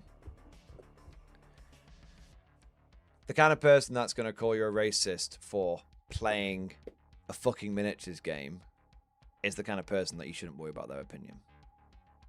Right? It's that simple. I play all sorts of games. I play all sorts of factions and all sorts of games. I've got Germans, I've got Soviets, I've got Americans, I've got British, and that's for bot action. And then I've got the same again in Konflikt 47. Right? Just do not worry about the opinions of people who are going to limit your fun with a game system. You want to collect Axis, collect fucking Axis. You want to collect Japanese, collect fucking Japanese. Just collect the one that you want to collect and have fun with it. And don't let some imaginary Twitter mob get inside your fucking head. All right? Whether it's Twitter or Reddit or anywhere else, don't worry about that shit, man. That's not worth your time worrying about it. At the end of the day, bro, at the end of the day, they're going to call you a racist anyway. Even if, you know, they're going to call you a racist anyway. And you're not a racist, but they're going to call you on anyway for just even interacting with the game. Because that's what these fucking nutcases are like. You know? So just don't worry about it. Just play what you want to play. If that's Soviets, play Soviets. If that's Japanese, that's Japanese. If that's Axis, that's Axis. That's British, that's British. Just play the one that you want to play. Have fun with it. And don't let other people ruin your fun. There you go. Yeah, I was one of those fellas saying to get every army. Yeah, I know, but like, just get the. If you want to look, dude, if you want to play Axis, just play Axis. Here's the thing, man. There's a bunch. There's all sorts of crazy people out there. You can't control them. You can only look after yourself.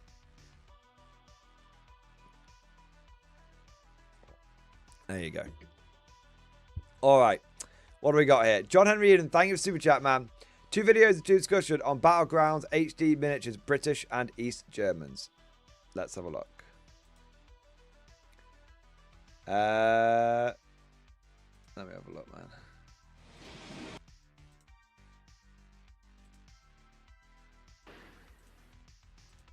Tonight, the 3rd Division is falling back under pressure from the... Let me have a look. This looks cool.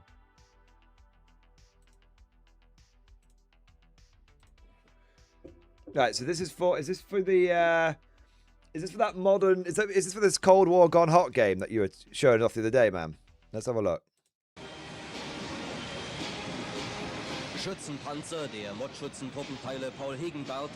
It's all right, Reddit. It's the East Germans, the ones that you like.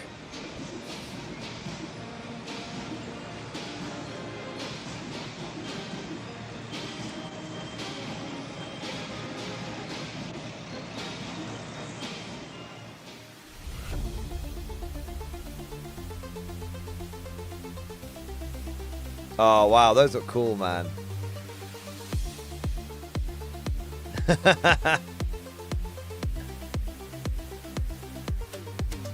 There is something cool about collecting minis with AK-47s.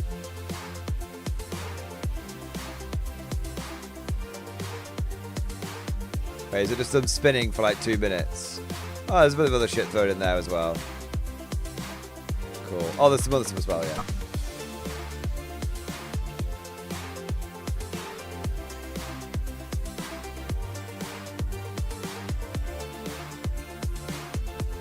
The only way you could make the Soviet equipment reliable is to have the Germans build it. Hey, they look like different models, man. Are they like Special Forces or something? They got like the RPKs. And they got the RPGs. That's cool, man. It's all like machine gun sectors or something, bro.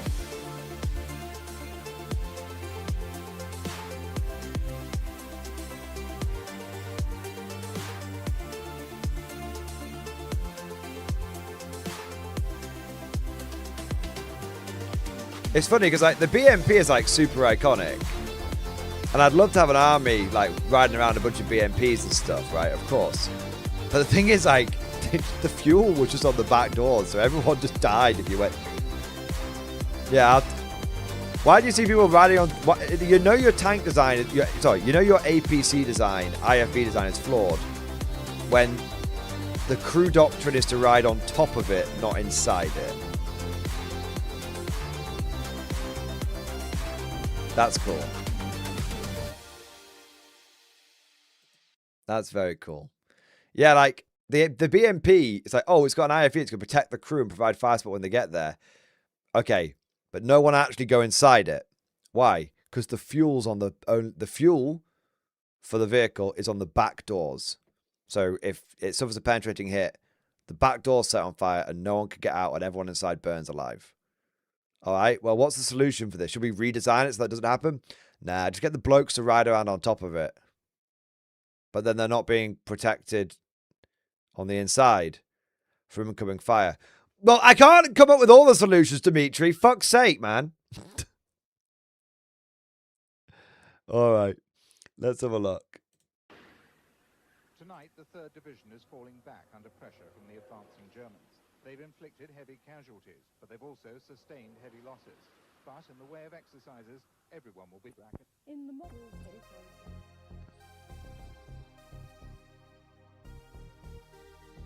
Hey, look at that. DPM. Sexiest camo pattern ever created. I don't care what anyone says. I was sad when DPM went away. Multicam is like the multicam is the Ultramarines of the camo world. I'm just gonna say it. DPM is the Giga Chad of the camo world. Look at those. Are those FN FALs. Yeah, or SLRs, I suppose. Yeah, look at those SLRs. Yeah, look, that guy's got his they got bayonets on there. Look at that big fucking bastard. We should never have got rid of the SLR.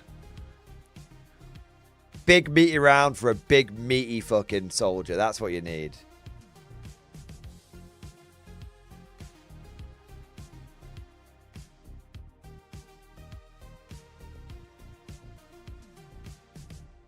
I don't give a shit about the logistical benefits of being able to carry like more 5.56. Wimpy about the 5.56. You need hefty from that 7.62, man.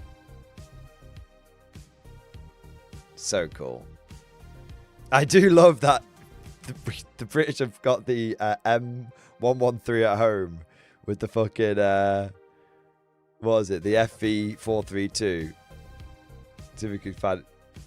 Where is it? There's a picture of it before.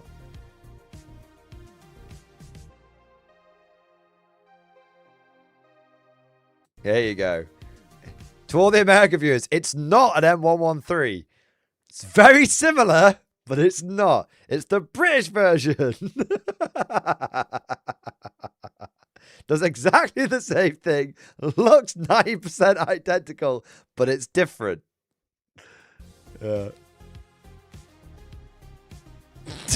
door just bouncing off. Completely fucked. There you go, man. There you are. Yeah. Desert pants with CS95 combat jackets. Nice. That's the 2003 look, right? Where we've got desert camo, but we haven't got enough body armor, so we have to give everyone the bloody green body armor. Yeah. Hey, we sorted it all out in the end, man. It was fine. M81 greater than DPM. Let's have a look. What's M81? Oh, the American woodland camo. I will not concede to the right honourable gentleman that M81 is better than DPM. However, I will concede to the right honourable gentleman that M81 woodland camo is incredibly cool and is equal in terms of coolness and badassness to the DPM. I will, of course, put the DPM higher as a British person, but I would not begrudge the right honourable gentleman from the colonies to put M81 above because of it being American. There you are. I prefer Tiger Stripe for Starbucks. Well, Tiger Stripe is, obviously Tiger Stripe is the superior, you know. But M81 Woodland is cool. Yeah, multicam is just like, pfft.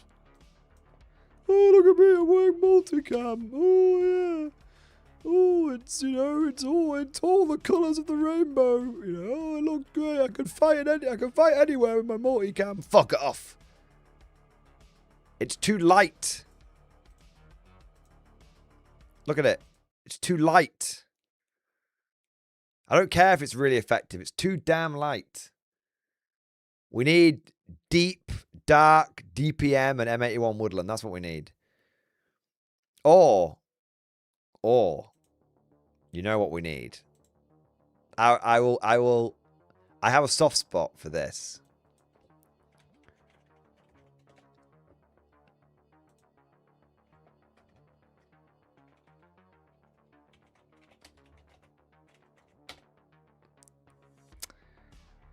Where is it? I do have a bit of a soft spot for what are you doing? Why are you being a dickhead? 1 minute.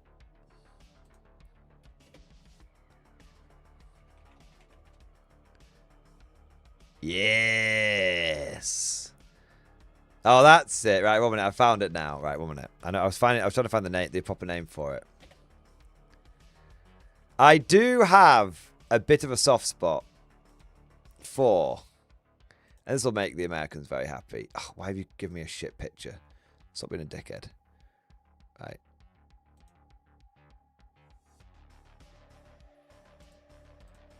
I do have...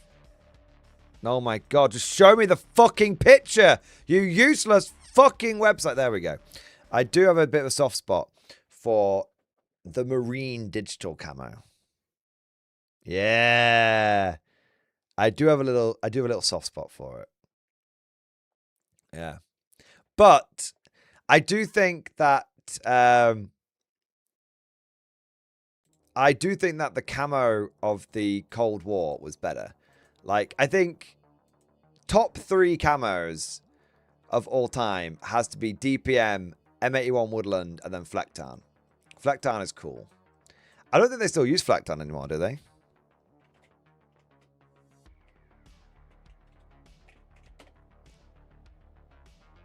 Yeah, my brother used to have a Flecktarn camo jacket from an army surplus store. Yeah. It's digital now. Digicamo sucks, was proven to not work. Oh yeah, I don't give a fuck about that. It's not about whether it works or not. What do you mean? We don't wear the camouflage to blend in. We wear the camouflage to look great. Like, there's no point in trying to blend in. Dude, in a drone saturated battlefield, blending in is not the purpose of military uniforms anymore. That's we're bringing the redcoats back. Get the U.S. Army riding around in the blue suits. You know, that's what we need, right? Got to bring back the cool uniforms. You know, it's about the camo drip, not the camouflage. Exactly. There you are. There you go. Old school Flecktarn was pretty cool. Let's see if I can find an example for you guys. There you go. Yes. Very 90s. Yeah. Flecktarn is being phased out for multicam. Yeah, I mean, I think the Germans have been phasing it out for ages, haven't they? I thought it had already gone. I figured it was probably just for the reservists at this point. But I don't think they. Yeah, I thought that was the case. I'll check.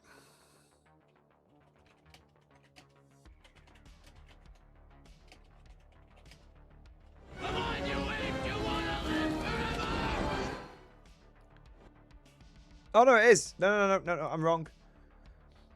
The Bundeswehr still uses Flecktarn as its standard camouflage pattern for combat uniforms and equipment as of early 2026. However, it is being phased out in favor of a new, more versatile pattern called Multitarn, with the full transition for all units being scheduled to be completed in 2028 and 2020. What the fuck is Multitarn?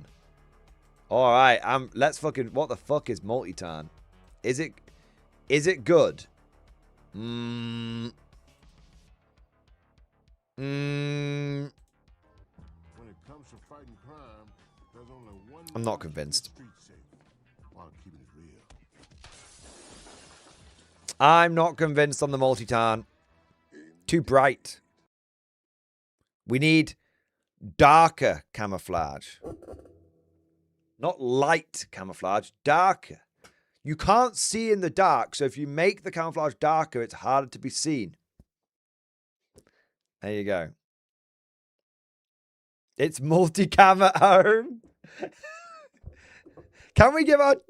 Hey, Mum, can we give our troops multicam? No, we've got multicam at home. I've seen that German camo somewhere before. Wait. Is it?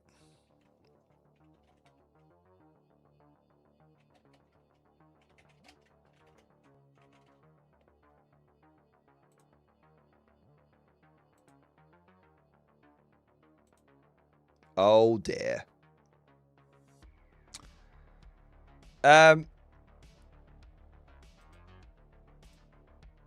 Germany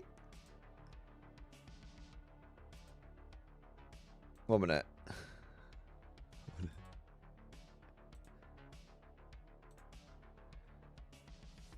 Germany. Where did you get the where do you get the idea for Multitan?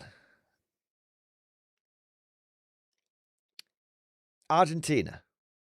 That's where you subcontracted out to Argentina. Right. We may need to have a word. Okay. What if we bring the P-Dot camo back, but we make it a little lighter? They'll never, if we just like lighten the saturation, they'll never be able to tell the difference.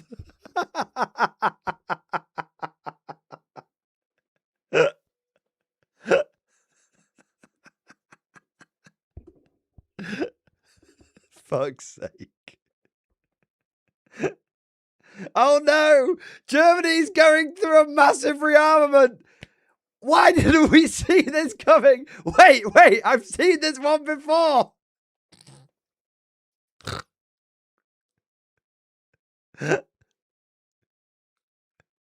We're only strengthening our defense forces. Oh god. Oh my god. Third time's the charm. Fucking hell. They do keep rolling out the hits, don't they? They got a new tank called the Panther. It's true. They have got a new tank called the Panther. And the Lynx, right? 1 minute. Wait.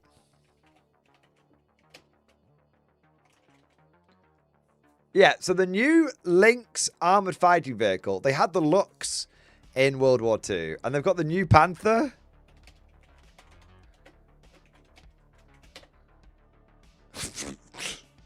Well. Oh dear.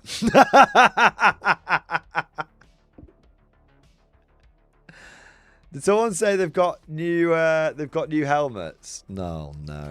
If it's the fucking, or the Pinkelhube or whatever it's called.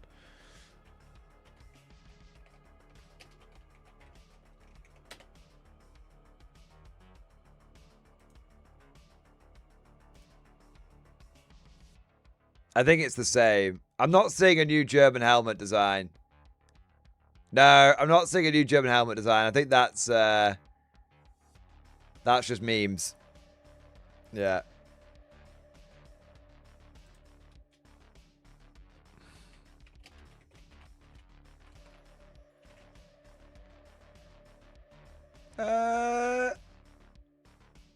Oh, wait 1 minute. New combat helmet by Rheinmetall. High ballistic production at highly reduced weight. Nah, it just looks like the same. It's just the same, man. It's just yeah, it's just basically the same thing. I mean, I know it looks a bit like the Stahl helmet, but pretty much all the helmets are like Stahl helmets these days. Like, yeah, that's not particularly outlandish. Yeah. There you go. Does FYI Japan is arming up too? Yeah, they are. But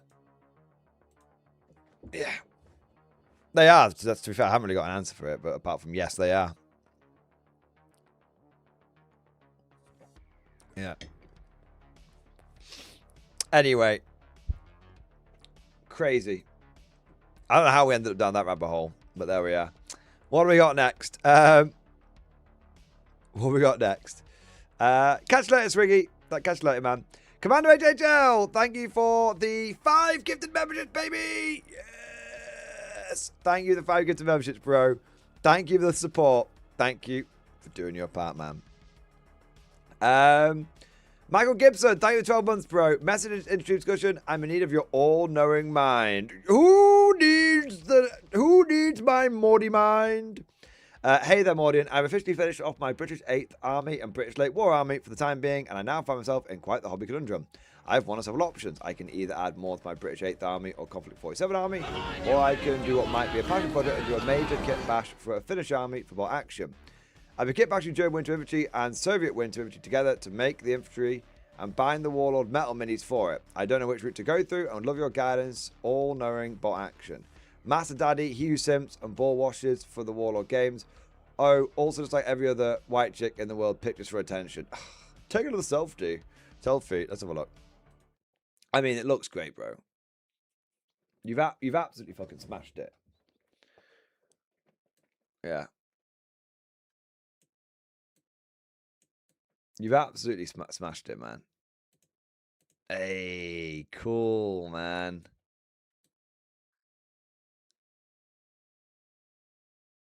Very, very cool. Yeah, I think you did a really, really good job. So one thing I would definitely do is get one more bolt action, not bolt action, one more K-47 squad for your Brits, even if it's just another squad of these guys or something. Because you need 2 squads of them to run a legit K-47 army. You need 2 advanced or specialist infantry squads. At the moment, you've got 1. Right, so I definitely get one of those.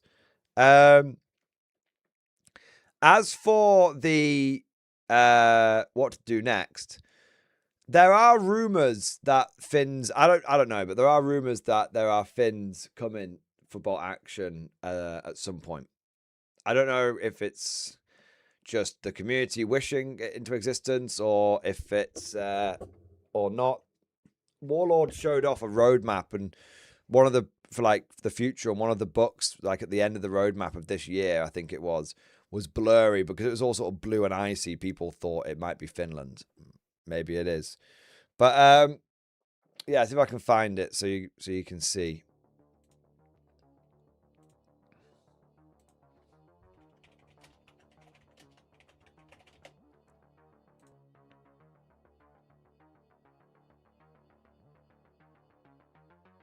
Is it beyond the big 5? Is it? Ah, here you go.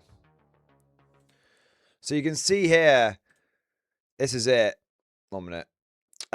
So this is what people were saying might be Finland, because you can see it's blurred out and it's all like blue and icy.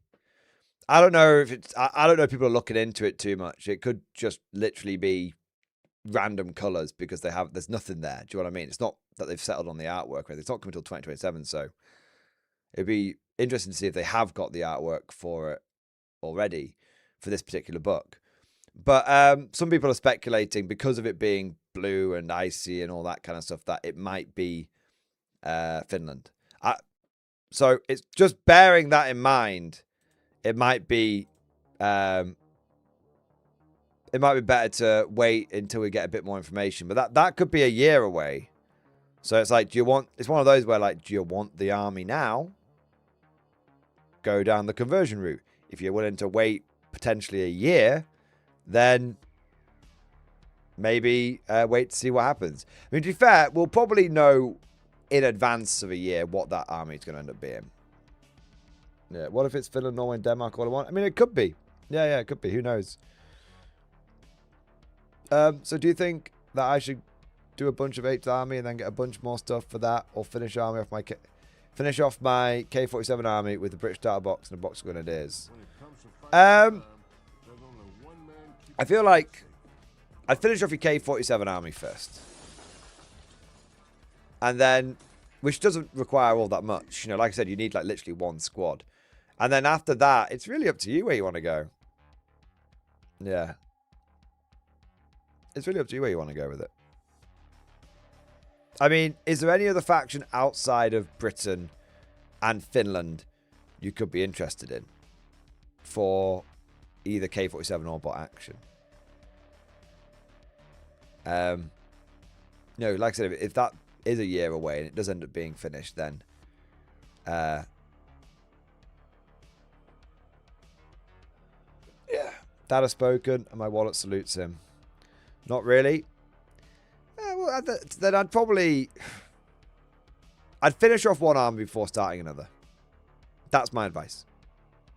I would finish off 1 army before starting another. I have a really bad habit of getting army projects to 80% and then getting distracted by the next thing, right? So I'd finish off 1 army, and then, which for you would be a little bit of K-47 for your British, and then see where you go after that. There you go, man. That would be my advice. Chicken Detonator, thank you for super chat, bro. Peak K-47 Soviet camo in stream discussion. The camo pattern for my K-47 Soviet infantry, the KLMK Berserker. Let's have a look.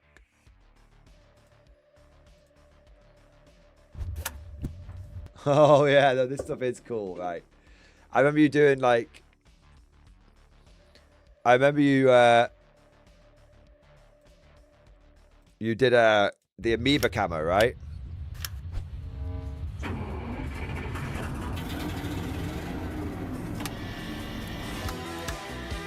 Is that a Makarov? Yes. What's that armored car called? Is it a BTR or a BTD or something else? I love it. Is that toe socks? Dual wielding Makarovs. BTR, cool. Or BRDM? BRDM. Slav squat.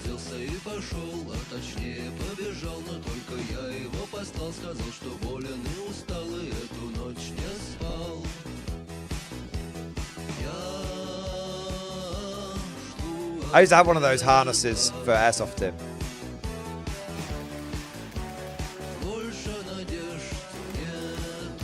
I used to have AK-74U for airsofting.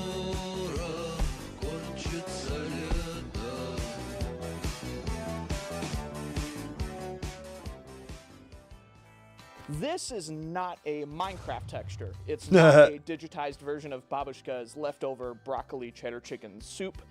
That sounds lovely. One of Russia's most iconic and prolific camo suits, known as KLMK. Russia has had a long history of producing some of the world's strangest camos. I'm pretty sure you'd fall asleep by the time I got done reading. As is the Russian way. Long and detailed Camopedia page. Their library is absolutely enormous.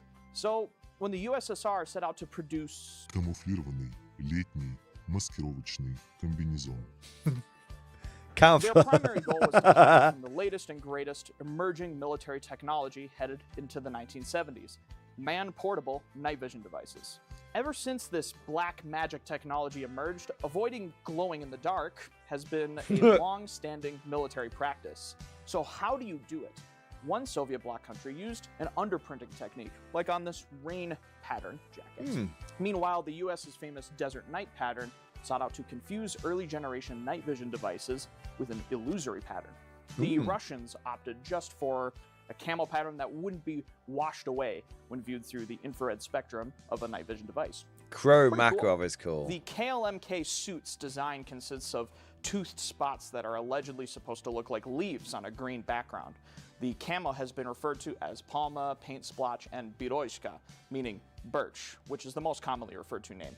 Like all great Soviet inventions, the Soyuz rocket, the Kalashnikov, the Lada Niva, they quite literally have not stopped using it since the late 60s to early 70s.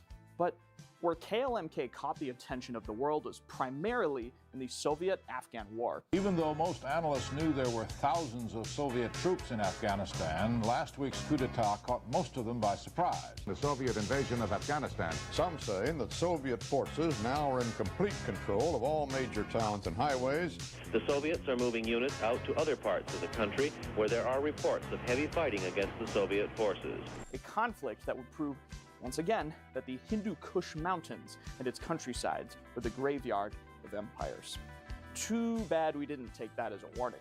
When this camo made its we could do it better, apparently. It came in the form of a one-piece oversuit, produced in the absolute millions by the Soviet Union.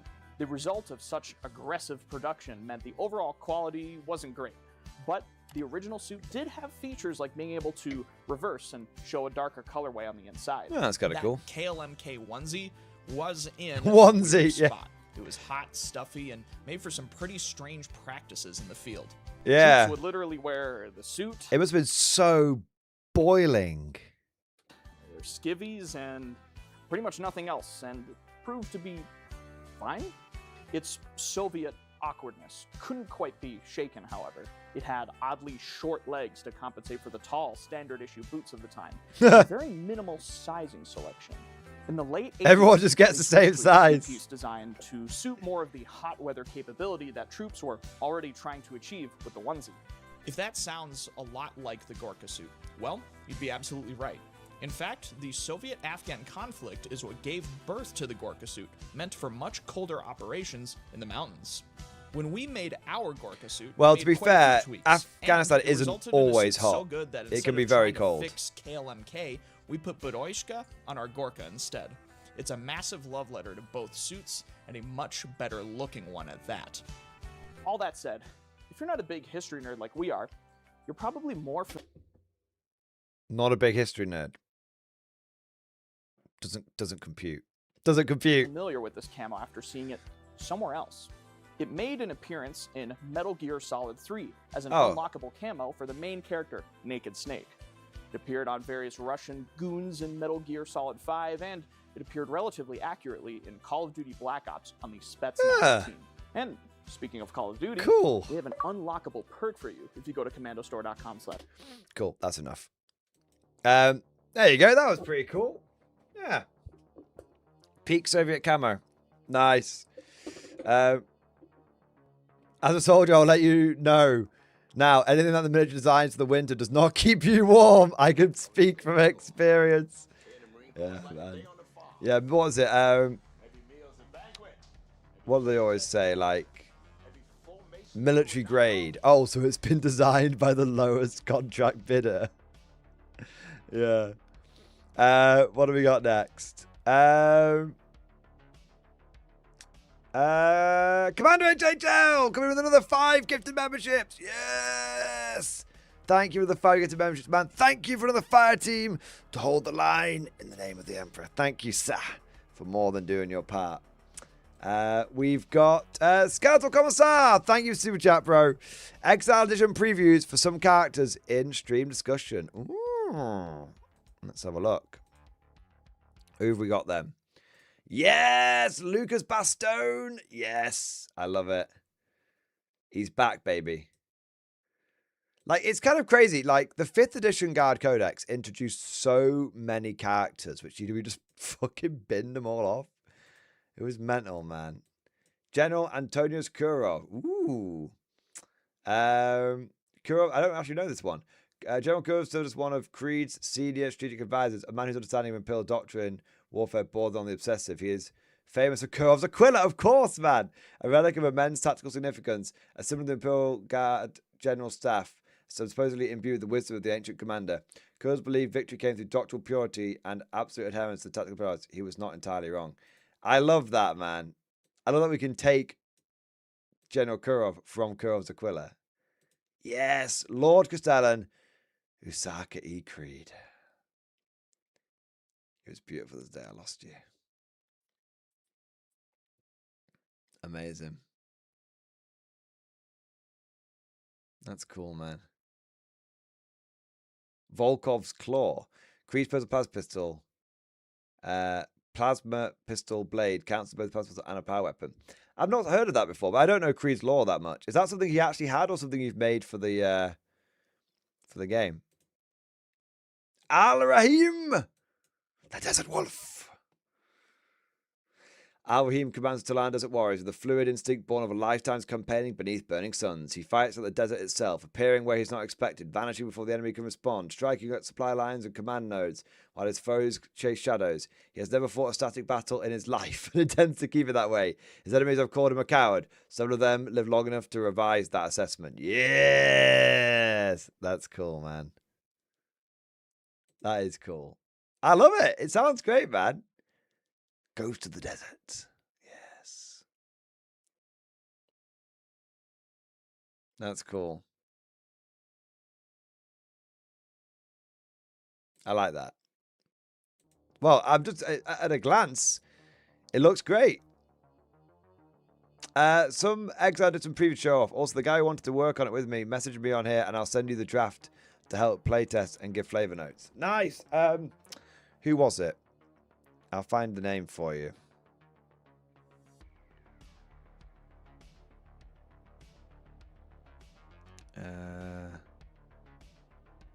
Where was it?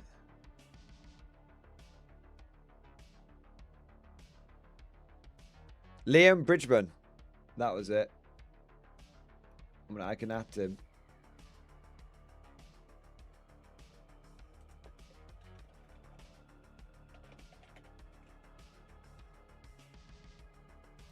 you go. All right, what do we got here? We've got Cosmic Drew. Thank you for super chat, bro. It's time to shill the Riftbuster Mega Bundle. Yeah, I mean, I can shill it, man. I can shill it all night long.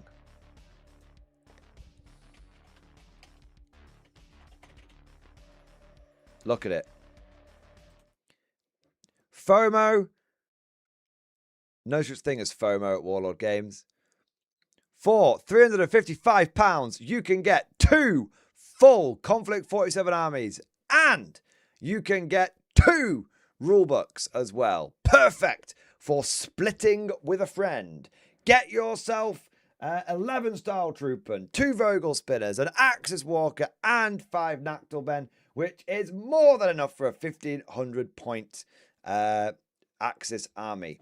And then you can also get 3 linebackers, 24 Fireflies, well, 26 Fireflies, and a Tesla Stuart, which is more than enough for a US army as well. I mean, you're not even going to need all 3 linebackers. You could sell one of the linebackers and save yourself a bit of money. There you are. Perfect. The greatest bundle and no FOMO. Isn't it crazy how this bundle was announced to launch Konflikt 47 and 9 months later, it's still here. See, I didn't think that was allowed. I thought that was illegal. GW told me that they could only they had to FOMO the things. Right? I'll tell you what I am going to look at, though. It's time. Guys, it's time. We're looking at Black Powder. Right. How much is... What do we think? Ooh, Revolutionary War? Ah, just these are metal ones. All right, fuck those. All right, sorry, Americans. Napoleonic. British. What are we getting here?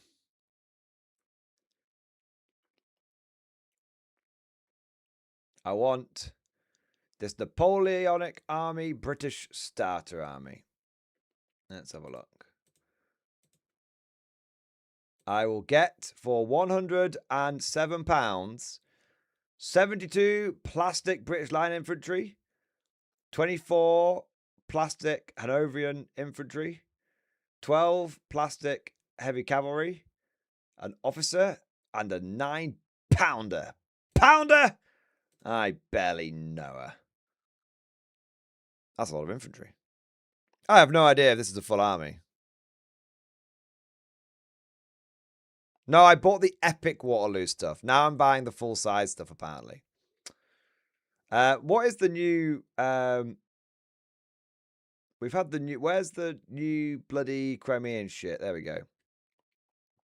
Ah, yes. What's this? What do we get? What do we get in this one? 60 Crimean infantry, 12 command figures, 8 lancers, a 9-pounder, and a British colonel. And I believe slightly more updated and modern infantry. Nice. And the good news is that the kit comes with those flags. So you don't have to paint them yourselves. You just have to cut them out and glue them on. They are made of paper, though, so you have to get a bit clever with it. What about the Russian bear? Yes. Oh, the Russians look pretty sick. Look at them. Look at them. There we are. That's cool.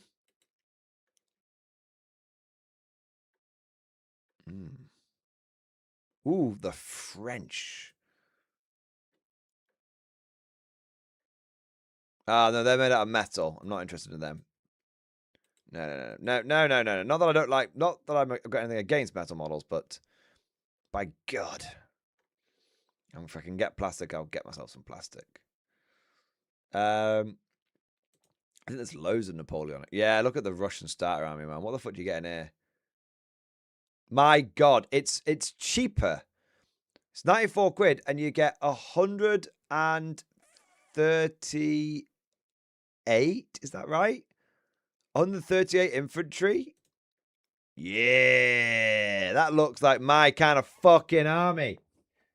There you go. Oh, isn't it 128? 128. That's my kind of fucking army. Boom.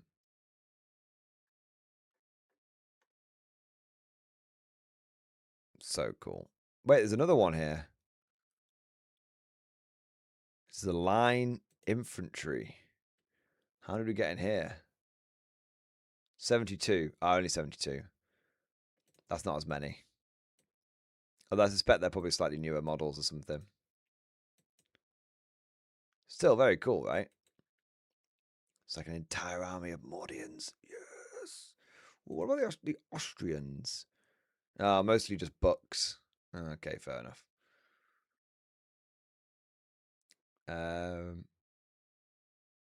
They'll have loads of French stuff, but I'll be damned if I buy the French. Damned, I say. I'll be bloody damned if I buy the frogs.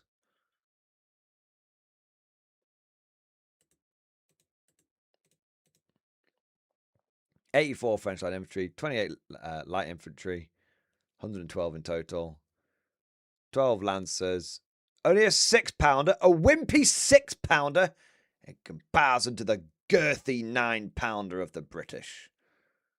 No wonder they lost. There you are. That's a similar situation as well. There you are. No French here. Put that away. I put the French away now. There you are.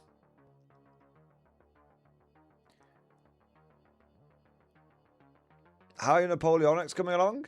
I mean, I've got the epic stuff.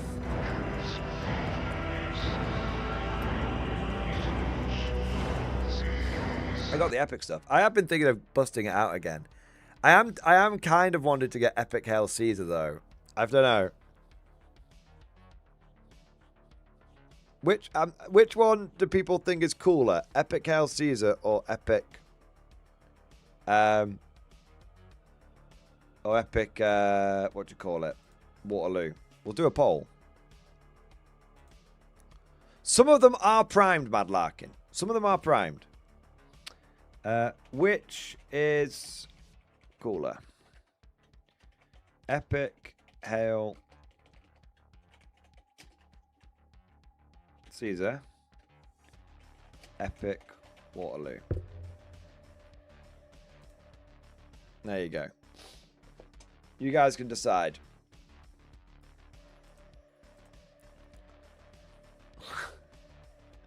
Does someone say French? Please, I'd like to keep my dinner down. I'm sorry.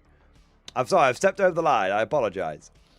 What do we got next? Average White Shark. Thank you, Super Chat Man. Have you considered using Crucible characters in a bat rep? There were some good options like ogres that give you splashing orders or sentinel officers. I haven't because, I'll be honest, I don't expect any of the Crucible stuff to last into 11th edition. Like, you know, all that boarding actions and Arcs of Omen shit that, you know, didn't make it into 10th. Now, some might say, oh, but we have boarding actions in 11th, in 10th. Yeah, I mean, for like 5 seconds. Do you know what I mean? Like, it. Yeah. Like, I've been, look, I've been in this game too long. Right? I never buy anything at the end of an edition or get invested in anything at the end of the edition because if I do, it'll probably be a waste of time. It happened to me at the end of 9th, boys. It won't happen again. I've been PTSD riddled from the end of 9th edition to 10th. Yeah. Like, let me be clear. I've heard really cool shit about, like, Crucible. I'm very much open to it, but it should be in the main game. Like, right. Chat, can I riff for a moment? Chat, can I riff? Why is Games Workshop parsing all of the cool shit out of the main game and putting it into weird little side games where it goes to die? Like, why have they brought the vehicle damage table back, but just not in the main game? Oh, we put it in this little armored clash game. Just put it in the main game.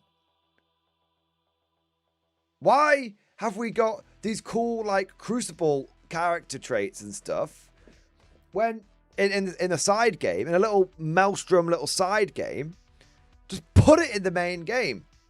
Why have we got these, like, customizable characters not in the main game? Why isn't it in the main game?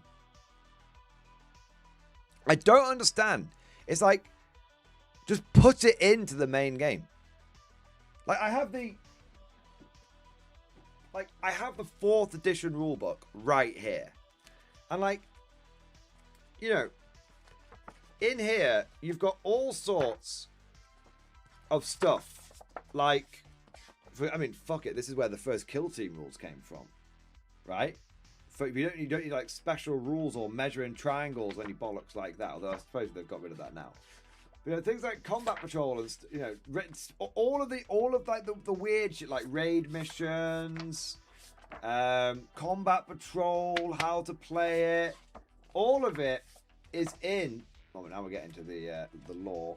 Oh, I'm gonna break the book. No, don't break it. Anyway, the point is, all of the cool shit is just in the main game. It's not passed out.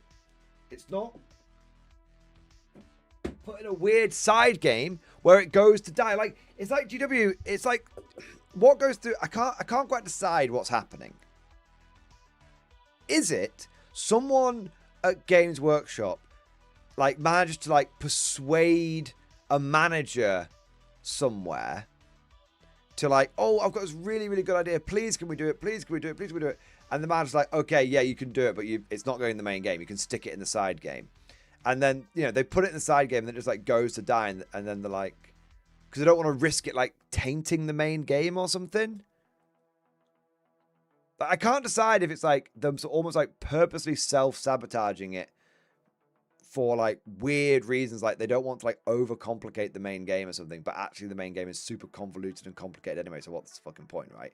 I can't decide if it's that or if it's just like bad management. Like, how many times is Games Workshop going to release one of these like side games which is, you know, these sort of like break off one of these little rules, put it in like a random end of edition bullshit campaign book, and then it dies and they're like, well, see, that's why we don't do this anymore. Do you know what I mean? I don't get it.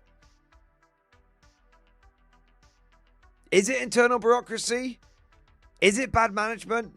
Is it self-sabotaging? Is it simply them going like, well, if we like break this off and put it into this shitty book, it'll be like a selling point. So we'll just basically give them a bunch of like nostalgia bait or cool idea bait, because some of it's like new stuff, right? So here's some nostalgia bait or some cool idea bait, shove it into that side product as a selling point. That way people will actually buy it, and then we don't actually have to bother like worrying about like balancing it or actually writing the rules so they work competently or anything like that. And then once it's sold, job done, don't have to worry about that one anymore. Like how, like with like Darkwater, for example, when they were like, well, we could write this game properly, or, you know, we could just very clearly not playtest it, because if we had playtested it, then immediately it would have become obvious that some of the missions fundamentally don't work. And instead, we have to get shown up by some dude on YouTube, some dude, Old Demon, great channel, check him out, who basically shows after 20 hours of playtesting, you could have fixed all of the main problems in the game.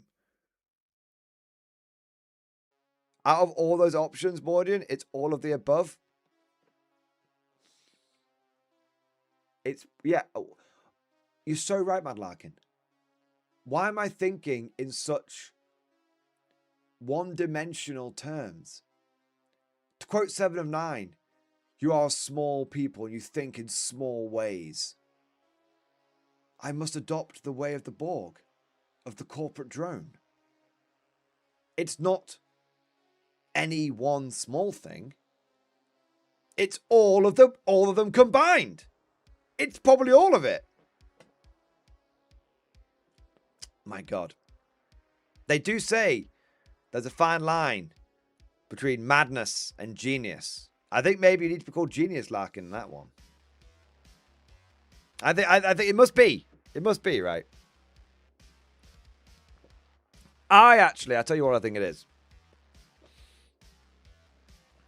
I think there could be one or two things.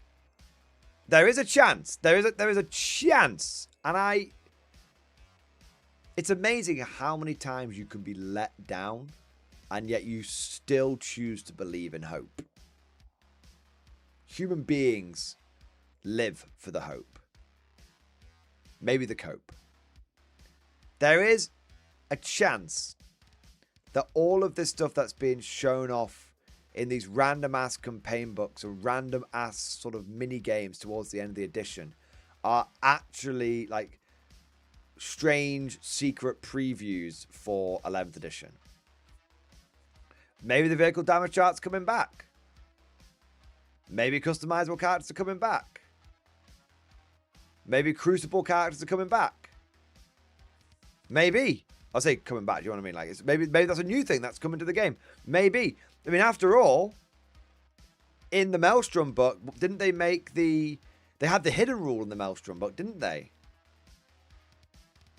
They had the objectives being terrain, I think, in the Maelstrom book as well. So what? There's either it's because all of these things are basically being like pseudo, not like play tested, but like reception tested. Like YouTubers are going to drop these ideas, like, "Ooh, what do you guys think?" And people will go, "Brilliant!" Then they're like, "Okay, that's good. Yeah, this is going to land well with 11th." Or people see it and go, "Bollocks!" And then YouTubers are like, "Well, we know what's coming in the first FAQ." Presuming the books haven't gone to print. However, I was told that, a little bit of goss for you here. I was told that they only gave playtesters a copy of the rules in January, which doesn't give them a lot of time to like playtest and print the book. But who knows? But anyway, maybe that's the way they've done it. And all of these amazing things will come to 11th. And if it does, I will prepare my soft velvety hands for some GW ball washing. You know? Kevin Roundtree, get ready. I'm going to wash them balls. Maybe. Oh no, it's Phil Kelly now. Kev just signs the checks, but Phil Kelly is in the creative team. He's the creative lead now. Get them bollocks ready, Phil. I'm going to see my reflection in them. But my suspicion is that GW has basically used these mechanics to try and nostalgia bait people into buying a bunch of bollocks. I think. Or it's incompetence, or it's bad management. It's a combination of both. It's a combination of both malice and incompetence. It could be. These days, I don't know where GW stands. They're all over the place. Sometimes they release something and it's really good. Sometimes they release something and it's really bad. They're very inconsistent with what they release. In both terms, in terms of rules and in terms of models. But yeah. I just wanted to go off on one for a little bit because I was like, I still do not understand like why they seem to have like broken so many of these things off to like then bring them back in these strange, disparate ways. I mean, there is a bit of a conspiracy theory, and this came up earlier in the stream. Does Games Workshop purposely remove stuff just to bring it back later as more of a selling point? I don't know. I don't know if that's true. Like, there's some like would they remove the, like, for example, let's say they remove the Tactical Marines only to bring them back later on, for example. If they remove the Rhino only to bring back the Primaris Rhino. I could see, okay, on the one hand, I don't know why they would do that, because surely they just give, if they want to sell the kit, just give it a bunch of good rules and then people will just buy it. Like, we all know that. Rules sell models. Like, that's simple. But what if... I think with Games Workshop, maybe they essentially let something wither on the vine, then remove it so that they can replace it with a kit that's more efficient. Like someone was talking today about how they have got, they want to take away a lot of the old models and bring them back so they can bring them back on smaller sprues. Smaller sprues means the machines take, because of the machine you need to make them, the machine takes up less room, so that way they can get more machines into the factory, because that helps solve some of the production bottlenecks they've got. Combine that with the fact that smaller sprues mean smaller boxes, and we know the boxes are actually the most expensive part of the miniatures. It sounds kind of crazy, but it is.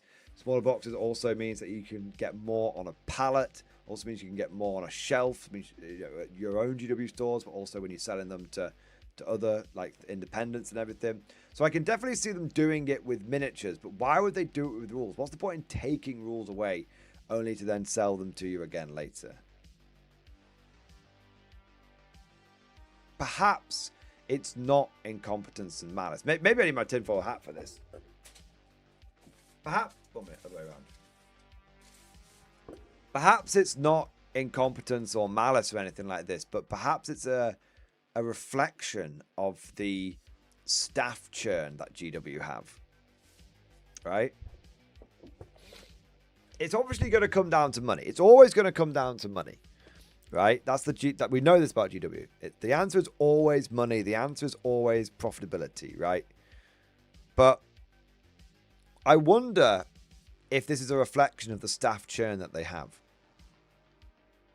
Where someone will work on a project and then it will, and someone will work on a project, they have all the ideas that they want to implement. That'll be the project that happens. Maybe it's like defining an edition or something like that, right?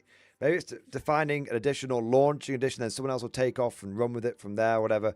But basically someone comes in and they have a bunch of ideas, but then at some point relatively quickly, they leave. So someone else comes in and they have a bunch of ideas, so then their ideas start superseding the other person's ideas, and then they leave, and then someone else comes in, and this keeps happening. Like a good example of this is the guy that designed Spearhead for Age of Sigmar, which was a really, really popular version of the game, left the company like about a year after AOS launched. After AOS 4th edition launched, the success of Spearhead, he left. And he launched one of the best products, and he's still one of the best sort of game systems. And he still left. And that's someone who was successful who ended up leaving GW. Like relatively quickly after that. And the reason he left is because he actually got promoted, he got promoted from being a game designer to being the management of like a game design of like a bunch of game designers. And he said he didn't like it because basically it turns out he actually likes designing games, and he couldn't go. GW wouldn't let him return to his previous position. So then he was like, well, I'm going to leave and start designing my own game and all this kind of stuff. So I don't know, but I do wonder if there's an element of like, maybe, someone comes in and goes, we're going to simplify the game. So they rip a bunch of rules out, and then someone else comes in and goes, we're going to add more depth to the game. So they bring a bunch of rules back. And someone else goes, we're going to a bunch of new rules back. And then someone else comes in and goes, okay, we're going to, we're going to bring back some of the old mechanics because I like some of the old mechanics. Okay, we're going to bring those back. All right, now the game's too complicated, so we're going to like remove a bunch of datasheet bloat, take all that away. All right, now, and then they leave. Then someone goes, okay, well I've got some ideas for new space remodels, so now we're going to design these, and these all get pushed out. So it's like constant, like it's not like it's being done. It's just like a series. It's like a revolving door kind of thing. And so basically it's a series of people who are impressing their vision on a certain aspect of the game, whether that's they want, their vision involves taking stuff away, or their vision involves adding stuff, whether that's new concepts or recycling old concepts, or recycling is kind of a harsh word, but like bringing back some of the older, more nostalgic concepts and everything. And then, but this is constantly happening, and this is why the game feels like it's in a constant state of flux. Yeah, Joseph Wrigley is a great way of putting it. There's no plan, it's just too many cooks. But it's not like there's too many cooks at any one point. It's like there's a revolving door of cooks. Like there's a soup. There's like, yeah, adding and deleting to the eternal soup. Yeah, exactly. Yeah. I don't know. Maybe that's what's happening. Maybe it's just... Maybe that's what's happening, or maybe it's not that complicated. Mike Spades, Mordian in the military, we call this the good idea fairy. The idea is each new leader wants to reinvent the wheel thinking their idea is the best. Yeah, 100%. 100%. Yeah, you see it all the time. See, in the corpo world, you see it all the time. A new manager comes in and they want to make their mark. Yeah. They want to show, like, especially if it's like someone who's been, especially if it's someone who's been brought in externally. They want to be like, they want to prove to the big wigs that they know that there's a reason that they've been brought in. And they're going to do things, they're going to bring a bunch of things from their old company that they've come to, they're going to bring a bunch of those things in.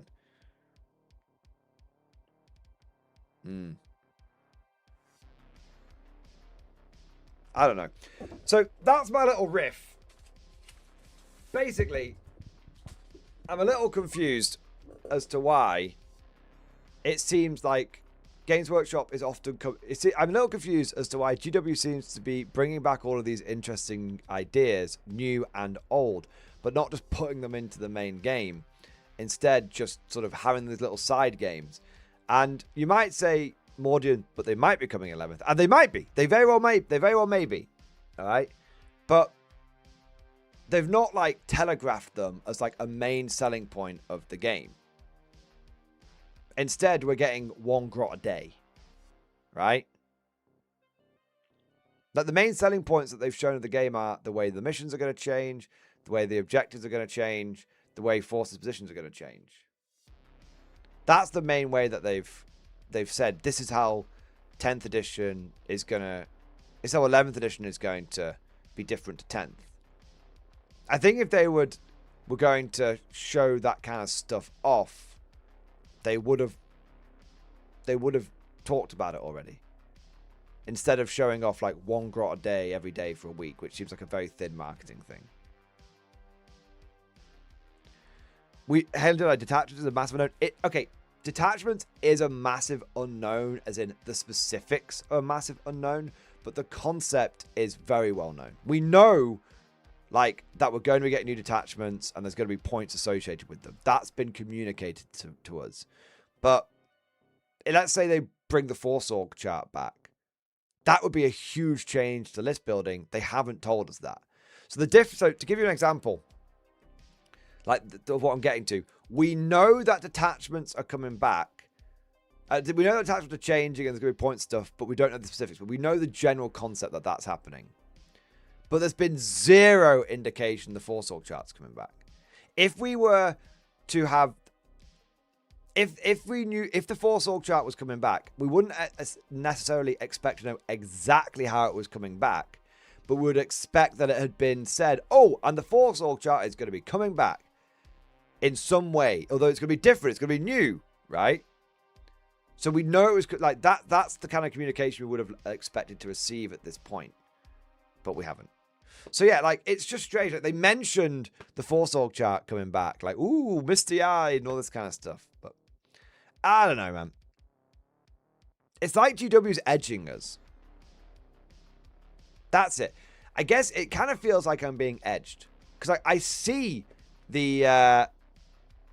I see the vehicle damage chart coming back. And I'm like, oh... But then it's not coming to the main game, so I don't get to blow my load. I see customizable characters coming back. Oh! But then it's not coming to the main game, so I don't get to blow my load. They mention, like, the Force Org chart coming back. I'm like, oh! But it's just a little asterisk at the end of a Warcom article. So it's not coming back to the main game, so I don't get to blow my load. Like, they're edging me.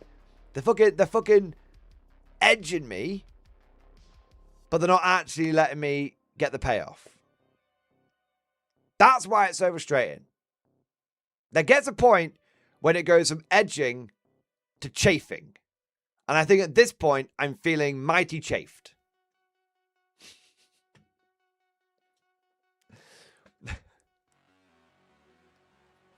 Morning, there's actually a rules chat at GW where they roll a dice to see what happens to rules each edition. Okay, cover rules. I roll a 6 followed by 3 followed by 4. More L-shaped ruins.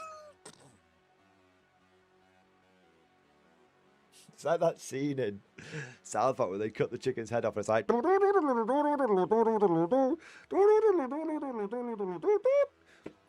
Bet out the banks!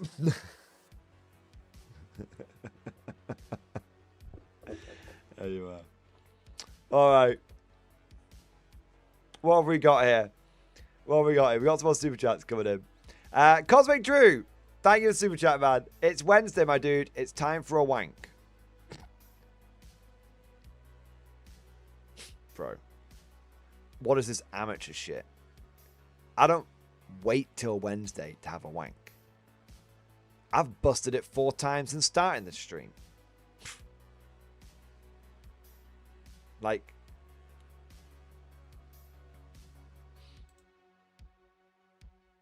that's my secret, Cosmic. I'm always busting.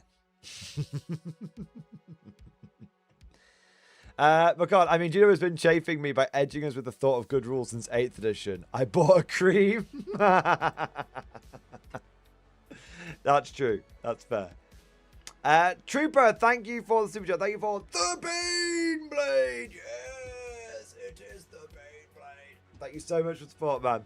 Get the popcorn. New minisodes episode in stream discussion. Oh no, Trooper.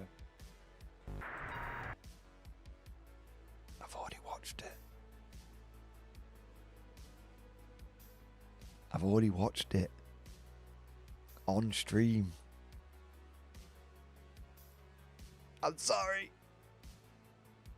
I'm sorry, Trooper. I'm sorry, man. Look, bro, I've already watched it on stream. But the good news is that it's going to be a stream highlight. When? It was this week, man. It might have been Monday.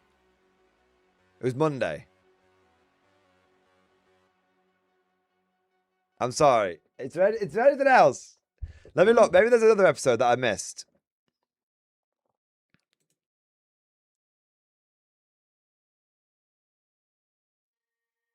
I could look at. There's probably another. There's probably another minisodes episode I could watch.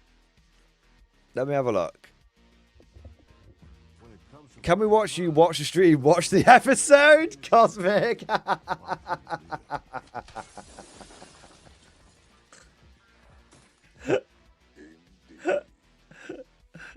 I love it. No, but I'll tell you what I'll do instead. Let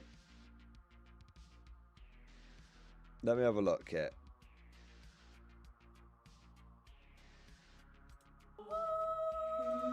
Oh, this might be quite good. Right, I'll tell you what I'll do instead. It's a little shorter, this one. It's minisodes putting together an old White Dwarf freebie back to 1997. There you go.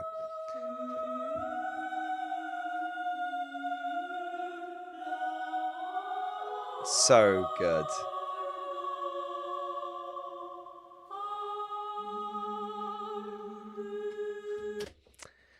Right, I'm just going to say it. Old Warhammer is better than new Warhammer. It's just confirmed, okay? I don't give a fuck. Oh, but the proportions are better. Get bent. Sorry, you're wrong. You just are, right? No one's making these kind of edits for fucking Primaris. Fucking hell.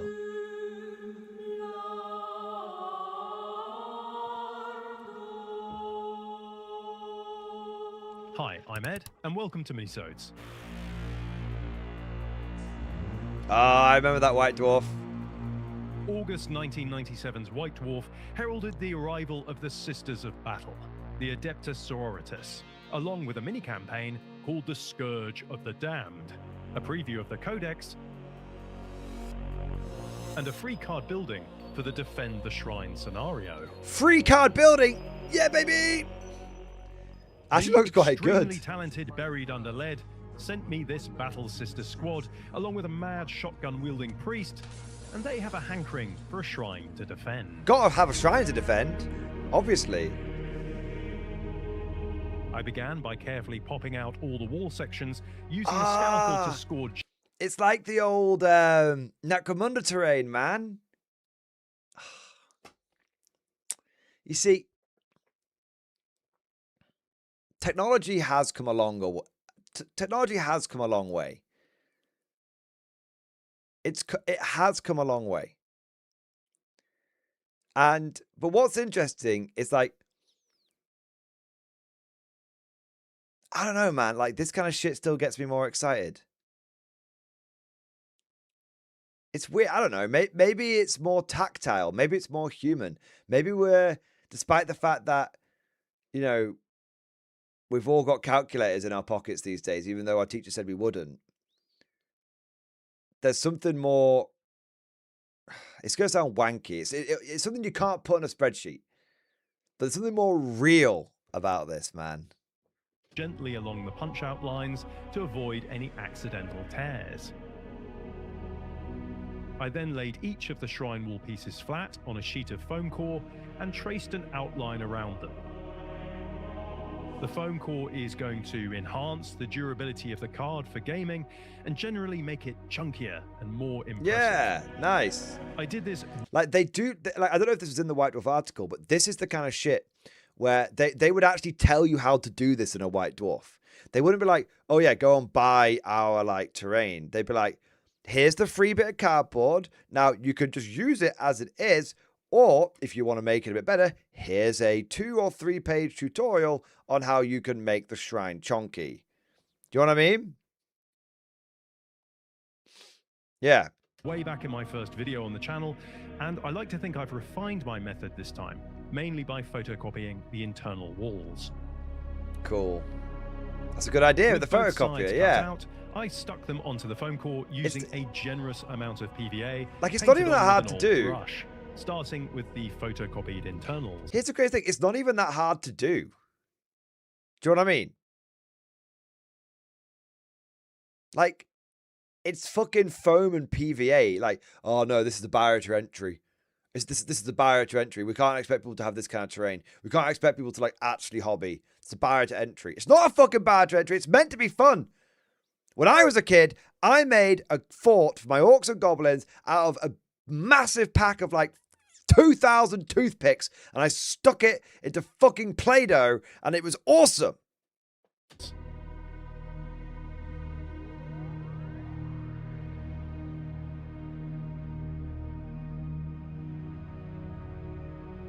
Then the cardstock outward-facing walls. Yes.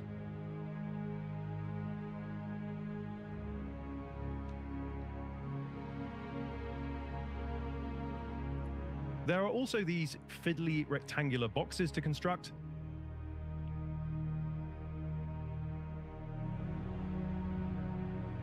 That's kind of cool. I trimmed off any excess foam core around the edges. Very good, very good. Yeah, just be careful. Then, using some cocktail sticks and PVA, Told you. joined the 3 walls of the shrine together. See, that's got to be careful with that though. You don't want it to poke through I the used side. the excess card from the... Do you know what I would do? Like, quick backseat hobbyist here. I'd probably pin them together first and then glue the bits on, because you don't want it to like poke out the side or something and fuck it up. Yeah. Unless maybe drill pilot holes, maybe. Yeah. The punched out windows to cover up the exposed foam core corners. I then glued everything in place on an A4 sized sheet of foam core, fixing it with plenty of PVA.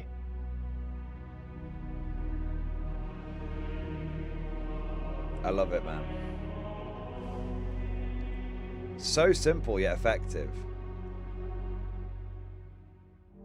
Using some thin cardboard, I sketched out a load of wobbly squares, cut them out, painted on PVA liberally, and began paving the interior of the shrine. That's so cool! Like, here's the thing, right? Two things I want to say. All right? Firstly, this is a great thing for you to do as like an individual. Okay. It's also a really good activity that you could do with like your kids on like a Friday afternoon, or like it's like a, what do you call it? Like a cold, wet, windy, weekend day, typical in Britain, right? And it's like, yeah, kids, right, come on, let's get you off the fucking iPads for 5 fucking seconds. Put your Fortnite down. Okay, like, fine. Like, we're going to do this together. And obviously there's going to be a whole bunch of protests like, oh, but Dad, I want to play Fortnite. No. You can, look, I'll give you your controller back in a moment. I'll give you, like, all this kind of stuff, right? Because tell me how I know this experience, right? Tell me how I know. I'm not imagining, I'm remembering. And then, like, after all of the, the grumbling's been done and everything, you spend the afternoon, and after like 5 minutes, after a few minutes, like, the kid's the one that's like leading the way. You're like, okay, cut this bit out. Okay, all this kind of stuff, right? And then what happens is this becomes like an epic childhood memory of the time that like you and your dad or you and your mum or both, sat down on like a Sunday afternoon and you made something and then what's kind of weird is like this thing comes with you, like not only on the games that you're playing, but this thing also sort of, it comes with you in like in your hobby journey. Like it's a piece of terrain that you always like bust out and you put on the table, when you made the shrine with your dad or your nephew or something like this, right? And it's also like I will never forget, like it's not necessarily a hobbying thing, but although I will never forget the time when in this exact scenario, well, actually it wasn't even a cold day, it was actually quite a warm day. So my dad was a really hard worker. He was always really, really busy. Which obviously when you're a kid, you're like, oh, I miss dad. But when you're an adult, you grow up and you realize like he was providing, like it just makes sense. But what I remember, two really sort of special memories for me is when it was a Sunday. Actually, I've got a few actually good memories of my dad, but I will never forget, like, one day my dad was like, all right, I've got, he wasn't working on like a Sunday afternoon, and we sat down and he helped me paint a bunch of my orcs and goblins. He was like, why don't you paint them on the sprues? Like, because I'd always like built models first. And I was like, I don't know, I always just build them and then paint them. And he was like, well, why don't you try painting them on the sprues and then building them afterwards? And I was like, oh, and I did that a bunch of times, and it was really, and that's my sort of first sort of, I sort of remember that's the first time I even like, I remember exactly where I was in the garden, and like my dad like sort of basically taught me some assemblies, as like he never even, he wasn't even a war gamer.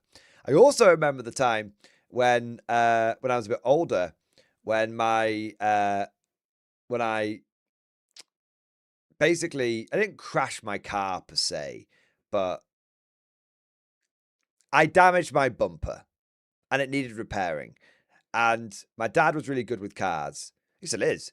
My dad is really good with cars. And so even though my dad was really angry with me for damaging my car, it was actually a really good like bonding moment, because basically we fixed the car together. Like we fixed the bumper together, and we jerry-rigged this thing with like fiberglass and like pop rivets, and it was awesome.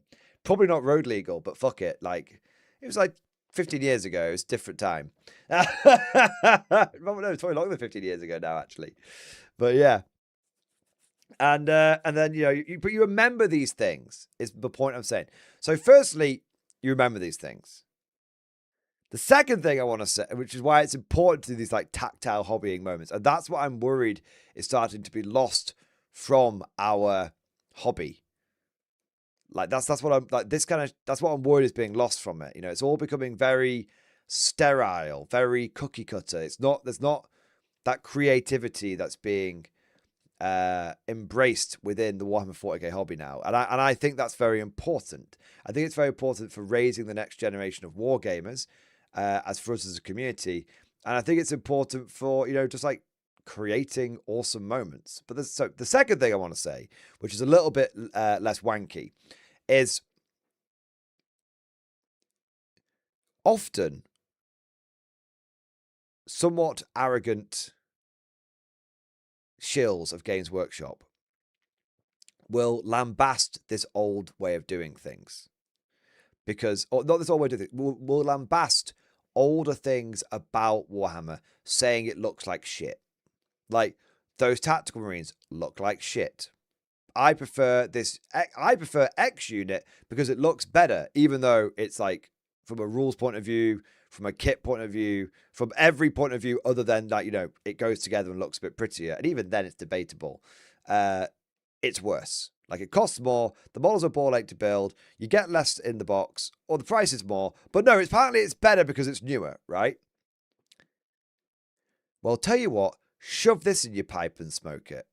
Because this old-ass fucking bit of cardboard terrain looks 1,000 times better than the new terrain that we all have to fucking endure with modern Warhammer, all right? Maybe if we'd had a bit more of this and a bit less of your attitude, we wouldn't be playing on the L-shaped ruins of death.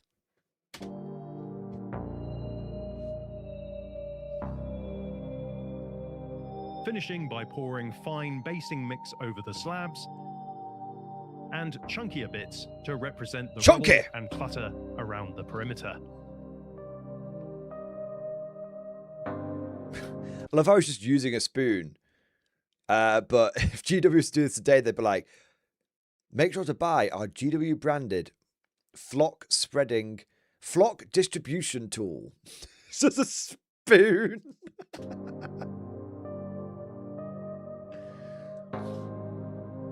After shaking off the excess, I applied a mix of isopropyl alcohol and watered down PVA with a pipette all over the grout and rubble to lock it in place. Nice. The next morning, I carefully painted the floor, rubble, and exposed edges of the ruin with black acrylic paint, taking care not to pull away any of the basing material with my brushstrokes. And not to get it on the paper.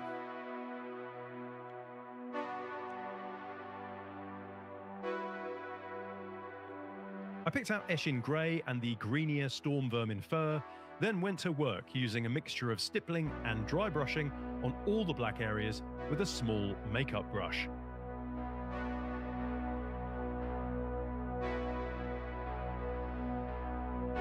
It's not that hard to do. Then finished up with Administratum Grey.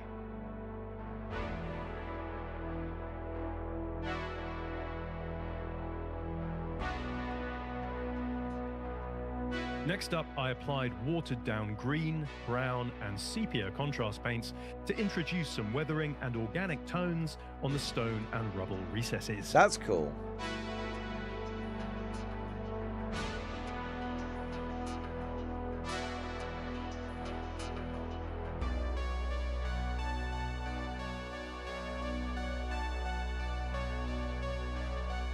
Good old hairdryer. Dry everything nice and quick.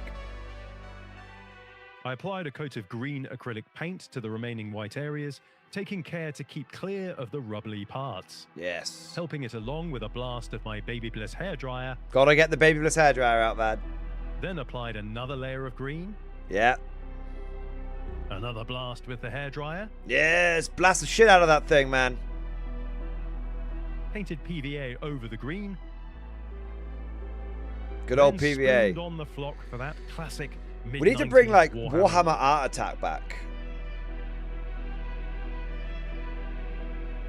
After shaking off the excess, the isopropyl solution made another appearance. Of course. Essential really for keeping terrain as long-lasting as possible. Yeah. Basically varnishing it, right? I couldn't resist supergluing a few tufts from Gamer's Grass about the place. Oh, more tufts the better. And also introduced some moss that had found a home for itself on the ancient ruin. Oh, that's cool. I never even thought about that, man. That's such a cool idea. Yeah, really good idea. A little bit of moss. On the whole, I'm pretty pleased with how this came out. The exposed wall edges are perhaps a little too dark, but I can always come back to those and lighten them up with some Screaming Skull later. Yeah, look at this. Even if it's a little rough in places, right? Even if it's a little rough in places, it's still 1,000 times better than modern terrain. Like, it incomprehensibly better.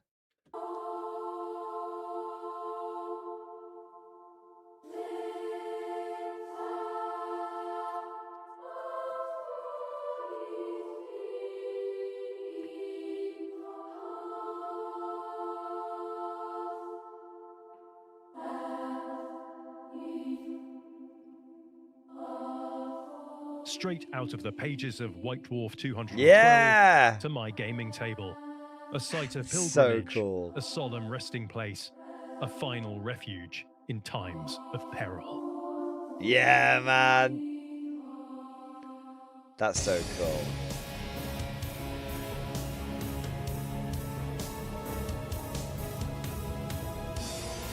Rest assured, this shrine will be featured in an upcoming battle report that will mark the beginning of this year's 2nd edition narrative campaign. Yeah, man. I'm ready, baby.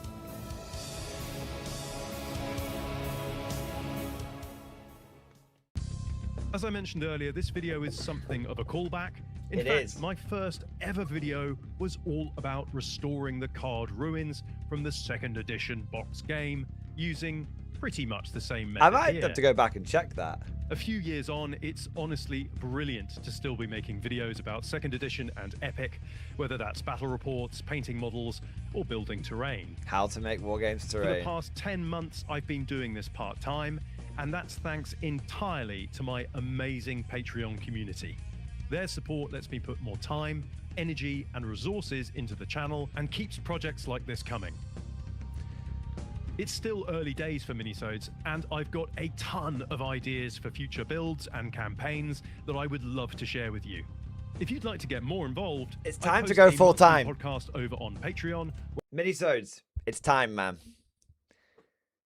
It's time to go full time. It is, right? It is. Think about, like, you've got up to 20k. You've always got 30k subscribers on part time. If you went full time on this shit, bro, I'm telling you. I am telling you. You'd have. If you went full time on this shit, I think that you would be surprised. I mean, dude, if I could go full time, I went full time with 10,000 subscribers, only covering Imperial Guard. I'm pretty certain you could go full time with 30,000 subscribers, covering all of the beauty of Oldhammer. You might be able to expand outside of 2nd edition, still keep the Oldhammer vibes going, but you build your bread and butter on the 2nd edition. But imagine how much you could do with full time, how much content you could make, how many projects you could fulfill, how many ideas, and you don't do it like because it's work. Because like if you give, I'm doing this 4 years on, and all I want to do is make even more and more and more content, explore more game systems. Because if you love your work, it never becomes a chore, right? You just do more of it. I've had 1 day off in 29 days. I've had 1 day off, right? Because I just like Mrs. Boyd has to tell me like you need to like calm the fuck down. I'm like never more, right? Like you could absolutely go full time with Oldhammer. You might need to expand out of 2nd edition a little bit, but but only if you wanted to, right? So cool. Like the more minisodes, the better. I say. I watch every episode this guy puts out. If you put out more episodes, I'd watch more of his videos. It's that simple.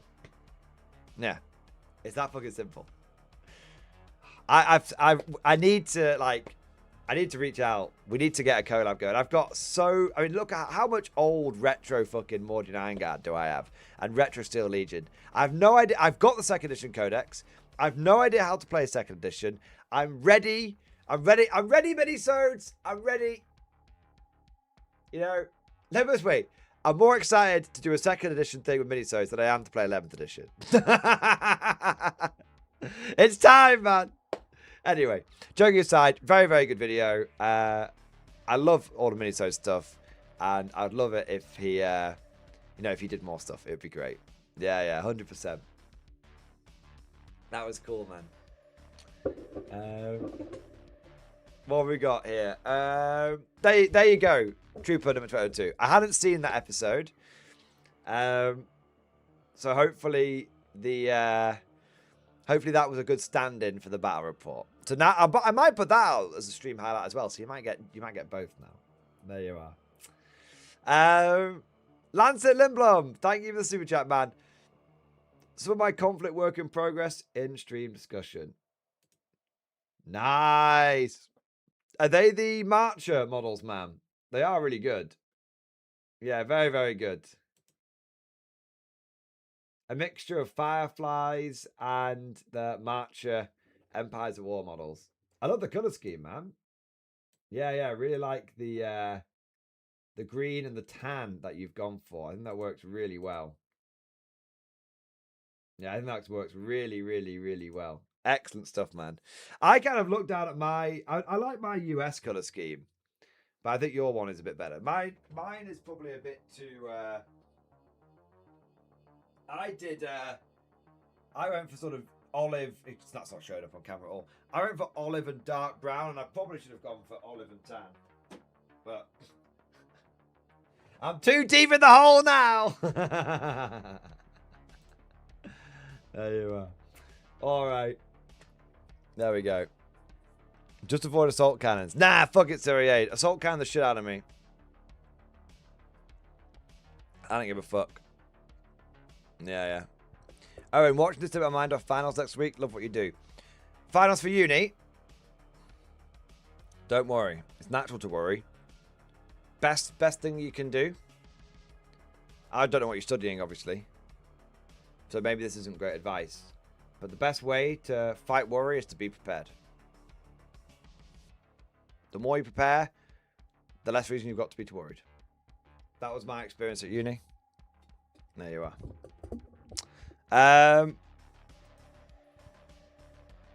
Let's have a look what people are saying. 83 votes. 55% of people say Epic Hail Caesar is cooler than Epic Waterloo. Yeah. I mean, I might get some Epic Hail Caesar. I wonder if Warlord will let me trade in my Epic Waterloo for Epic Hail Caesar. They might do, actually. They might just send me some. I should have asked Jim, hey, Jim, can I just have a bunch of fucking Epic Hail Caesar? It'll probably give me more than I can shake a stick at. Yeah, man. Rome is cool. Yeah, Rome is cool. Oh. I think the...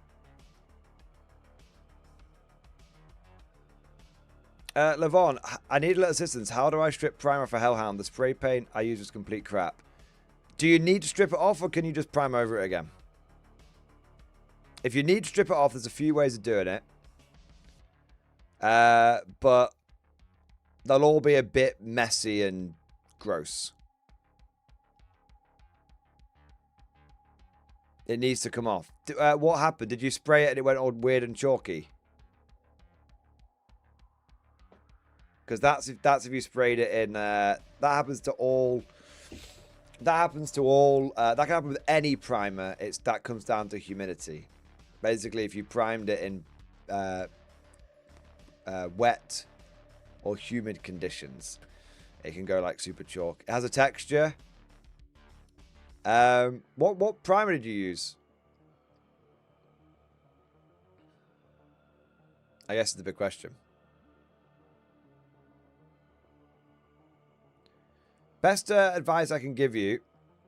Well, okay, firstly, what primer did you use? Secondly, where are you based in the world? Don't need to give me literally the country. You don't need to give me any more than the country. All right? I'm not asking for your fucking postcode or anything like that.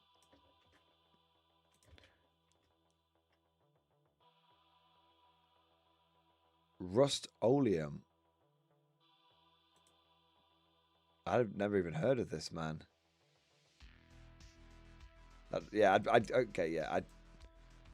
Okay, so you're in America. All right.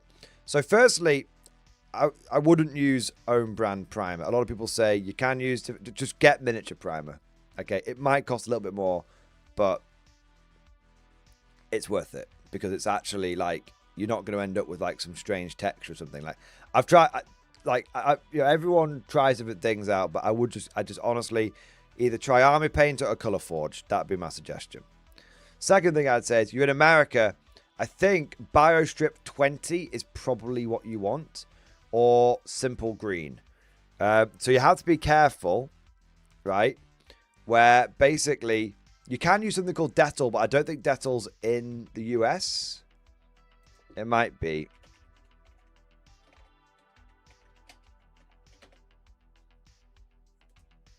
Right.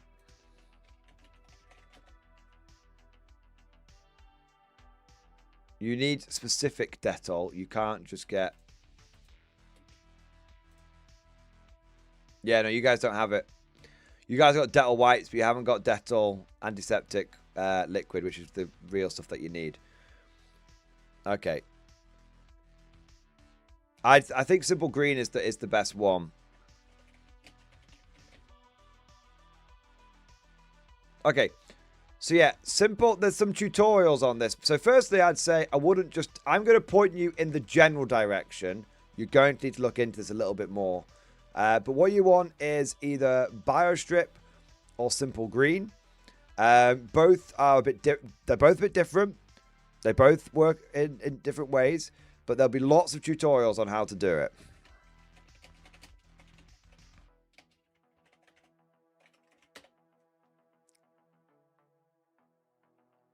Oh, you can also partly use isopropyl alcohol.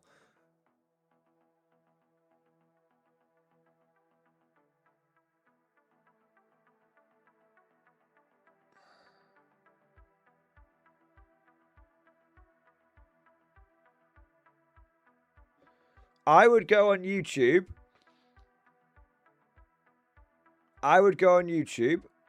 And type in how to strip miniatures of paint. And there are dozens and dozens of tutorials on how to do it. And I would make sure you find one that is relevant for plastic miniatures. It's very important you do not follow a guide for stripping metal miniatures, because the stuff that strips paint off metal miniatures will melt the plastic miniatures. All right? So make sure you get the right one. All right? There you go.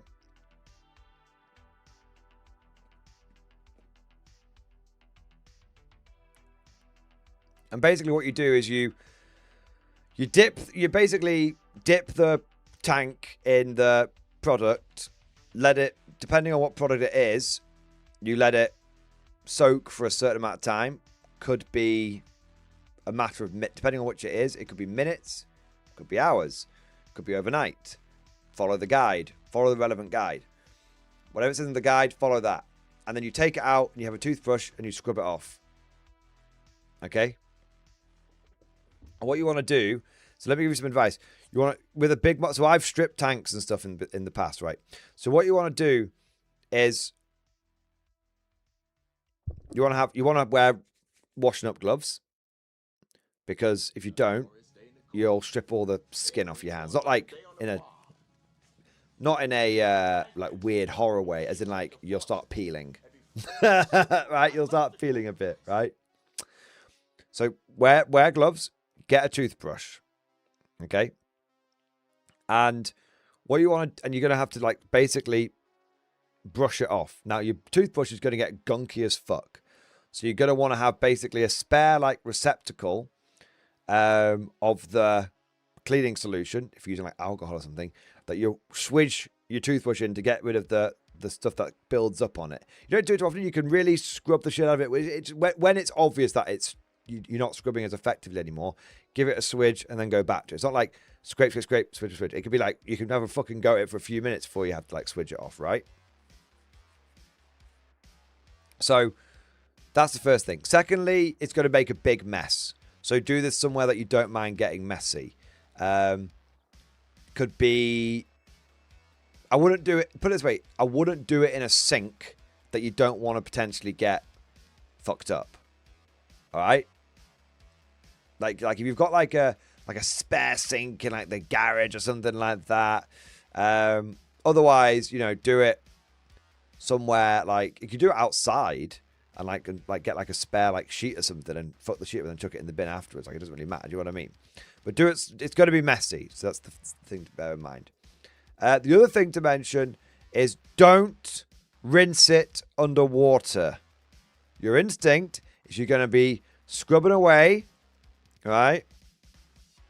And you're going to be like, oh, I'll just wash the rest of this off. If you rinse it underwater, it will become like a strange black tar-like substance. Ask me how I know. Right? Don't rinse it underwater. What you do is you scrub. This is why you have your spare receptacle and you buy a lot of the cleaning thing you're going to use. Scrape it off, swidge it, scrape it off, swidge it, scrape it, swidge it. And then once you're done, you can, once you want to get rid of the excess, maybe it's like foaming up a little bit like it does with Dettol, get some of the spare stuff, pour it over, right? Pour it over to like wash out the other bits. Okay, and once you've done that, you want to let it air dry, or you could even like hair dry it a little bit if you want to. So once it's fully clean, so basically soak it in the fucking solution, scrub it off, swidge it every time your toothbrush is getting a bit fucked up. Keep doing that. You know, do it in a place you don't mind getting messy. Keep doing that until you've got all the paint off. Occasionally rinse it in the stuff to try and, wash away a lot of the excess. Keep going until basically you've got all the paint off, and then give it a quick wash again, literally with the solution stuff, not the water, with not the stuff not the messy stuff, the clean, the fresh stuff that you've been, with it, you know what I mean, like pour it out, whatever you want to call it, and then let it air dry. That's my general advice, but but fucking watch a guide, man. Watch a few guides, and then go with the one that works best for you. Okay. Super clean, simple green. LA is totally awesome. And Dettol, a good plastic paint strippers. Buy a couple of cheap soft bristle toothbrushes and a 5-gallon bucket from a hardware store. There you go. Mad Larkin with some great advice. There you are. All right, hope that helps, man. Ben Harris, thank you for the super chat. Hey, Mordian, thought I'd throw some green away. Hey, appreciate it, man. Fan is able to catch a stream. Quick question. I'm finding that my 40k games are ending by turn 3. Orc player. Yeah, that's just modern 40k, bro. I mean, is it with you losing or with you winning? I'm guessing it's probably with... Well, it could be either way, to be honest. Mostly my opponent's army, but has been mine sometimes. Just wondering if that is normal. What, getting absolutely smashed and tabled and stuff? Your army blown apart by turn 3. Most of my opponent's army, but has been mine sometimes. Just wondering if it's normal. Modern 40k is hyper lethal at the moment. My advice is that you should probably get some... are you playing with standardized terrain, or, like not when I say standardized terrain, like proper terrain layouts? Like following like the GW guides and stuff, or are you just chucking down whatever terrain you've got and having fun with it? Yeah. If you basically play on a relatively open board, 40k, yeah, the armies just blast each other to pieces in a few turns. Yeah, it's kind of the nature of modern 40k, unfortunately. It's very lethal. Most games tend to be over by turn 3, with turn 4 and 5 people just talking it out because it's pretty obvious who's going to win.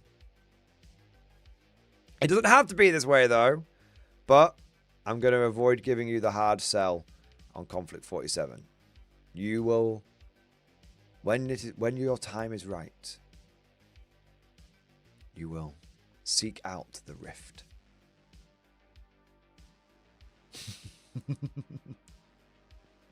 When you are ready, young grasshopper, you will be ready for the rift.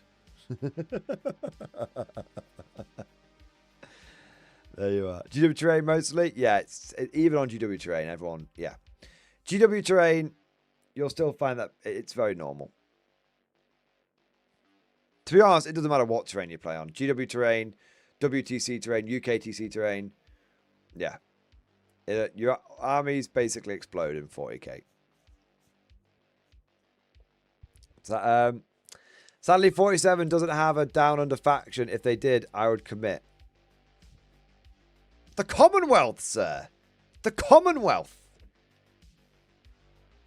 You could, dude, you could absolutely have Australia in the British Commonwealth represents the all of the nations of the empire. It's even mentioned in the law how the British are leading on more and more officers from places like India and Australia and all this kind of stuff. But I'm not, Ben House, I'm not giving you the sell.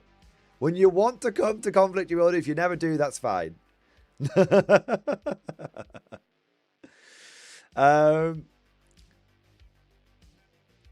you didn't ask me about Conflict, so I'm not going to make it about Conflict. You know what I mean? The Carnophage, I've yet to win a game of K47, but I've not felt like I was steamrolled. Yeah, I mean, the thing with in Conflict 47, when you when you die, even when you lose, there tends to be a lot of like epic moments that happen. Yeah, that's what I found. Like in the last tournament I went to, I lost my first game. But one of the reasons that I lost is a bunch of like Japanese ghost warriors kept teleporting around the board, like ambushing my tanks and my infantry. And eventually I just had to, which really kept putting me on the back foot. And eventually the only way I could deal with them is just to call down just an epic mortar barrage where I fed 4 points of guts through my mortars at the end of one turn, at the beginning of another turn. So they fired like yeah, 8 times or something.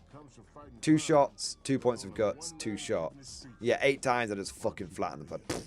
That was the only match to stop them. And I lost because they successfully ambushed enough of me before I died. Before they died. But it was kind of epic how like the infantry were like pushing forward. And like the ghost warriors jumped out and like ambushed them. They were like they're over there, like just like shooting them, and then they'd already teleported away. And then one of the then like roll some armor in. You know, we got to Tesla them out. We got to burn them out. And just as I like roll one of my Tesla Shermans forward, another unit of ghost warriors like sprinted forward, fired some anti-tank launchers, took the Sherman out, and then teleported away. And it's like, oh, they're over there now. Oh my god, they're coming out the walls. They're coming out the goddamn walls. And it's like, I think they're in the forest, sir. All right, call in the barrage. So I lost, but it was very immersive. There you are. Yeah. RTRT sticks foot in the door. The great thing about Konflikt 47 is it do be like that. It do be like that. Mr. Crashmasher, this sounds like me playing 40k guard. I have a whole video coming out about this. But basically, I feel like you can I feel like when I play my National Guard, you know, in basically Imperial Guard themed army in Konflikt 47, it feels more like playing Guard in Konflikt than it does in Warhammer these days. Yeah. I get more of that classic Guard feeling from Konflikt when I take the normal dudes trying to hold off against the horrors of the Rift. I feel like I'm playing the Guard. Right, in modern 40k, I don't get the feeling as much. There's still like a flicker of it, still an element of it, but not as much. Yeah. Conflict. Cosmic Drew, tells about Konflikt 47 and Buster Rift. Look, you guys already know, right? What can I say that I haven't said 1,000 times before? Both in terms of negativity towards 40k and positivity towards Konflikt, right? At this point, you know, you've heard me say nice things about the games 1,000 times. If you're not convinced at this point, you know, but there might be new people that haven't heard it before, but yeah.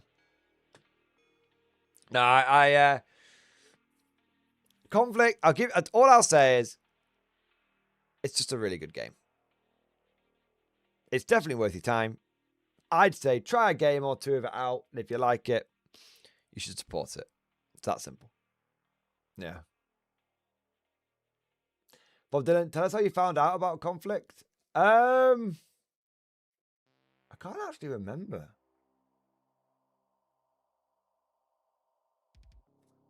I don't think so. I think I reached out to Warlord. I don't think they reached out to me. Do you know what I think it was? I think it was it's probably Tiki, but someone in the community did like a super chat and was like, "Hey, have you seen the lore article?" That was it. I remember what it was. Someone in the community, probably Tiki, did a super chat and a stream and was like, "Have you seen the latest lore article for Konflikt 47 from Warlord Games?" And I was like, no, I haven't seen it. I'll check it out at some point. And then I read it on stream, and like as I was reading it, I was like, what the fuck is this? This sounds amazing. And the lore of it instantly hooked me. Because I'd heard about Konflikt before, but the lore of first edition hadn't really got me. But when I started reading the lore from second edition, how they'd like basically sort of, it was basically sort of a redo. Yeah. I was like, this is a lot better. And I instantly could just sense the difference in the game. Instantly. Got an instinct for these things. I've been playing war games for 22 years. I got an instinct for these things. Well, longer than 22 years. I've been playing war games, played Imperial Guard for 22 years. I've been playing war games for 28 years. I've been playing since I was 5. Yeah. Was it just when they announced that you started to look into it, you were already keeping an eye on Warlord's site all the time because of bolt action? So I was already into bolt action. Yeah, I was already into bolt action. I was already into bolt action. I was already enjoying reading the new, because third edition bolt action had been cooking and been doing really well, and I was already looking into the stuff that was coming out for third edition bolt action. And then, so someone said, check this out. And I was like, oh, yeah, well, it's probably good. It'll be Warlord. Yeah, and then, there you go. Yeah. Because I found a channel in the last, like, 8 months of second edition. Yeah, so I covered a bit of second edition. Well, I covered a lot of second edition, actually, to be fair. Yeah. I've been covering bolt action for fucking ages now, man. I don't know when my first video was actually. Let me have a look.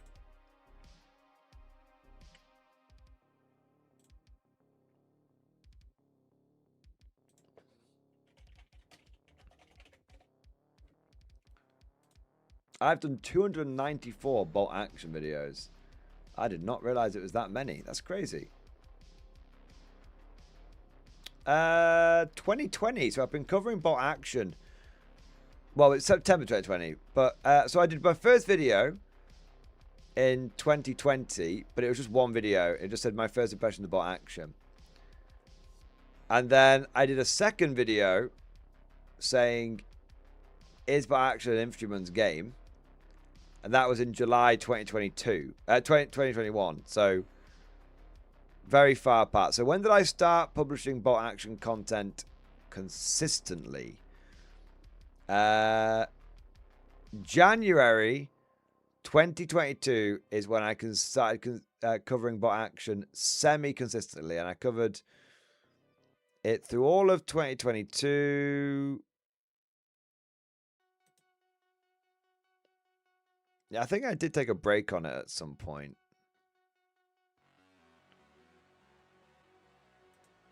Maybe not. All through 2023.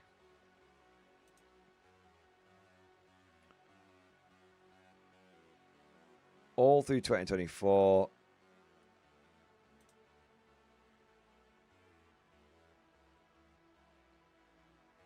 Yeah, really covered it heavily in 2024. 2025. Yeah, so basically the last 4 years. Basically the last 4 years I've been covering it on the channel fairly consistently. What's my most viewed bot action video? My most viewed bot action video was in October 16, 2024, so about 18 months ago. And it was the launch of 3rd edition, and it's the pros and cons for every bot action faction. And it's got 41,000 views. Wow. It's still getting views to this day. It's still getting views to this day. To this day, today it received 85 views. It's pretty good. But remember, only Warhammer content gets views.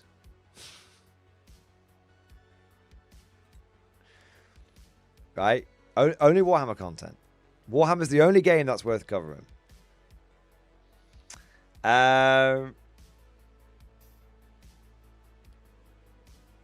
What have we got next?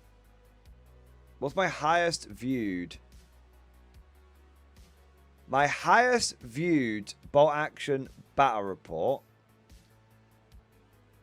has got 32,000 views. I wonder if it gets any views today. A few, not many.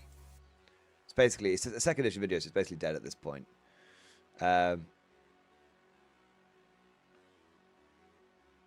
32,000 views on that one, 29,000 views on that one, 27,000 views on that one. I wonder if I've got one that's from, what's my highest viewed 3rd edition video?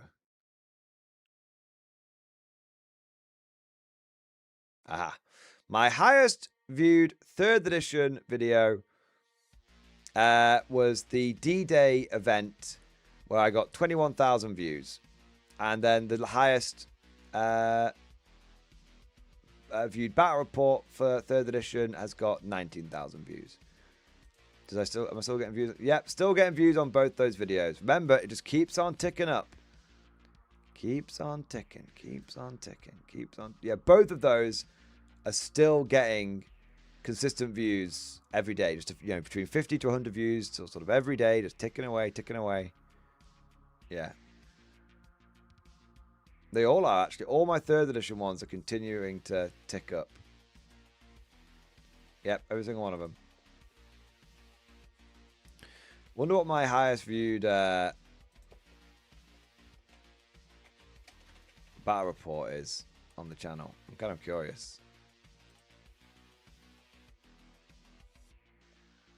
Highest viewed Warhammer 40k. Highest viewed battle report of all time on the channel is Auspex Tactics versus Mordy and Glory. Hot guard on guard action. 65,000 views, which is pretty nice. And then after that, this is very interesting. After that, it's my Old World battle report from a couple of years ago with 27,000 views. And then my 3rd highest is another Old World battle report with 21,000 views. There you go. And then we've got, I wonder if they're still getting views or if they're dead now. They're probably dead now. Yeah, there's like 1 to 10 views on each one coming in each day. Yeah, so they're basically all dead now. So they will get surpassed. They will get surpassed probably by, not the Auspex Tactics one, but they will all get surpassed by bolt action battle reports eventually, because they're all coming up. Because below that, number 4 is a. That's not number 4. Number 5 is a bolt action battle report that's got 19,000 views, and then the 2 40k battle reports above that have got 20,000 views, and then the Old World battle report above that's got 21,000 views. So by the end of the year, that bot action one will probably be will make it to the podium. Yeah. Yeah, and then probably the some of the Konflikt ones are going to make it up there as well soon. Yeah, over time, it'll probably be the all the bot action and Konflikt 47 ones will overtake, because they just constantly get viewed. And they constantly trickle up. Constantly. Yeah. So, it's one of those where it's really interesting. It's so... I know I go on about this all the time. Well, not all the time. Occasionally on stream. But it's so interesting seeing how different content behaves. People often talk about content as, all content behaves the same way. It doesn't. Does not. Different content behaves very differently.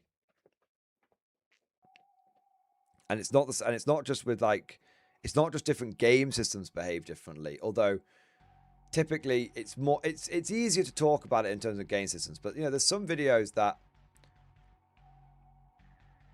like 40k videos, that continue to tick up to this day. But yeah. Gluttony, have you seen the new Blade Battle Box guard with the AFEs and the Rogal Dawn? Would you say it's worth it for a new player to get? Yes, I think it's a very good box. Yeah, you get a Rogal Dawn, a couple of the Hippogriffs, squad of infantry, and a Centaur. I think it's a good box. Yeah. What have we got here? Ben Harris! Ben Harris, thank you for the 5 gifted memberships, baby! Thank you for the support, man. Thank you for the extra 5 gifted memberships, the extra 5 conscripts to hold the line in the name of the Emperor. Amazing, man. Thank you, bro. All right. What have we got here? Are there any games for ships, like large-scale ships, say World War II battleships or capital ships in Star Wars? I mean, you just letting me wash Warlord's balls for free now. Of course Warlord Games is a World War II battleship game. Of course. It's called Victory at Sea. And you can get entire fleets. And you can do the Royal Navy and the Kriegsmarine and the IJN and the US. I don't know if there's any Russian ships, though. Soviet ones. I don't think there was. Did the Soviets do any big sea battles? I don't remember any famous Soviet sea battles for World War II. I'm sure there was some. They've got French, for fuck's sake. You'd think they'd have Russian. But yes. There is a big boat game. Big battleship boat game. There you are. Yes, they lost the Japanese. Wasn't that pre-World War II? I think it was. Or was it pre-World War One? I can't quite remember. It was the Russo-Japanese War, wasn't it? They've got the Italians. Yes. Yeah. So you want? I've thought about getting into this game a few times. Look at that. Beautiful. Big fucking battleships and big fucking carriers. Ooh. You get little planes as well. Swordfish. There you are. Used to mean we're a little bigger. I mean, there is a bigger version, but it's not got capital ships, unfortunately. Oh, they don't even make it anymore. It's now being manufactured by Skytrex. But they used to do Cruel Seas, but that didn't have capital ships. That's got like gunboats and shit. Yeah, so it's not quite the same. It's like PT boats. Yeah. Yeah.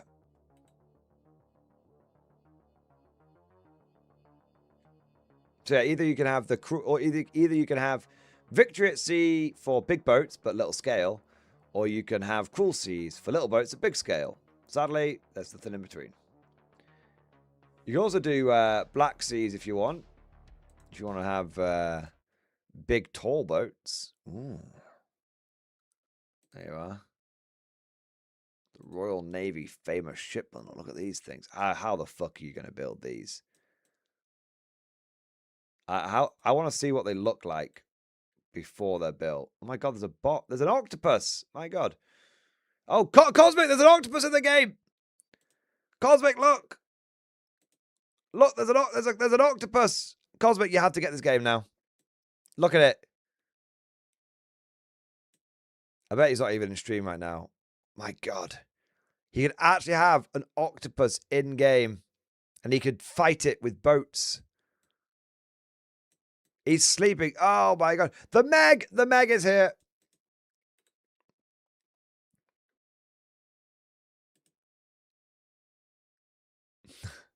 Wake him up. Someone wake him up. Speaking of Black Seas, I should really be playing more Windrose.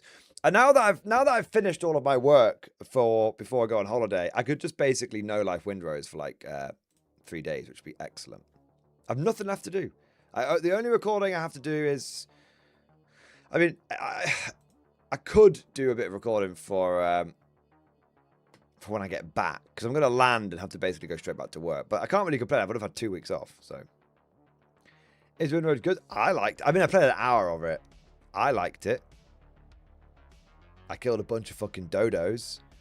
And at night, like a watery zombie turned up, and I stabbed the shit out of him. Then I died to a particularly thorny crab. And made a house. I enjoyed it for the whole hour that I played it. But I'm going to play it more. Yeah. Yeah, I quite enjoyed it. It's very chill. It's quite hard, but I'm not very good at video games, so it might not be very hard for people to know what the fuck they're doing. I haven't got off the island yet. I'm afraid to go in the water. You ever want to see me? If you ever guys want to see me properly shit myself, not an act, properly shit myself, it's when I played the game Stranded Deep, and you wake up on the life raft, and the life raft is getting attacked by a shark, and I actually still get a chill down my spine when I think about it. I supported Stranded Deep in early access. I was like, got it. I haven't played it in years. You should play some Nautica. I have played some Nautica. So I actually completed some Nautica. So I played a bit. So what happened is I played it. Originally, I played it just like freeform mode. I thought I was playing the campaign, but I was just playing like freeform mode. I was playing on Xbox. And then I played a bit of it on stream and really enjoyed it. And then sort of didn't finish off playing it. Played it for like a couple of weeks on stream. A couple of days, 1 day a week for a couple of weeks on stream. Really enjoyed it. And then ended up, George, I think it was last year, having a break at some point, having like a week off or something, and basically like just playing like some Nautica. Really fun. Like I played with some Nautica, the cat just like sitting on my knee. And really, yeah, actually completed the story mode. Really enjoyed that. I've got the second one, Frozen Deep, but people told me it wasn't very good. But I should probably just ignore those people, because I bet it's still good. It's still some Nautica at the end of the day. And now I'm really looking forward to the second one.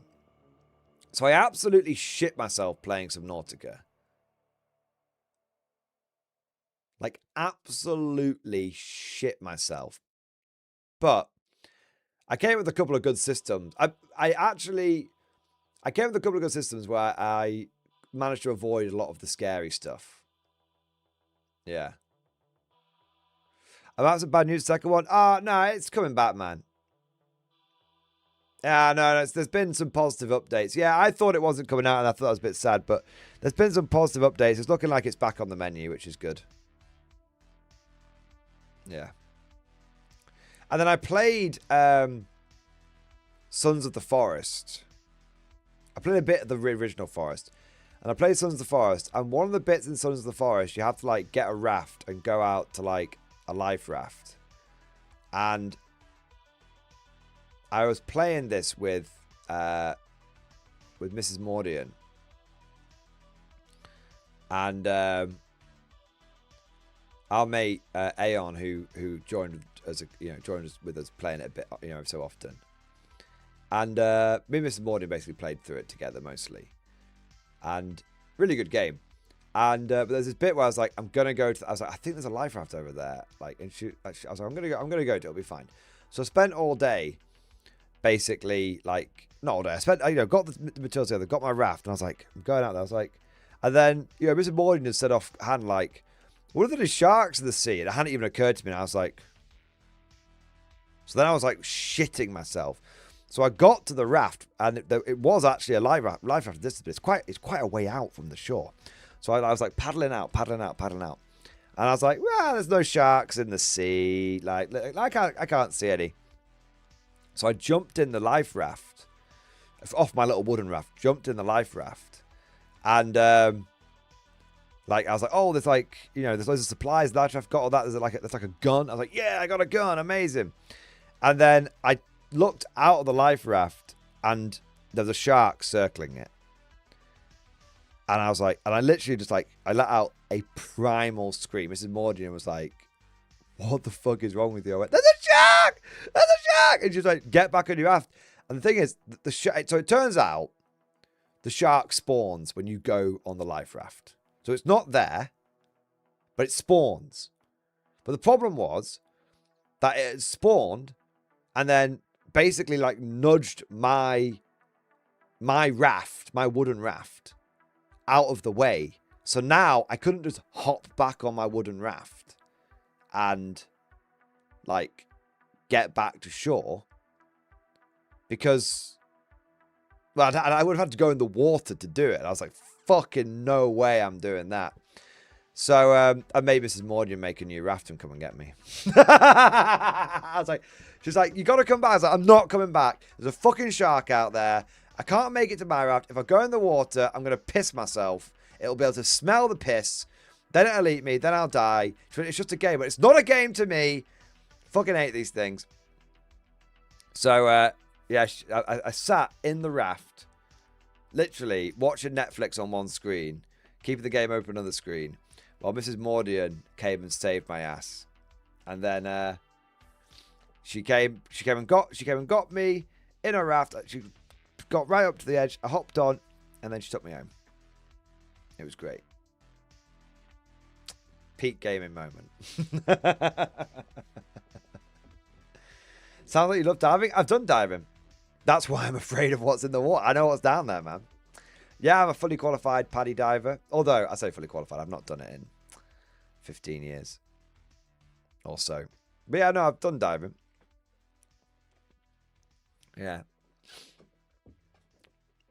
Mum, come get me. I'm scared. I was very scared. I don't like deep water. I never used to. I like swimming. I don't like deep water. Yeah. Just like, if I was meant to, I'm a good swimmer. I like swimming. I got all the badges when I was a kid, but I can pinpoint the exact moment when I stopped liking going in deep water, because I never used to have a problem with it. I never used to have a problem with it. I remember swimming deep in the sea when I was a kid. I never used to have a problem with it. And then, at about,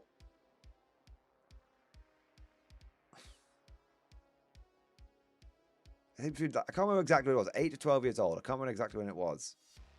Oh, I know exact two things happened in quick succession.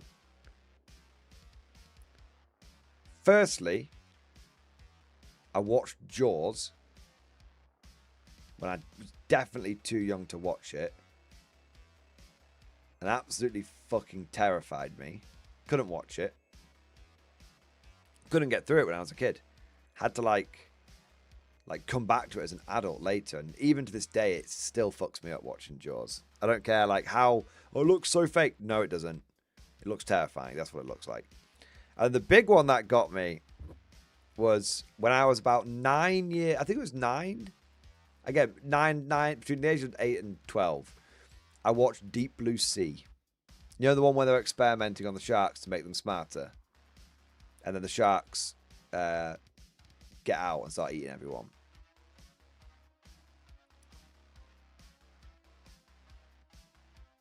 Oh. still remember it.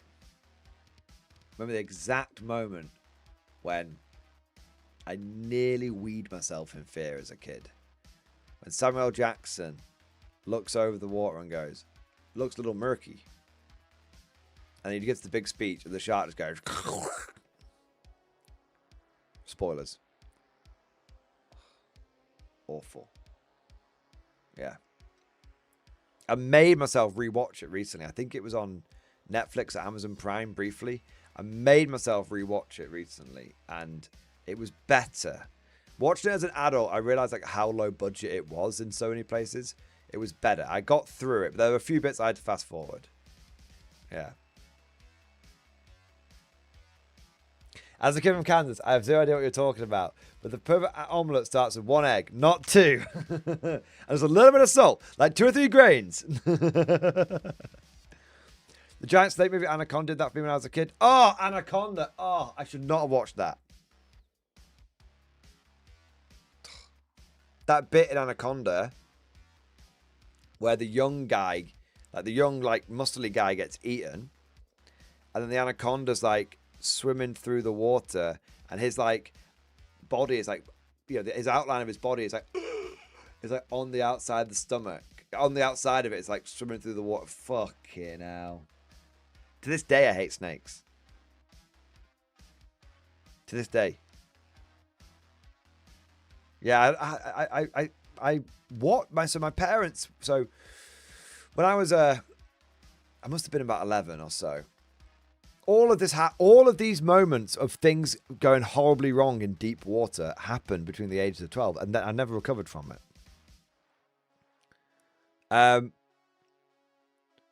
But my parents went out to it was when I was a bit old. My brother babysat me, and by babysat me basically just left me to my own devices whilst he hung out with friends. And I ended up, my parents didn't get home till late, and I ended up staying up. Like we had like 2 TVs in the house, one in the living room, one in my parents' bedroom, and I ended up my brother and his mates were in the living room. And I was, I hung out with them for a bit, but I got bored and sort of wandered off and all that kind of stuff. And I ended up watching Anaconda on the TV in my parents' bedroom, and that's how I ended up getting away with watching it. Because my parents were really, really strict. They wouldn't let me watch anything that wasn't. If it wasn't 15, I didn't get to watch 15s. Didn't get to watch. Well, obviously, being a kid, you find ways, right? Hence why I've watched all these 15 to 18-year-old movies when I was definitely underage, right? But my parents were really strict with it. I remember my dad absolutely lost his, properly lost his shit at one of his mates because he let me and my brother, they let me and my brother watch Gladiator when we were like, I must have been like 5 or 6 years old, yeah, my dad absolutely lost his shit, fell out with him, was like, I've told you, you might let your kid watch that fucking shit, but he'd never swear. He said, you might let your kid watch that, but I've told you I don't let my kids watch that stuff. I've really fell out with his friend, which is fair enough, because he had told his mate, Karl, don't let them watch that film. If they really want to watch it, don't let them watch it. And then the moment my dad, because he was looking, Karl's looking after us, and the moment my dad left, Karl was like, do you want to watch Gladiator? We were like, yeah. Oh, so you watch Gladiator and now you got a hard on for the Roman Empire and Russell Crowe. I mean, who hasn't got a hard on for the Roman Empire? Empire. Yeah. Russell Crowe. Anyway, Cosmic, you missed the octopus, by the way. Yeah. You missed the octopus. Do you want to see it?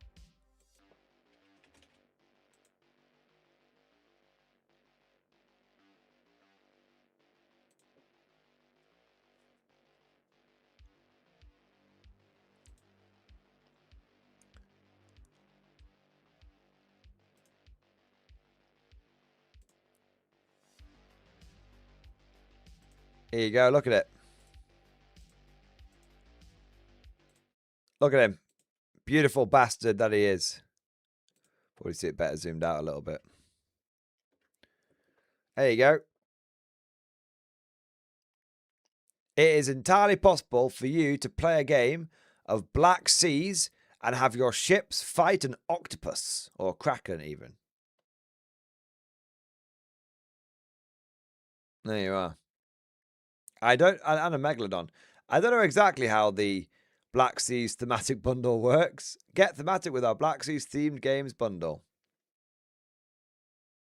There you are.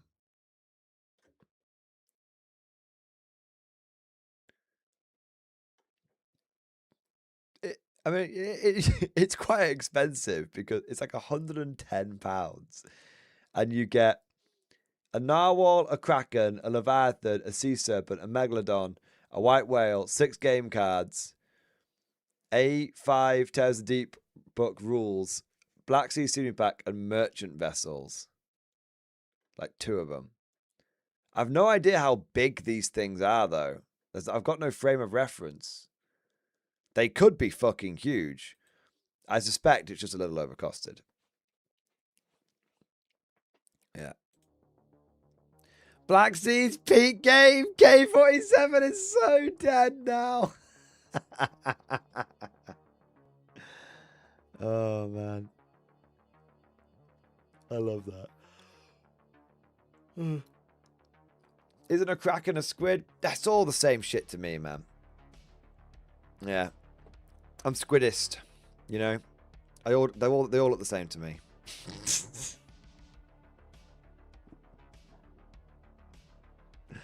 Oh man. Look what I'll take the whole stock. Oh. Great Mordian. He's abandoned K47 for black sails. Don't worry, Mad Larkin.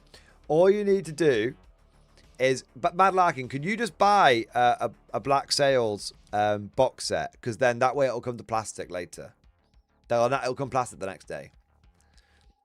Another title to add to collection MG: racist, fascist, gay, and now squidist. I'm just racking these badges up. I'm like a scout with all my badges. There you are. I've also got basket weaving. And go on all my swimming badges as well. Can go on there.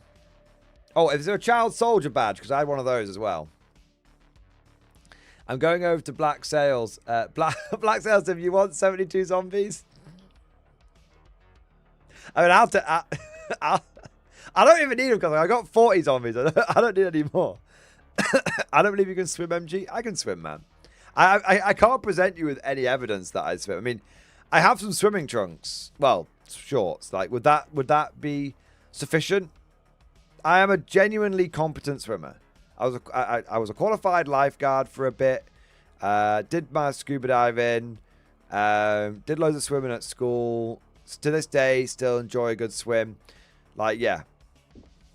Hot tub stream to prove it. I don't think there's much swimming involved in a hot tub stream.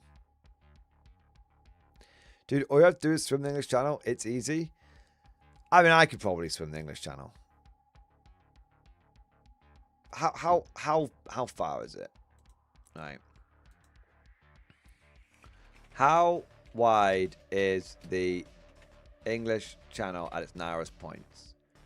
Ooh, no, 21 miles is quite a long way.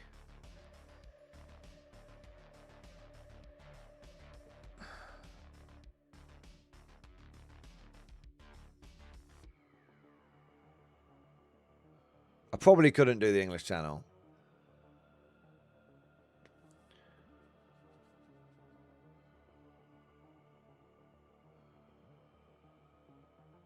"21 miles is quite a long way to swim. With some practice, I could probably do it.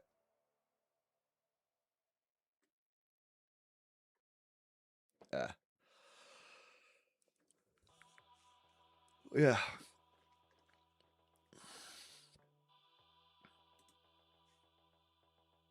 It's the temperature of the water. Nah, you keep moving, you stay warm. There you go. Yeah, but then you end up in France. Well, that is is the problem.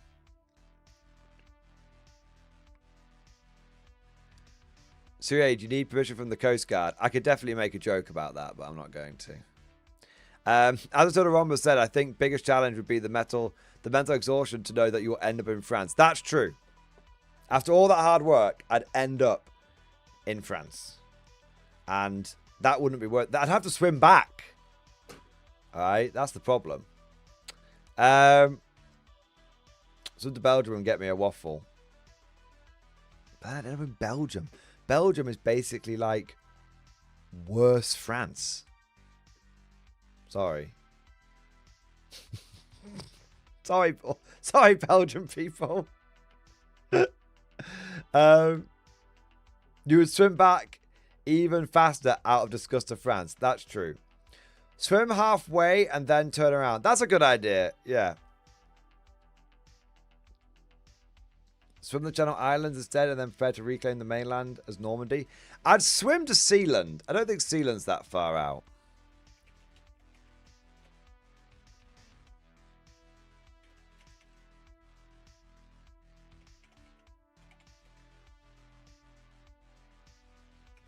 Principality of Sealand.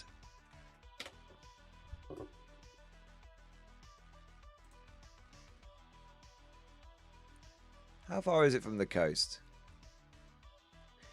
See, I could swim to Sealand. That's only 11 miles. 11 kilometers. Pah! 6 miles. Easily. Easy. I could do that. I could, presuming that I wouldn't get like swept away by some sort of like current or something.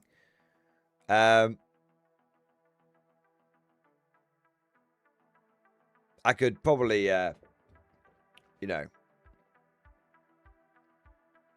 I could probably swim to Sealand. So for those that don't know what Sealand is, the Principality of Sealand is an unrecognized micronation on Her Majesty's Fort Roughs, also known as Rough Towers, an offshore platform in the North Sea. It is situated in the Rough Sands, a sandbar located approximately 11 kilometres from the coast of Suffolk and 30 kilometres from the coast of Essex. Rough Towers is a Morncell sea fort and was built by the British in international waters during World War II. Since 1967, the decommissioned Rough Towers have been occupied and claimed as a sovereign state by the family and associates of Paddy Roy Bates. Bates seized the Rough Towers from a group of pirate radio broadcasters in 1967 with the intention of setting up his own station there. Bates' associates have repelled incursions from vessels from rival pirate radio stations and the UK's Royal Navy using firearms and petrol bombs. In 1997, the United Kingdom extended its territorial waters from its previous 3 nautical miles to 12, which placed the platform in British territory. As of August 2024, Sealand has only one permanent resident. Roy Bates died at the age of 91 on 9th October 2012 after dying of Alzheimer's disease 4 years earlier. His son Michael took over the Offshore Sealand, although he continues to live in Suffolk, where he and his sons were operating a family fishing business called Fruits of the Sea. Joan Bates, Roy Bates' wife, died in Essex, nursing home at 86 in 2016. Legal status, it's not recognised. Who looks after it now? Who is the resident?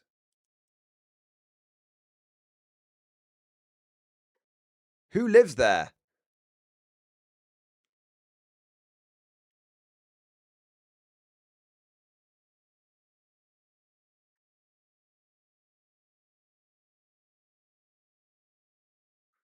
Administrator.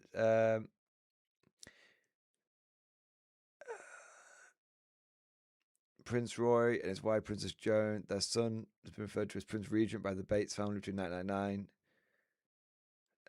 At a Micronations conference hosted by the University of Sunderland in 2004, Sealand was represented by Michael Bates' son James. The facility is now occupied by one or more caretakers representing Michael Bates, who himself resides in Essex. So they don't actually live on it anymore. Some dude... I mean, that's not a very good picture, to be fair. Can we get a better picture? These are all... Aha, there you go. Some dude basically gets paid to just live there.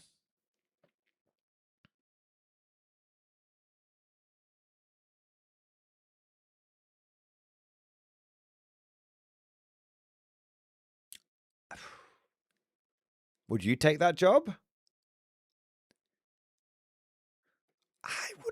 I don't know. I would.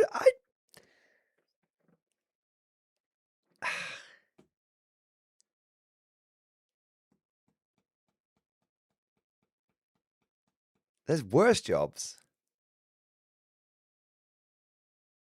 Is there Wi-Fi? That's really the question. If there's internet, look, if there's reasonable internet connection, I'm in. It's got a fucking satellite dish. So strong maybe, Captain. It's just a house, man, on top of... Look. It's literally... Was there a fire? 1 minute.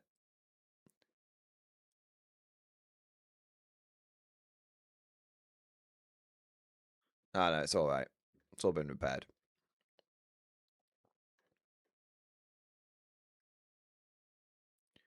Yeah, I mean, it's just a house, man. It's just like a cabin on top of the...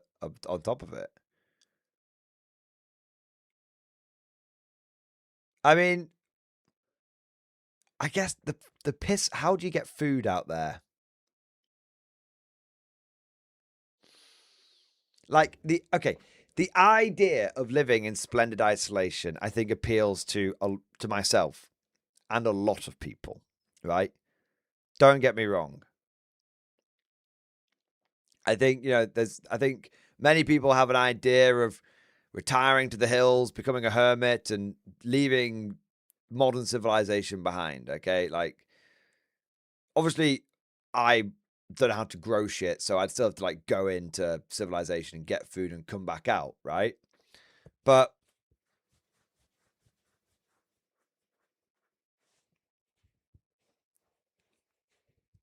like it would be it would be like it would be cool to live like there, but obviously getting food would be a bit of a nightmare, wouldn't it? I mean, how do you get down? I mean, obviously there's this crane thing here, but that's fucking... I don't know if you guys can see it. Let me look at that. If that's how you get up and down, I'm not in. Oh yeah, just get on the fucking swing for a bit.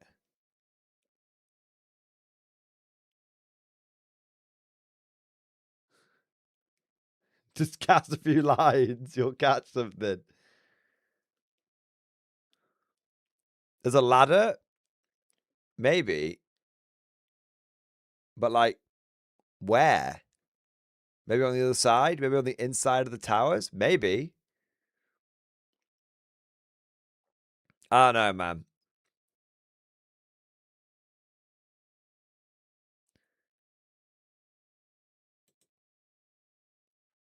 You better tip your DoorDash driver real good for boating you out. Something to eat like a kebab. All the food is underwater. The pylons are hollow? Oh, okay. It might not be so bad then. I feel like it would be... So on the one hand, I feel like it'd be easier to just like live in the countryside in a slightly secluded spot, right? On the other hand, if you live anywhere on land, eventually civilization will come to you. But out there, no one's going to eventually, build a housing estate out there. We should invade Sealand? I mean, why? I'm sure there's other random fucking radio towers and islands you could get, Cosmic. Yeah. You could, I mean, you could invade. See, the problem is, Cosmic, you're not invade. So the issue, Cosmic, is this. Sealand is not recognized as a micronation. As a result, you wouldn't be invading Sealand. You would be invading the United Kingdom. Now, maybe if if America decided to invade the United Kingdom, that you could pull that off, right? But you personally could probably not invade the United Kingdom, Cosmic. Not successfully.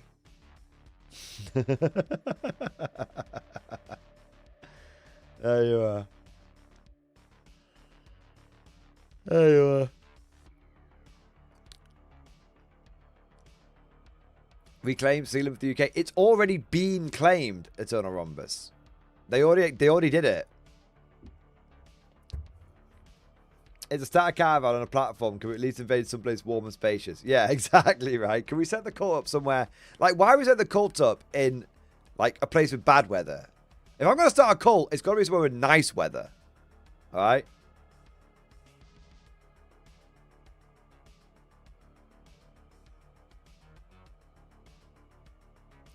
I have a royal claim saying, I am the Baron of Sealand. I am pressing my claim legally.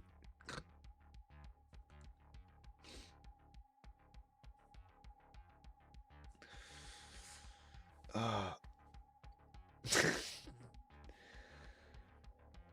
The nice weather places have happy people, less in need of a cult. Where is a good place to start a cult? Let's Google that. Where is a good place to start a cult?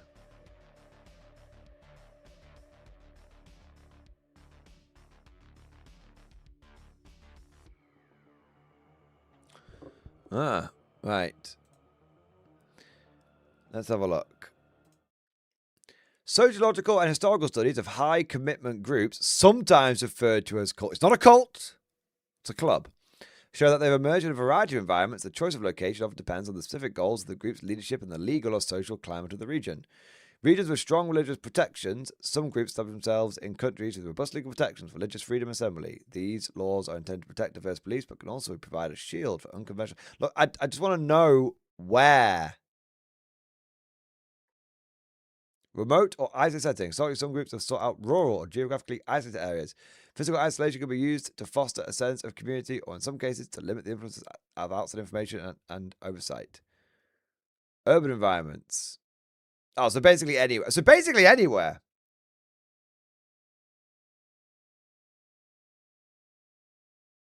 Basically anywhere. Like sometimes rural environments, sometimes urban environments. Okay.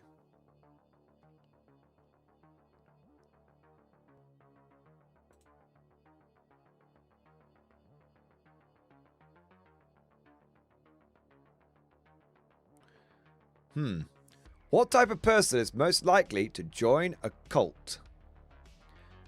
People without a spiritual identity are more likely to get recruited. Also, young adults searching for their own personal identity are more likely to join cults. I'm probably too old to join a cult then. I don't qualify for either one of those, so... yeah. Sorry, I can't start a cult, man. I don't meet the qualifications. Unfortunately. No, we don't join a cult. We start a cult. Oh, I'm old enough to start one. I could start a cult.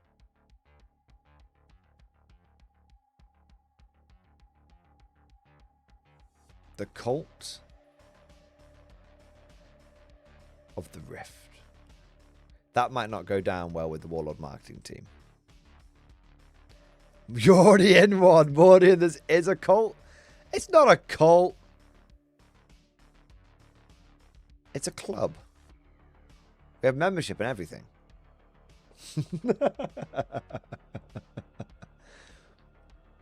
Don't we already have the cult of the 8-armed emperor? We do have the cult of the 8-armed emperor. 8-armed emperor. That is true. It's all coming together.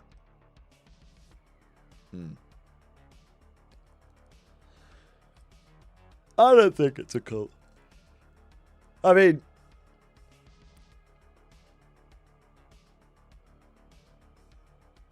no, it's like the army. We can't apply to be infantry anymore, but we can totally be officers. Wait, how old, when is the cutoff for joining the army, actually? What is the maximum age for joining the army? Oh, no. Sorry, Cosmic. They'll still take me. I can join up to 35 and 6 months. So they've still got, like, 2 years.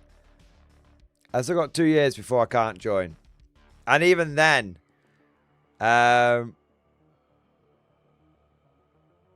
I can still join as a reserve soldier up until 42 and years and 6 months. But I can't join as an officer. So regular officers have to be 28 years and 11 months or younger. Reserve officers, I can be 48 years and 11 months. So I got loads of fucking time, man. If I want to be a specialist role, such as a chaplain, I can join up to the age of 49. Cult. I could recruit, I could indoctrinate the army into the ways of the 8-armed emperor. There you are.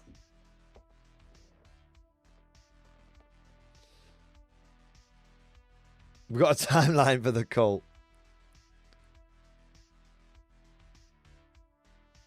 Right, what about the US Army? When will they take you? In the United States, they'll take you up until the age of 42. No questions asked, apparently. Oh, sorry. Air Force is 42. Army is 35. Coast Guard is 41. Marine Corps is 28. Yeah, no old fogies in the Marine Corps. Space Force, 42. Fuck yeah. There we go.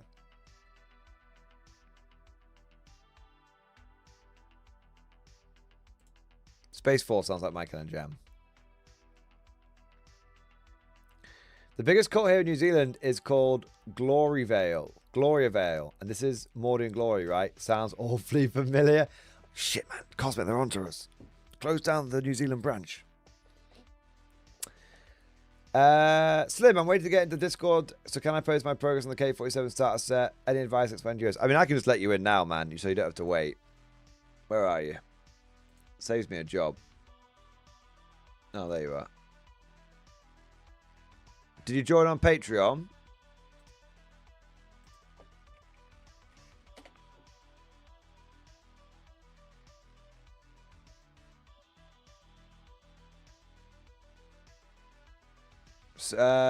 First name? You don't have to give out your last name. Don't worry, I'm not trying to get you to give your full name out on stream.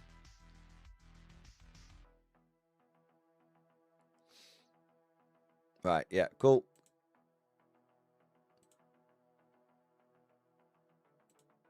Wait a second. So I've let you in, but before you go gallivanting around the server, wait a second.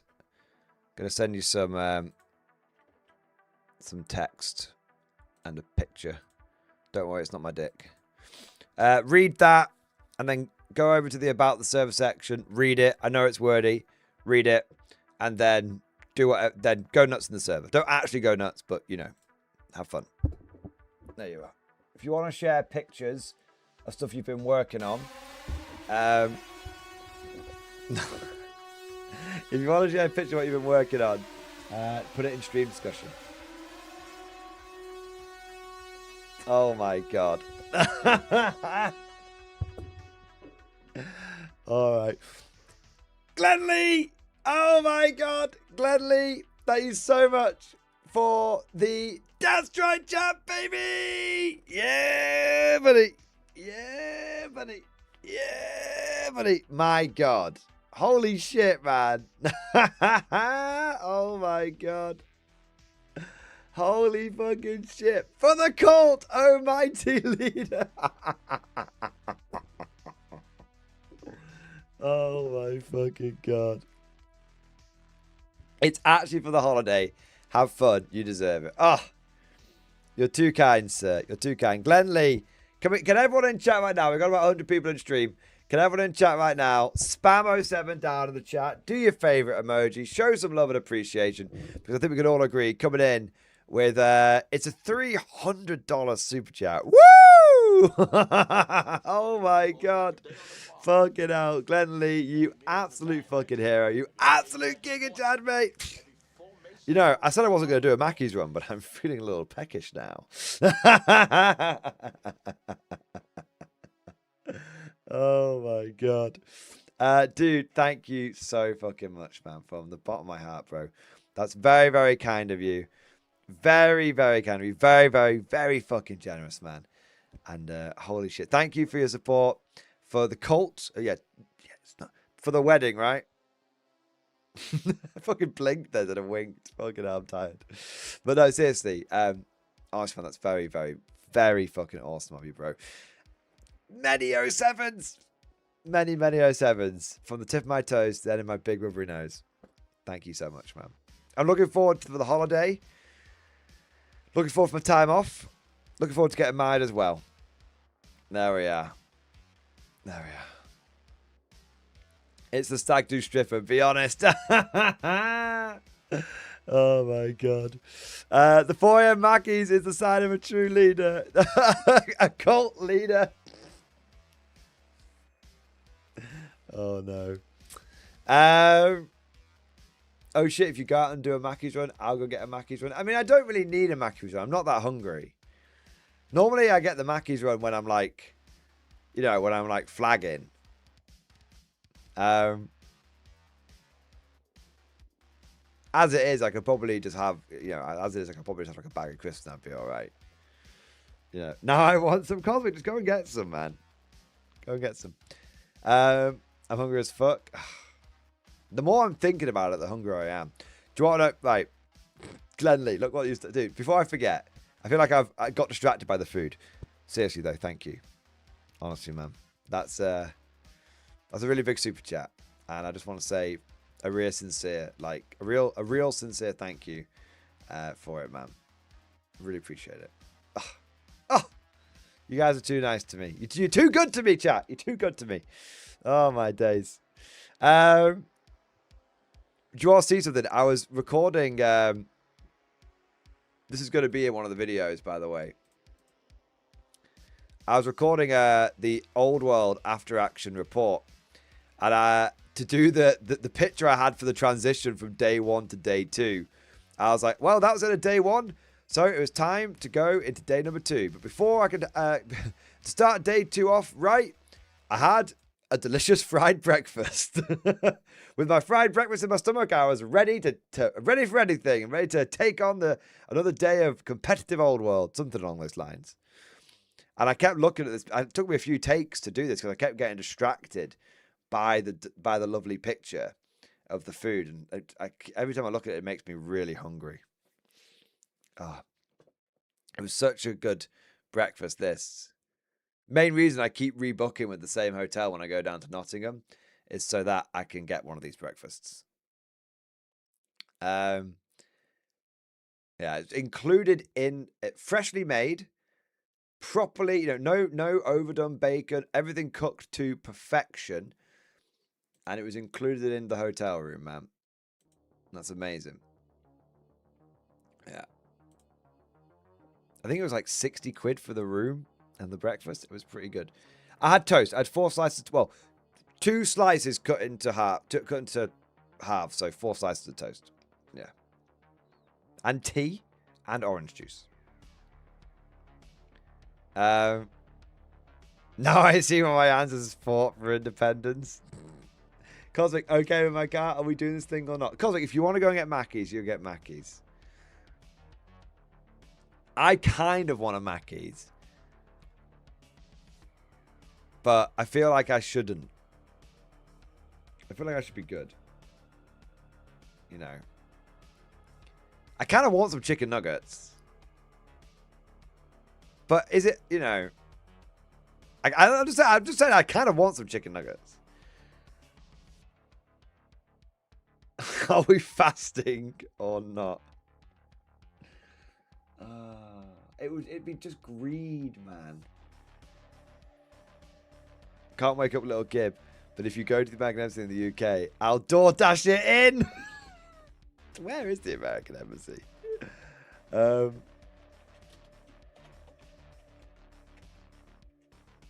It's in London. It's a bit far away. Oh, it's a nice building though. Shit, you guys have got a good one. You got a nice embassy.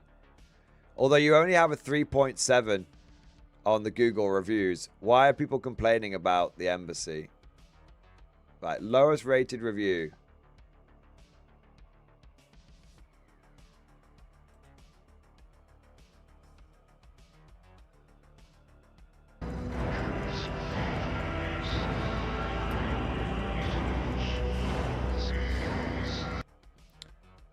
The reason why everyone's complaining is because they got their visas rejected. Okay, that's fair enough. That's a valid reason to complain. You know, if you really wanted a visa and you didn't get one, yeah. What do we got here? Jenny Bratz, thank you, super chat, man. For the Colt stretch goal.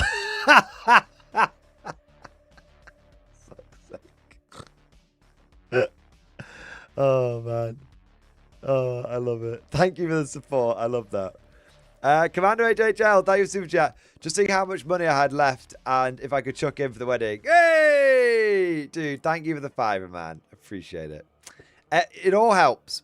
It all helps. You know, we've, you know, Mrs. Morgan and I have basically, you know, completely, you know, because we're eloping, you know, we've completely sort of self-funded the wedding and the holiday / honeymoon and all that kind of stuff. So it does, and obviously, you know, we've gone all out because it's, you only get married once, and you know, we've gone for it. We've gone all out to try and make it a bit special. So all of you support it. Like I didn't mention it to get any support, to be clear, but just to say I am very grateful to all of you because I mean, I'm very grateful firstly for all the support you guys are showing now, but also I'm very grateful because I've only been able to, you know, get married and afford the wedding and all that kind of stuff because of the support that I've had from the super chats and everything on this live stream, on these live streams. Well, for the last 4 years as well.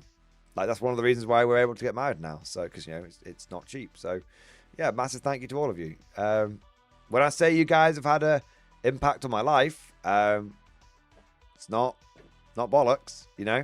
It's true.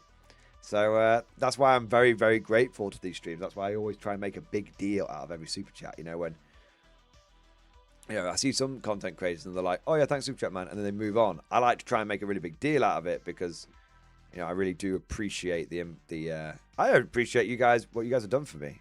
I couldn't have done it without you. Yeah. Slim Jimples, thank you for the Bean Blade chat. Thank you for the super chat, bro. Congrats on getting married. That's exciting. Here's a towards the honeymoon fun. Wishing you all the best. Also update. Dude, thank you so much, man. That's very, very kind of you. Let's take a look at what you've been working on, man. Hey! It's time to bust a rift. Dude, you've done a great job, man. You've done a really good job. I think you've absolutely nailed the color scheme on those fireflies, man. I love the camo pattern on the linebacker. The brown and the black, giving it that sort of like Cold War sort of era like camo is awesome. I love that. So good.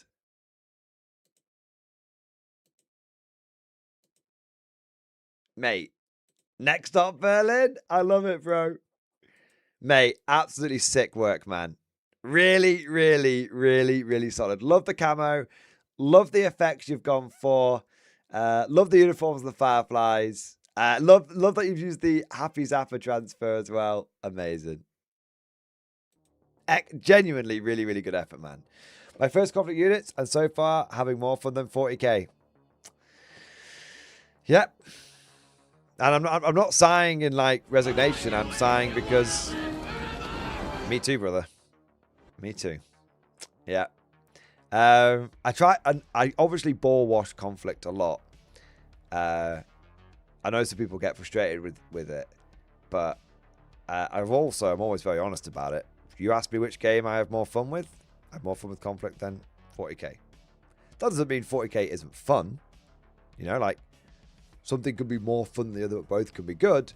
But I objectively have more fun in conflict while still, you know, pretty much, you know, relatively enjoying 40k. Yeah. There you go. Amazing, Slim. We've also got Commander HHL. Commander HHL, thank you for the 6 gifted memberships, baby. Yeah, buddy. Yeah, buddy. Yeah, buddy. Dude, thank you for all the support, man. You're smashing it, bro. Thank you for going above and beyond the Call of Duty. Thank you for the extra 6 conscripts to hold the line in the name of the Emperor. And we've got Harvard Stream. Harvard Stream, thank you for the super chat, man. Congratulations, brother. Finally, Boreal's disses mentioning your wife are accurate.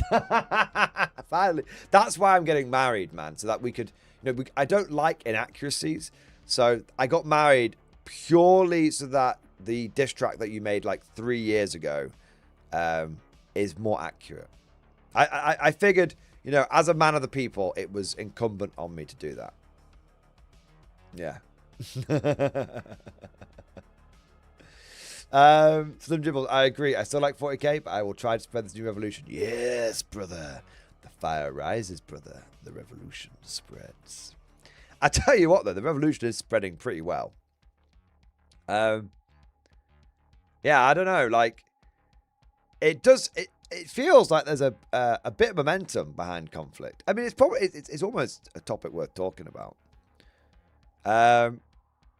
Yeah. It is. It's just a stream topic. I don't need to make a highlight out of it or anything. I'm just saying, like, it's. I'm quite hungry now. Fucking hell, I think I'm going to do a Mackey's run. Fuck's sake, Cosmic. I'm blaming you. You put the thought in my head. I'm thinking about food now, and now my tummy's hungry.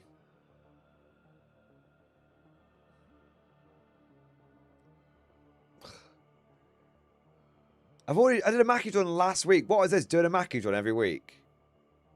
Yeah. How at Mackey's right now? I just paid. All right. I'm going to say thank you to Halen Jedi. Okay, I tell you what I'm going to do. I'm going to say thank you to Halen Jedi. Stay strong, get fat on holiday. Glenlee, technically I'm on holiday today. Like, I finished my last bit of recording. I don't really count streaming as working because I just enjoy... I mean, to be fair, I don't really count any of my work as, like, working because I enjoy it so much. But the recording process has been quite grueling the last month. So it has been tiring, to say the least. But I've finished all my recording now. So I'm kind of, like... I'm on holiday from today onwards, essentially. I'm just streaming the last 3. I've managed to do it, a bit early. Get all my recording done a bit earlier than expected. Yeah. So don't worry. I'm on holiday now. I can get fat from now on. Yeah.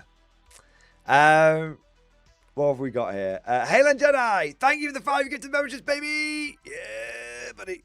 Yeah, buddy. Yeah, buddy. Oh. There we go. Thank you for the 5 conscripts, bro. Thank you for your support. Thank you for being an absolute giga chad, mate. Amazing. Slim Jimples. It's tough to find a lot of groups here in the US where I am, but a lot of the 40k people are interested.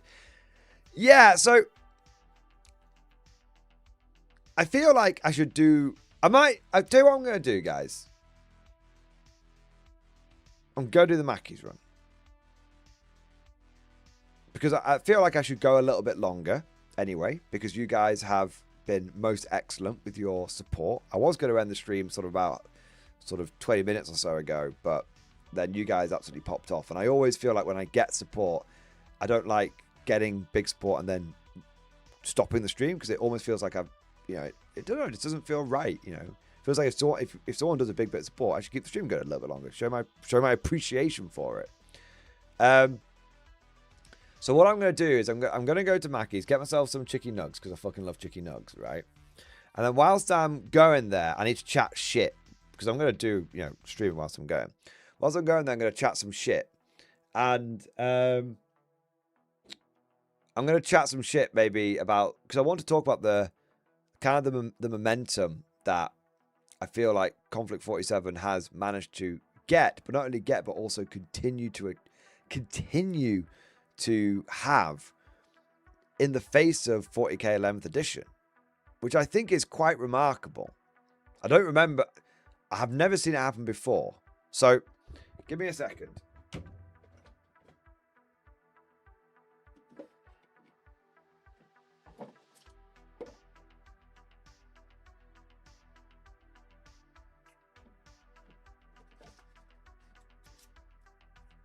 have a bunch of Where is it?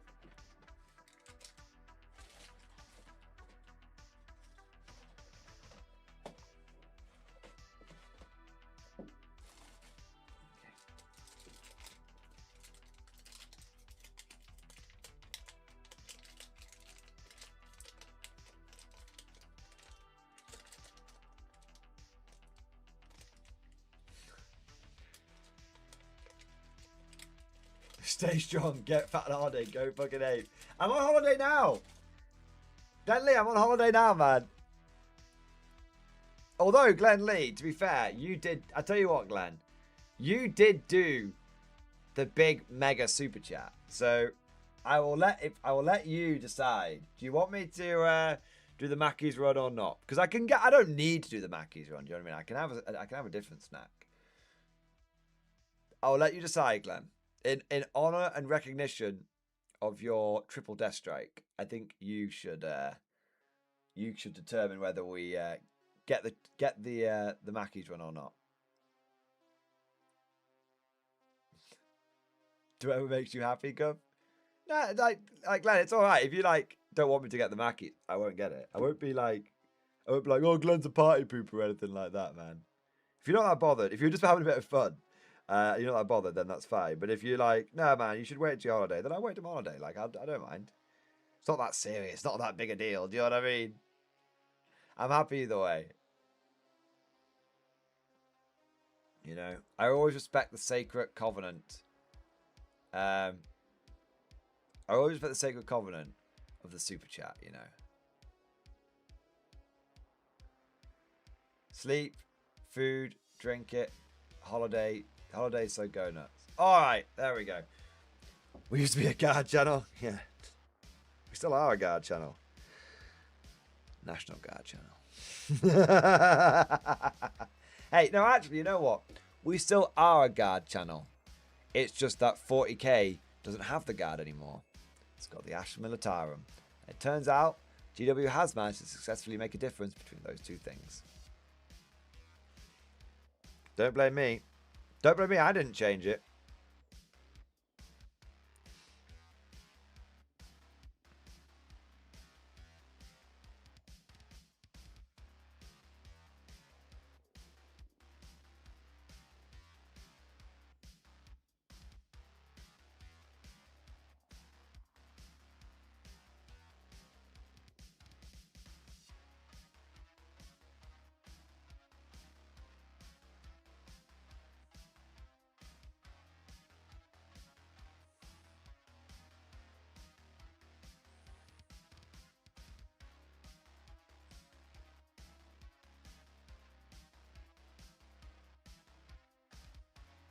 All right.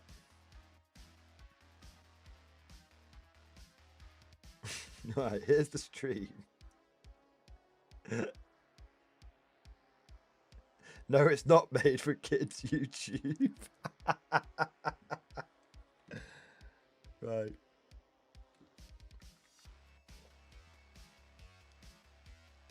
Right, okay. So, let me put a link in chat for you all.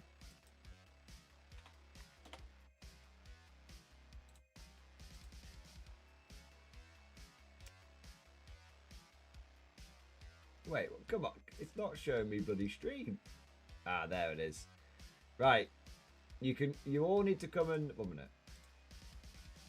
You all need to come and join my I'm Getting Fat as Fuck Boy Mackey's Runtime stream.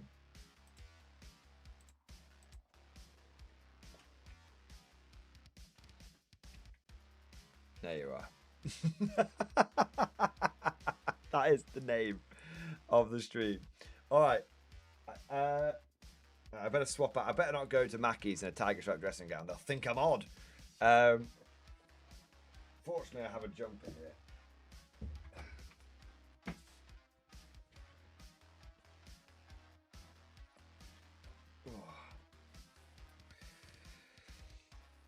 Oh, it's a bit smelly. It's been lying on the floor for a few days. Fucking hell, it's a bit pongo. Oh well. There you are. All right, let's go. I'll be back in a moment.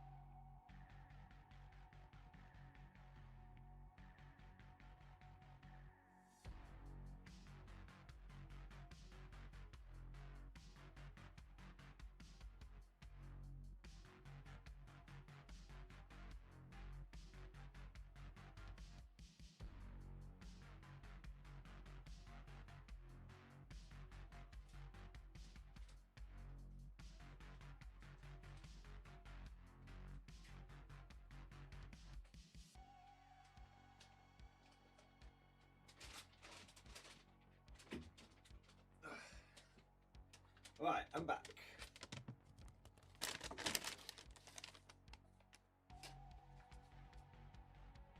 Where's this one? I think I closed the stream accidentally. Sorry. How do I actually end it? There we go.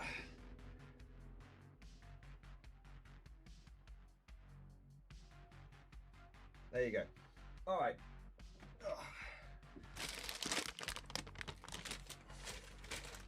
So as I was saying, I think 10th edition is going to be amazing. I think 11th edition is going to be amazing. Best edition yet. All right.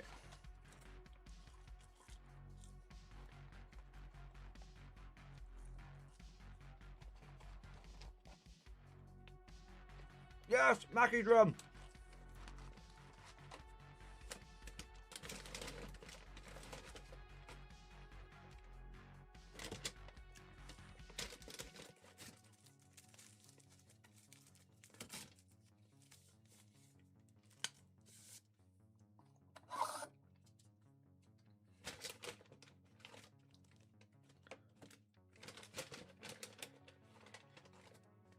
I got 20 chicken nuggets and some fries.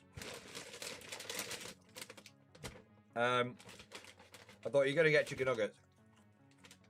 You might as well get a lot of chicken nuggets. Also, I'm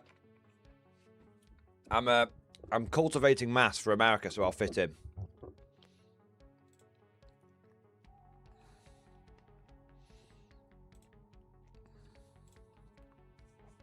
Alright, where are we?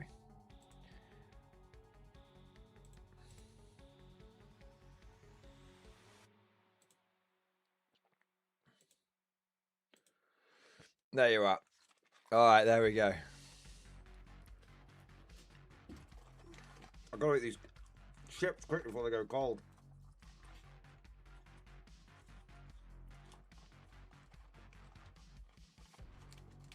I'm coming to the US next week.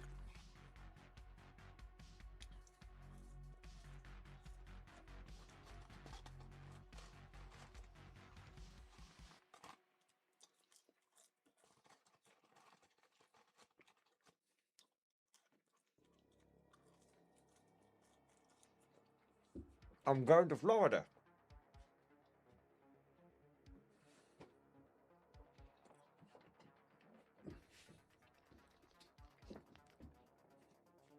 I'm eloping and I'm getting married in Florida with Mrs. Mordian. Yeah. So we're getting married the first week we're out there. First few days that we're out there, and then we're having our honeymoon out there as well.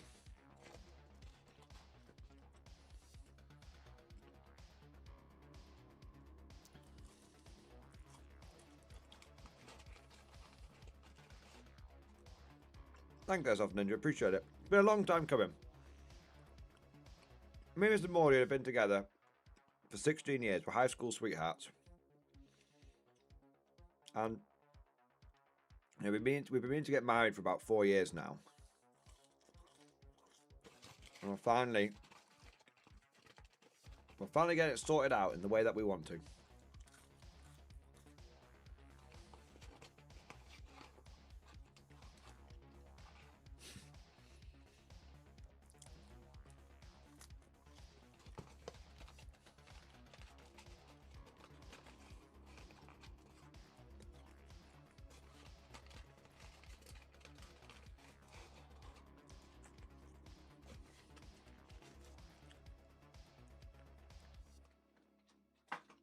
All right, here we fucking go. That is a lot of shit. Fucking hell, piping hot. When it comes to fighting crime, there's only one man keeping the streets safe while keeping it real.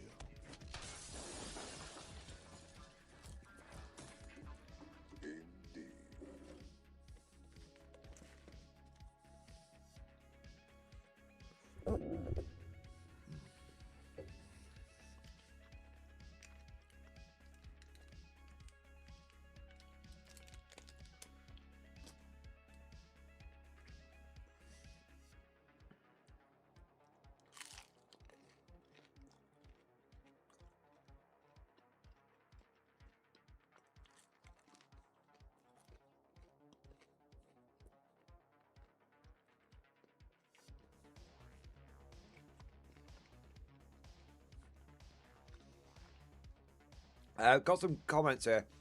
Slim Jimples, I got into 40k because I thought the concept of playing out a story was cool, and everyone around me is all about comp play. I just started feeling like a game.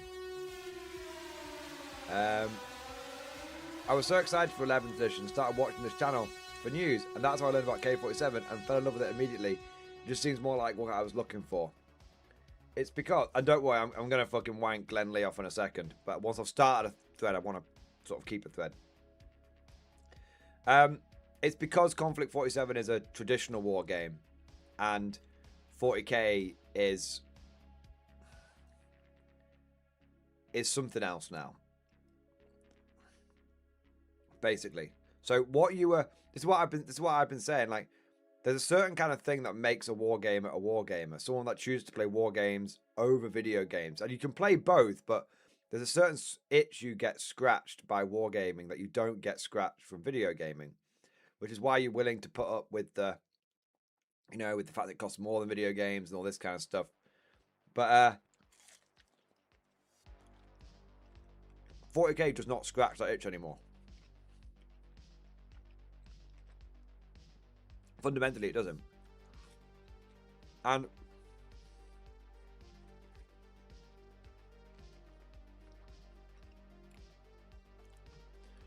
I think, you know, the evidence for this is not only myself, but also the people in this community.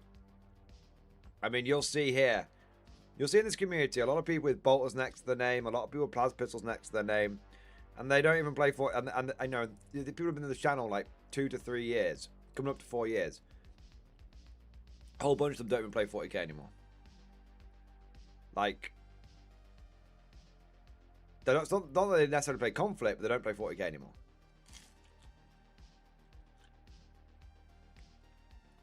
It just doesn't scratch the wargaming itch anymore. It's a different itch, but not the wargaming itch.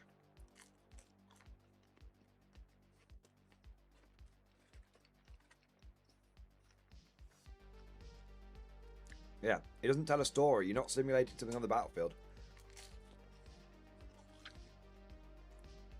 I can't even remember what Mark of Talibatland's name was before he was called Mark of Talibatland. But he's been Mark of Talibatland for a while now.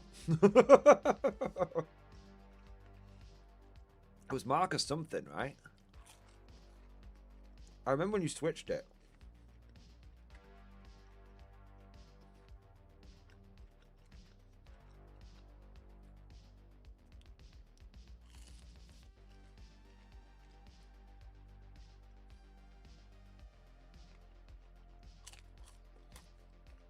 I'd like a Subaru rifle, please. Cross Subaru rifles, even.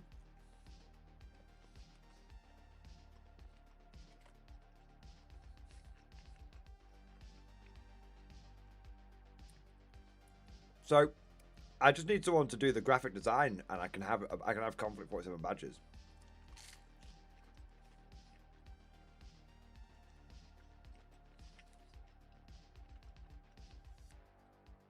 That's Rat Stories. Your firstborn are most welcome at Tantalus. Firstborn, even if GW doesn't even legends them, sends them straight to the bin, which they've done with some things, firstborn will always be welcome at my events. All legends. Things like infantry squads, just use the last rules that it had.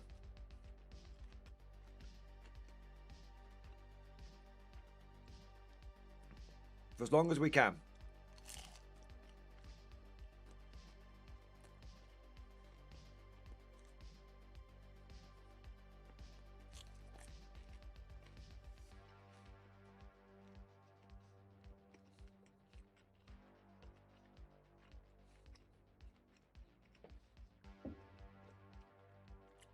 Cross-Soviet muscle milkies. Patrick H90, it's very kind of you to offer. I'll tell you what, mate, don't worry about it for now, because I'm going to be going on holiday, so I'm not going to update anything between now and then. But when I come back, try and remind me, and we'll pick up the conversation then. All right? And we'll work something out.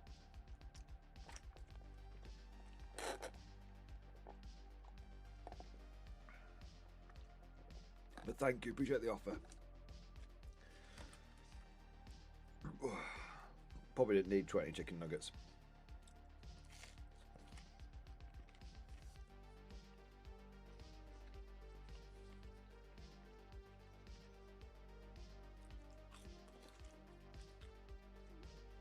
Who's going to be my replacement? I was asking everyone if he wants to do like 24-hour streams of me being on holiday. Do like an archive stream. I'll ask him.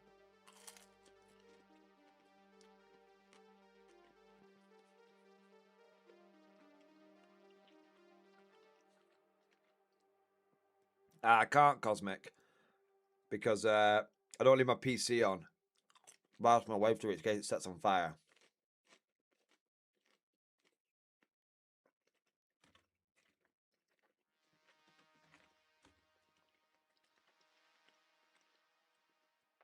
Dark Rat Stories, just use it as Leviathan proxy. Keep it simple. Best way to do it.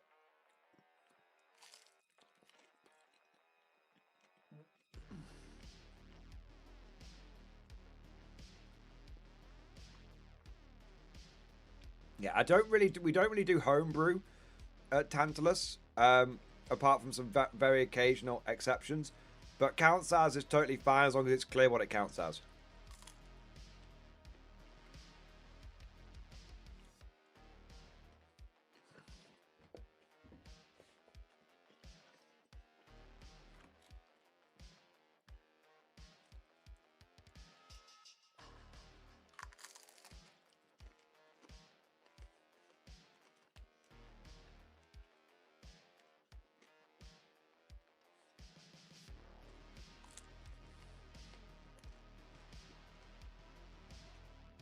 There's a crunchy nug.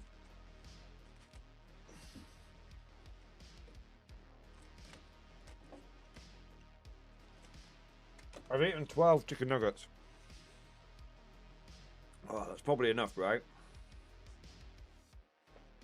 They're cooling down it's like lava. When it cools, it becomes harder.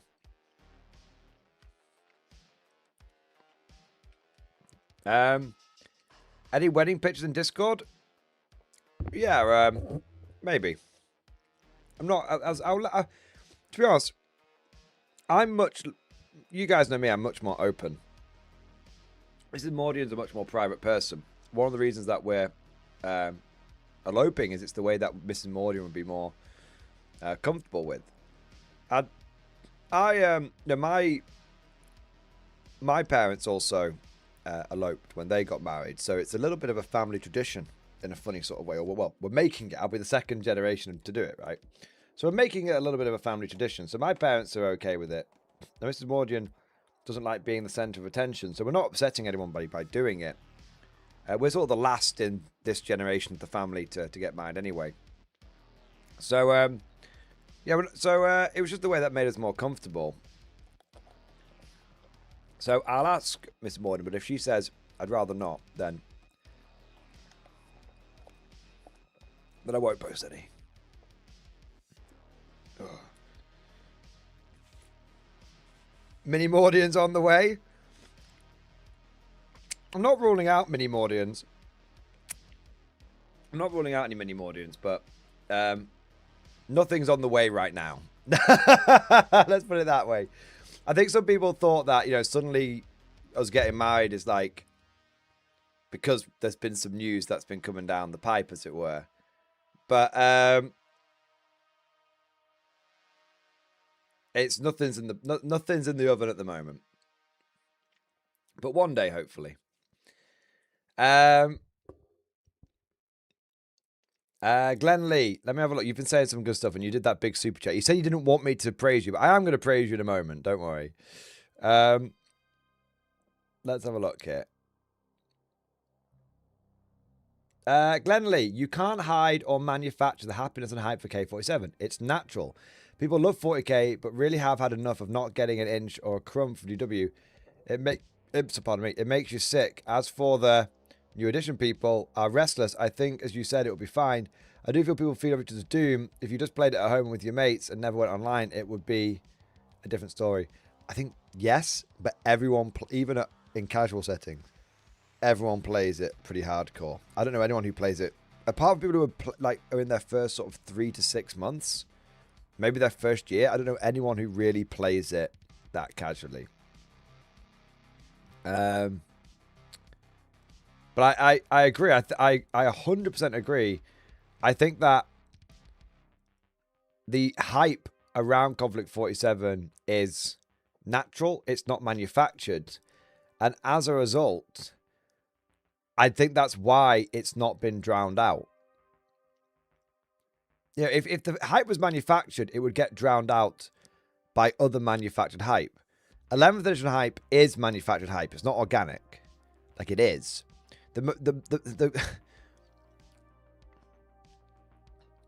People are excited for Konflikt 47 because it's cool and the stuff that's coming out for it is cool. That's it. People are excited for 40k 11th edition because they hope it's going to fix the shit state the game's in. These are not the same thing.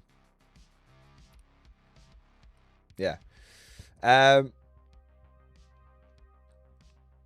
Glenn Lee, noticed a huge change in how you operate on the channel and hold yourself and all us. I can't say that word. Well, I think it's a funny word, but YouTube will tell me off. In the last 6 months, all the positive. Hats off to you, man. I'm a guardsman, but I love the K47. As you can see, the genuine happiness and vibes from you all. I mean, I have been more positive in the last 6 months. Yeah, I have been. And I think it's been, I think a huge part of that's been Konflikt 47, to be honest. I think it's been, you know, I've said this before, I'm not saying anything new or revelatory here. I think it's been having an outlet other than 40k has allowed me to be more positive. It's taken the pressure off. You know? It's taken the pressure off. Now if GW reveals, I mean, look at this, right? I could easily have fucking crashed out about the points cost on a lot of the new guard stuff. But I didn't. I just talked about it objectively. And I think I was able to talk about it objectively because in a funny sort of way, I've said this before, having other games than 40k allows me to talk about 40k from a less emotional standpoint and a more reasonable and objective standpoint. Because it no longer feels like the sky is falling if 40k is shitting the bed. Sometimes, by the way, 40k doesn't always shit the bed. All the new guard stuff is epic and it is awesome. Regardless of whether that came out in 2nd edition or 11th edition, all of that shit is fucking banging. I will be getting the new models because they are good models. Like, I love that shit, right? But it would have been really easy for me to get pissed off about the new models and then to become tainted if I'd only played 40k. And the reason is actually really simple to understand. If you only play 40k and all your hopes are pinned on one thing, when that thing doesn't deliver, it lets you down.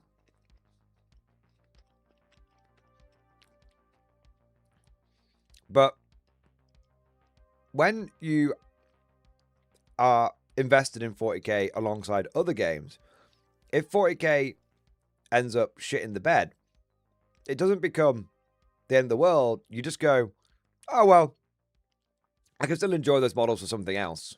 I guess, you know, it's like, oh, well, I guess I don't need to worry about getting the models right. Like, I didn't even worry about missing out on the battalion box. I was like, yeah, I'll get the new models when they come out. In the meantime, I can, you know, enjoy other games and other models that I've got. Do you know what I mean? Whereas, I think if I only played 40k, I would have been shitting myself. I've got to get that battalion. I've got to get those models. Got to get them built up and pay it up and blah, blah, blah. And now I'm like, you know what? I get them when I get them. I use them when I use them. The models will look cool. I can still get them for the rule of cool factor. I still, you know, try out what the kit, see what it feels like. It just kind of takes the pressure away. It really does. That's why I've been saying, like, I've been trying to say this to other, somewhat publicly to like other content, not to other content creators, but like in a vague sense to my fellow Warhammer content creators, not singling anyone out specifically. That's why I keep telling people you need to be covering things other than 40k. You need to be. For your own fucking happiness, you need to be. I think there's a lot of people. I think half the negative channels out there probably wouldn't be half as negative if they played other games. Yeah.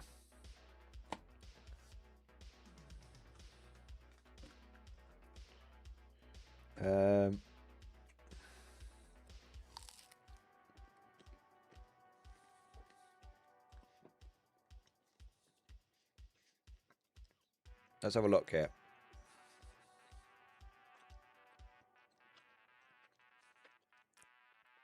I think Cosmic is made a really good point here. I'd say Cosmic and Mad Larkin. But to quote Cosmic here, if anyone's the biggest case study here, it's probably me. I was very 40k only for the longest time. I mean, Cosmic, you are the case study in many ways. You and Mad Larkin. You and Mad Larkin used to give me so much shit for going on about Konflikt at the end of last year. Do you remember? You were like, all right, yeah, we've talked, that's enough Konflikt now, Mordian. Come on, get back to 40k. And now you say the opposite.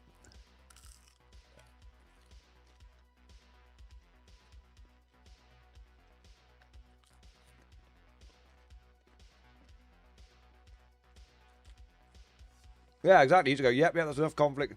Yeah, you used to call it Congo 47 and stuff. And I know you were memeing on it to try and like disparage it a little bit, like giving it a silly nickname like that. That's fine. I enjoyed it.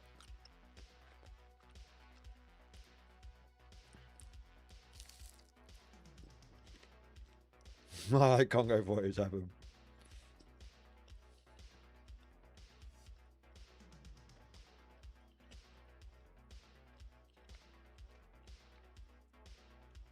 Right. I've had enough chicken nuggets now. I've eaten 14 chicken nuggets. I've had enough. I'm just eating matter at this point. 15 even.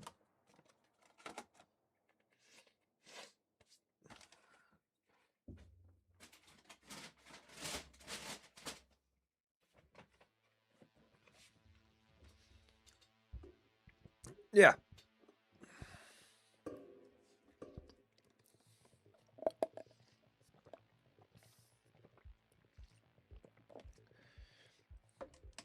You can smash it. I don't want to. I could do. I'm not going to.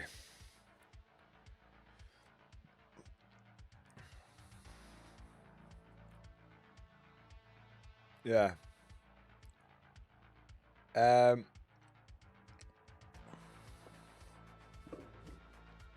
Airsoft Ninja. Yeah, one of the big things that I love about Warlord and their books is that they give us options. Stalingrad book about action that only gives battles, but rules to run a grand campaign as well. Yeah. Yeah, exactly. I feel like, and the big difference is, look, Warlord Games is let's not get it twisted. Warlord Games is a company. And so obviously they're going to produce things with the aim of making money, right? But it's very clear to me as someone who has been very fortunate to get quite a good peek behind the curtain, right? That whilst they obviously are a business and they're working to make money, at every level of the company, these people are playing the games and are passionate about what they're making. I'll give you an example of this, right? We saw this earlier in the stream.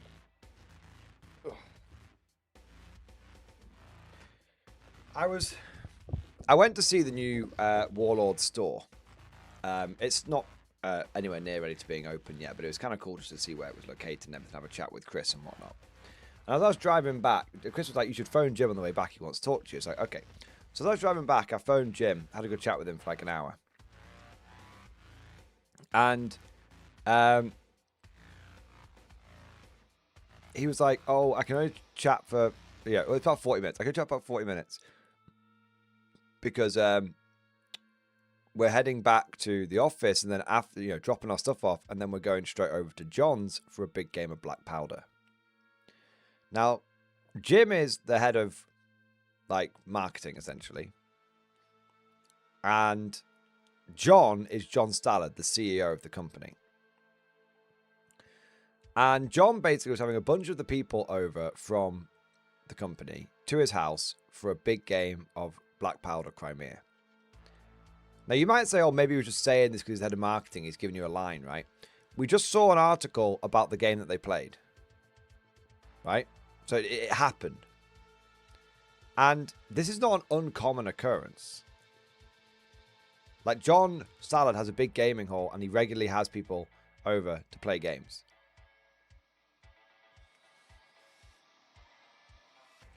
These people, and I think that's the difference. Warlord Games aims to make money, but at the same time, they aim to work on stuff they're actually interested and passionate about. Games Workshop only works to make money.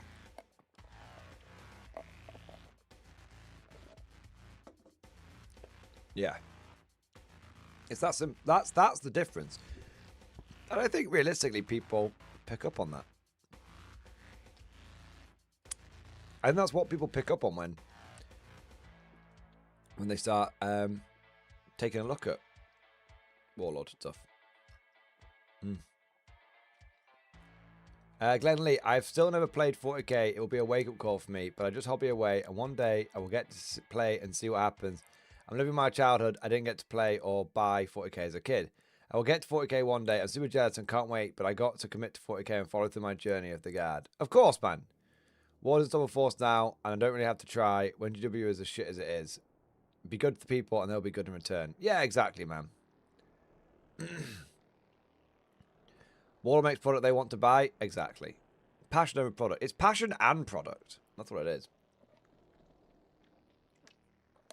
I've said this before, but God, can you imagine being in the GW design team now and having to work on another Space Marine model? Why do you think the new Space Marines look so bland and shite? Because the people that I'm being asked to make them are doing it because it's their job, not because they're particularly passionate about making another fucking Space Marine. That's why the Chaplain with Jump Pack is actually the best model, because that's something cool, new, and interesting that's specifically for Blood Angels.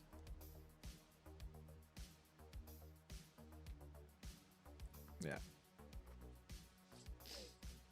That's why all the orcs are more. That's why all the orcs are much better looking than all the Space Marine models that have come out. Because the people get that are like, fuck yeah, we're going to work as the fucking orcs. Yeah, sick. That's why a lot of the new Chaos stuff's been quite good as well.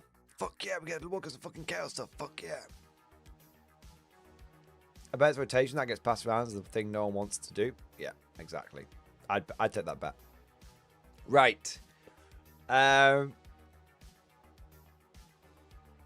want to make a zombie apocalypse game where the zombies actually feel like zombies and not follow this force org. Yeah, exactly. Exactly, man. Yeah. Yeah. Exactly. Right, I'm going to have to wrap things up here, guys. Because I've been streaming for 8 hours. I was meant to stop streaming at 6 hours. I'm streaming for 8 hours. What have we got here? Got a few super chats. Cosmic Drew! Thank you for the super chat, man. Pump you up in stream discussion. It's about time. Let's have a look. Well, I'm starting to backfill my axes with extra units. I'd like you to meet Hans and Franz, and they're here to fuck you up to rip German flamers. I've been adding some water translate to my vehicles. I don't know why, but a wolf head seems very appropriate for an Axis vehicle core. I mean, I think, yeah, that kind of makes sense. Nay, I love that. They look cool, man. Like, absolutely ripped Germans with flamethrowers. Nice. Yeah. Yeah, water transfers make a big difference. I actually want to go back and add a bunch of wolf. Yeah, spicy wrap. Yes. I actually want to go back and add a bunch of transfers to some of my old German vehicles, because I think that's what they're missing. I want to say a big thank you to Glenn Lee! Glenn Lee, who's coming with another Death Strike chat, baby! Yeah, buddy. Yeah, buddy. Yeah, buddy. Woo! Holy shit. Glenn Lee has come in with, I think that's 5 Death Strikes in total. Fucking hell. He said he didn't want any praise for this one, but I'm going to praise him anyway. Thank you so much, man. You've absolutely fucking smashed it. For the nugs, for the chicky nugs. I've eaten as many chicken nuggets as I can tonight, man. But thank you so much for funding the nuggets, quite a lot of them, and also for all of the funding and support for the wedding and the stream and all that kind of stuff, man. Holy shit, bro. You've heard me say it many times, Glenn, but I'll say it many times again.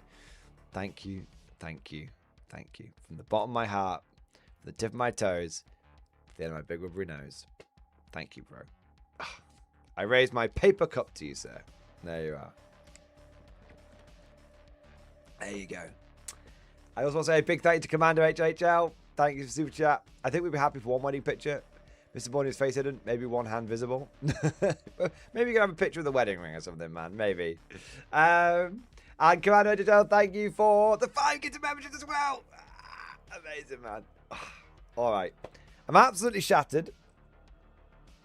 I'm gonna go to bed now, and maybe some time. But I should be streaming tomorrow and Friday. Right. What time? 1 minute. What time is the box unboxing?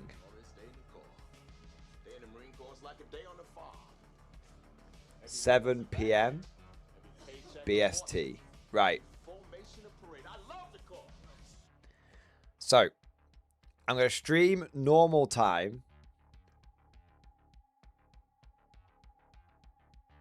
I'm going to stream normal time on Thursday. And then I'm going to stream early on the Friday to see the contents of this new box. Now, of course, we are going to be taking bets on how many technical difficulties there's going to be during the stream.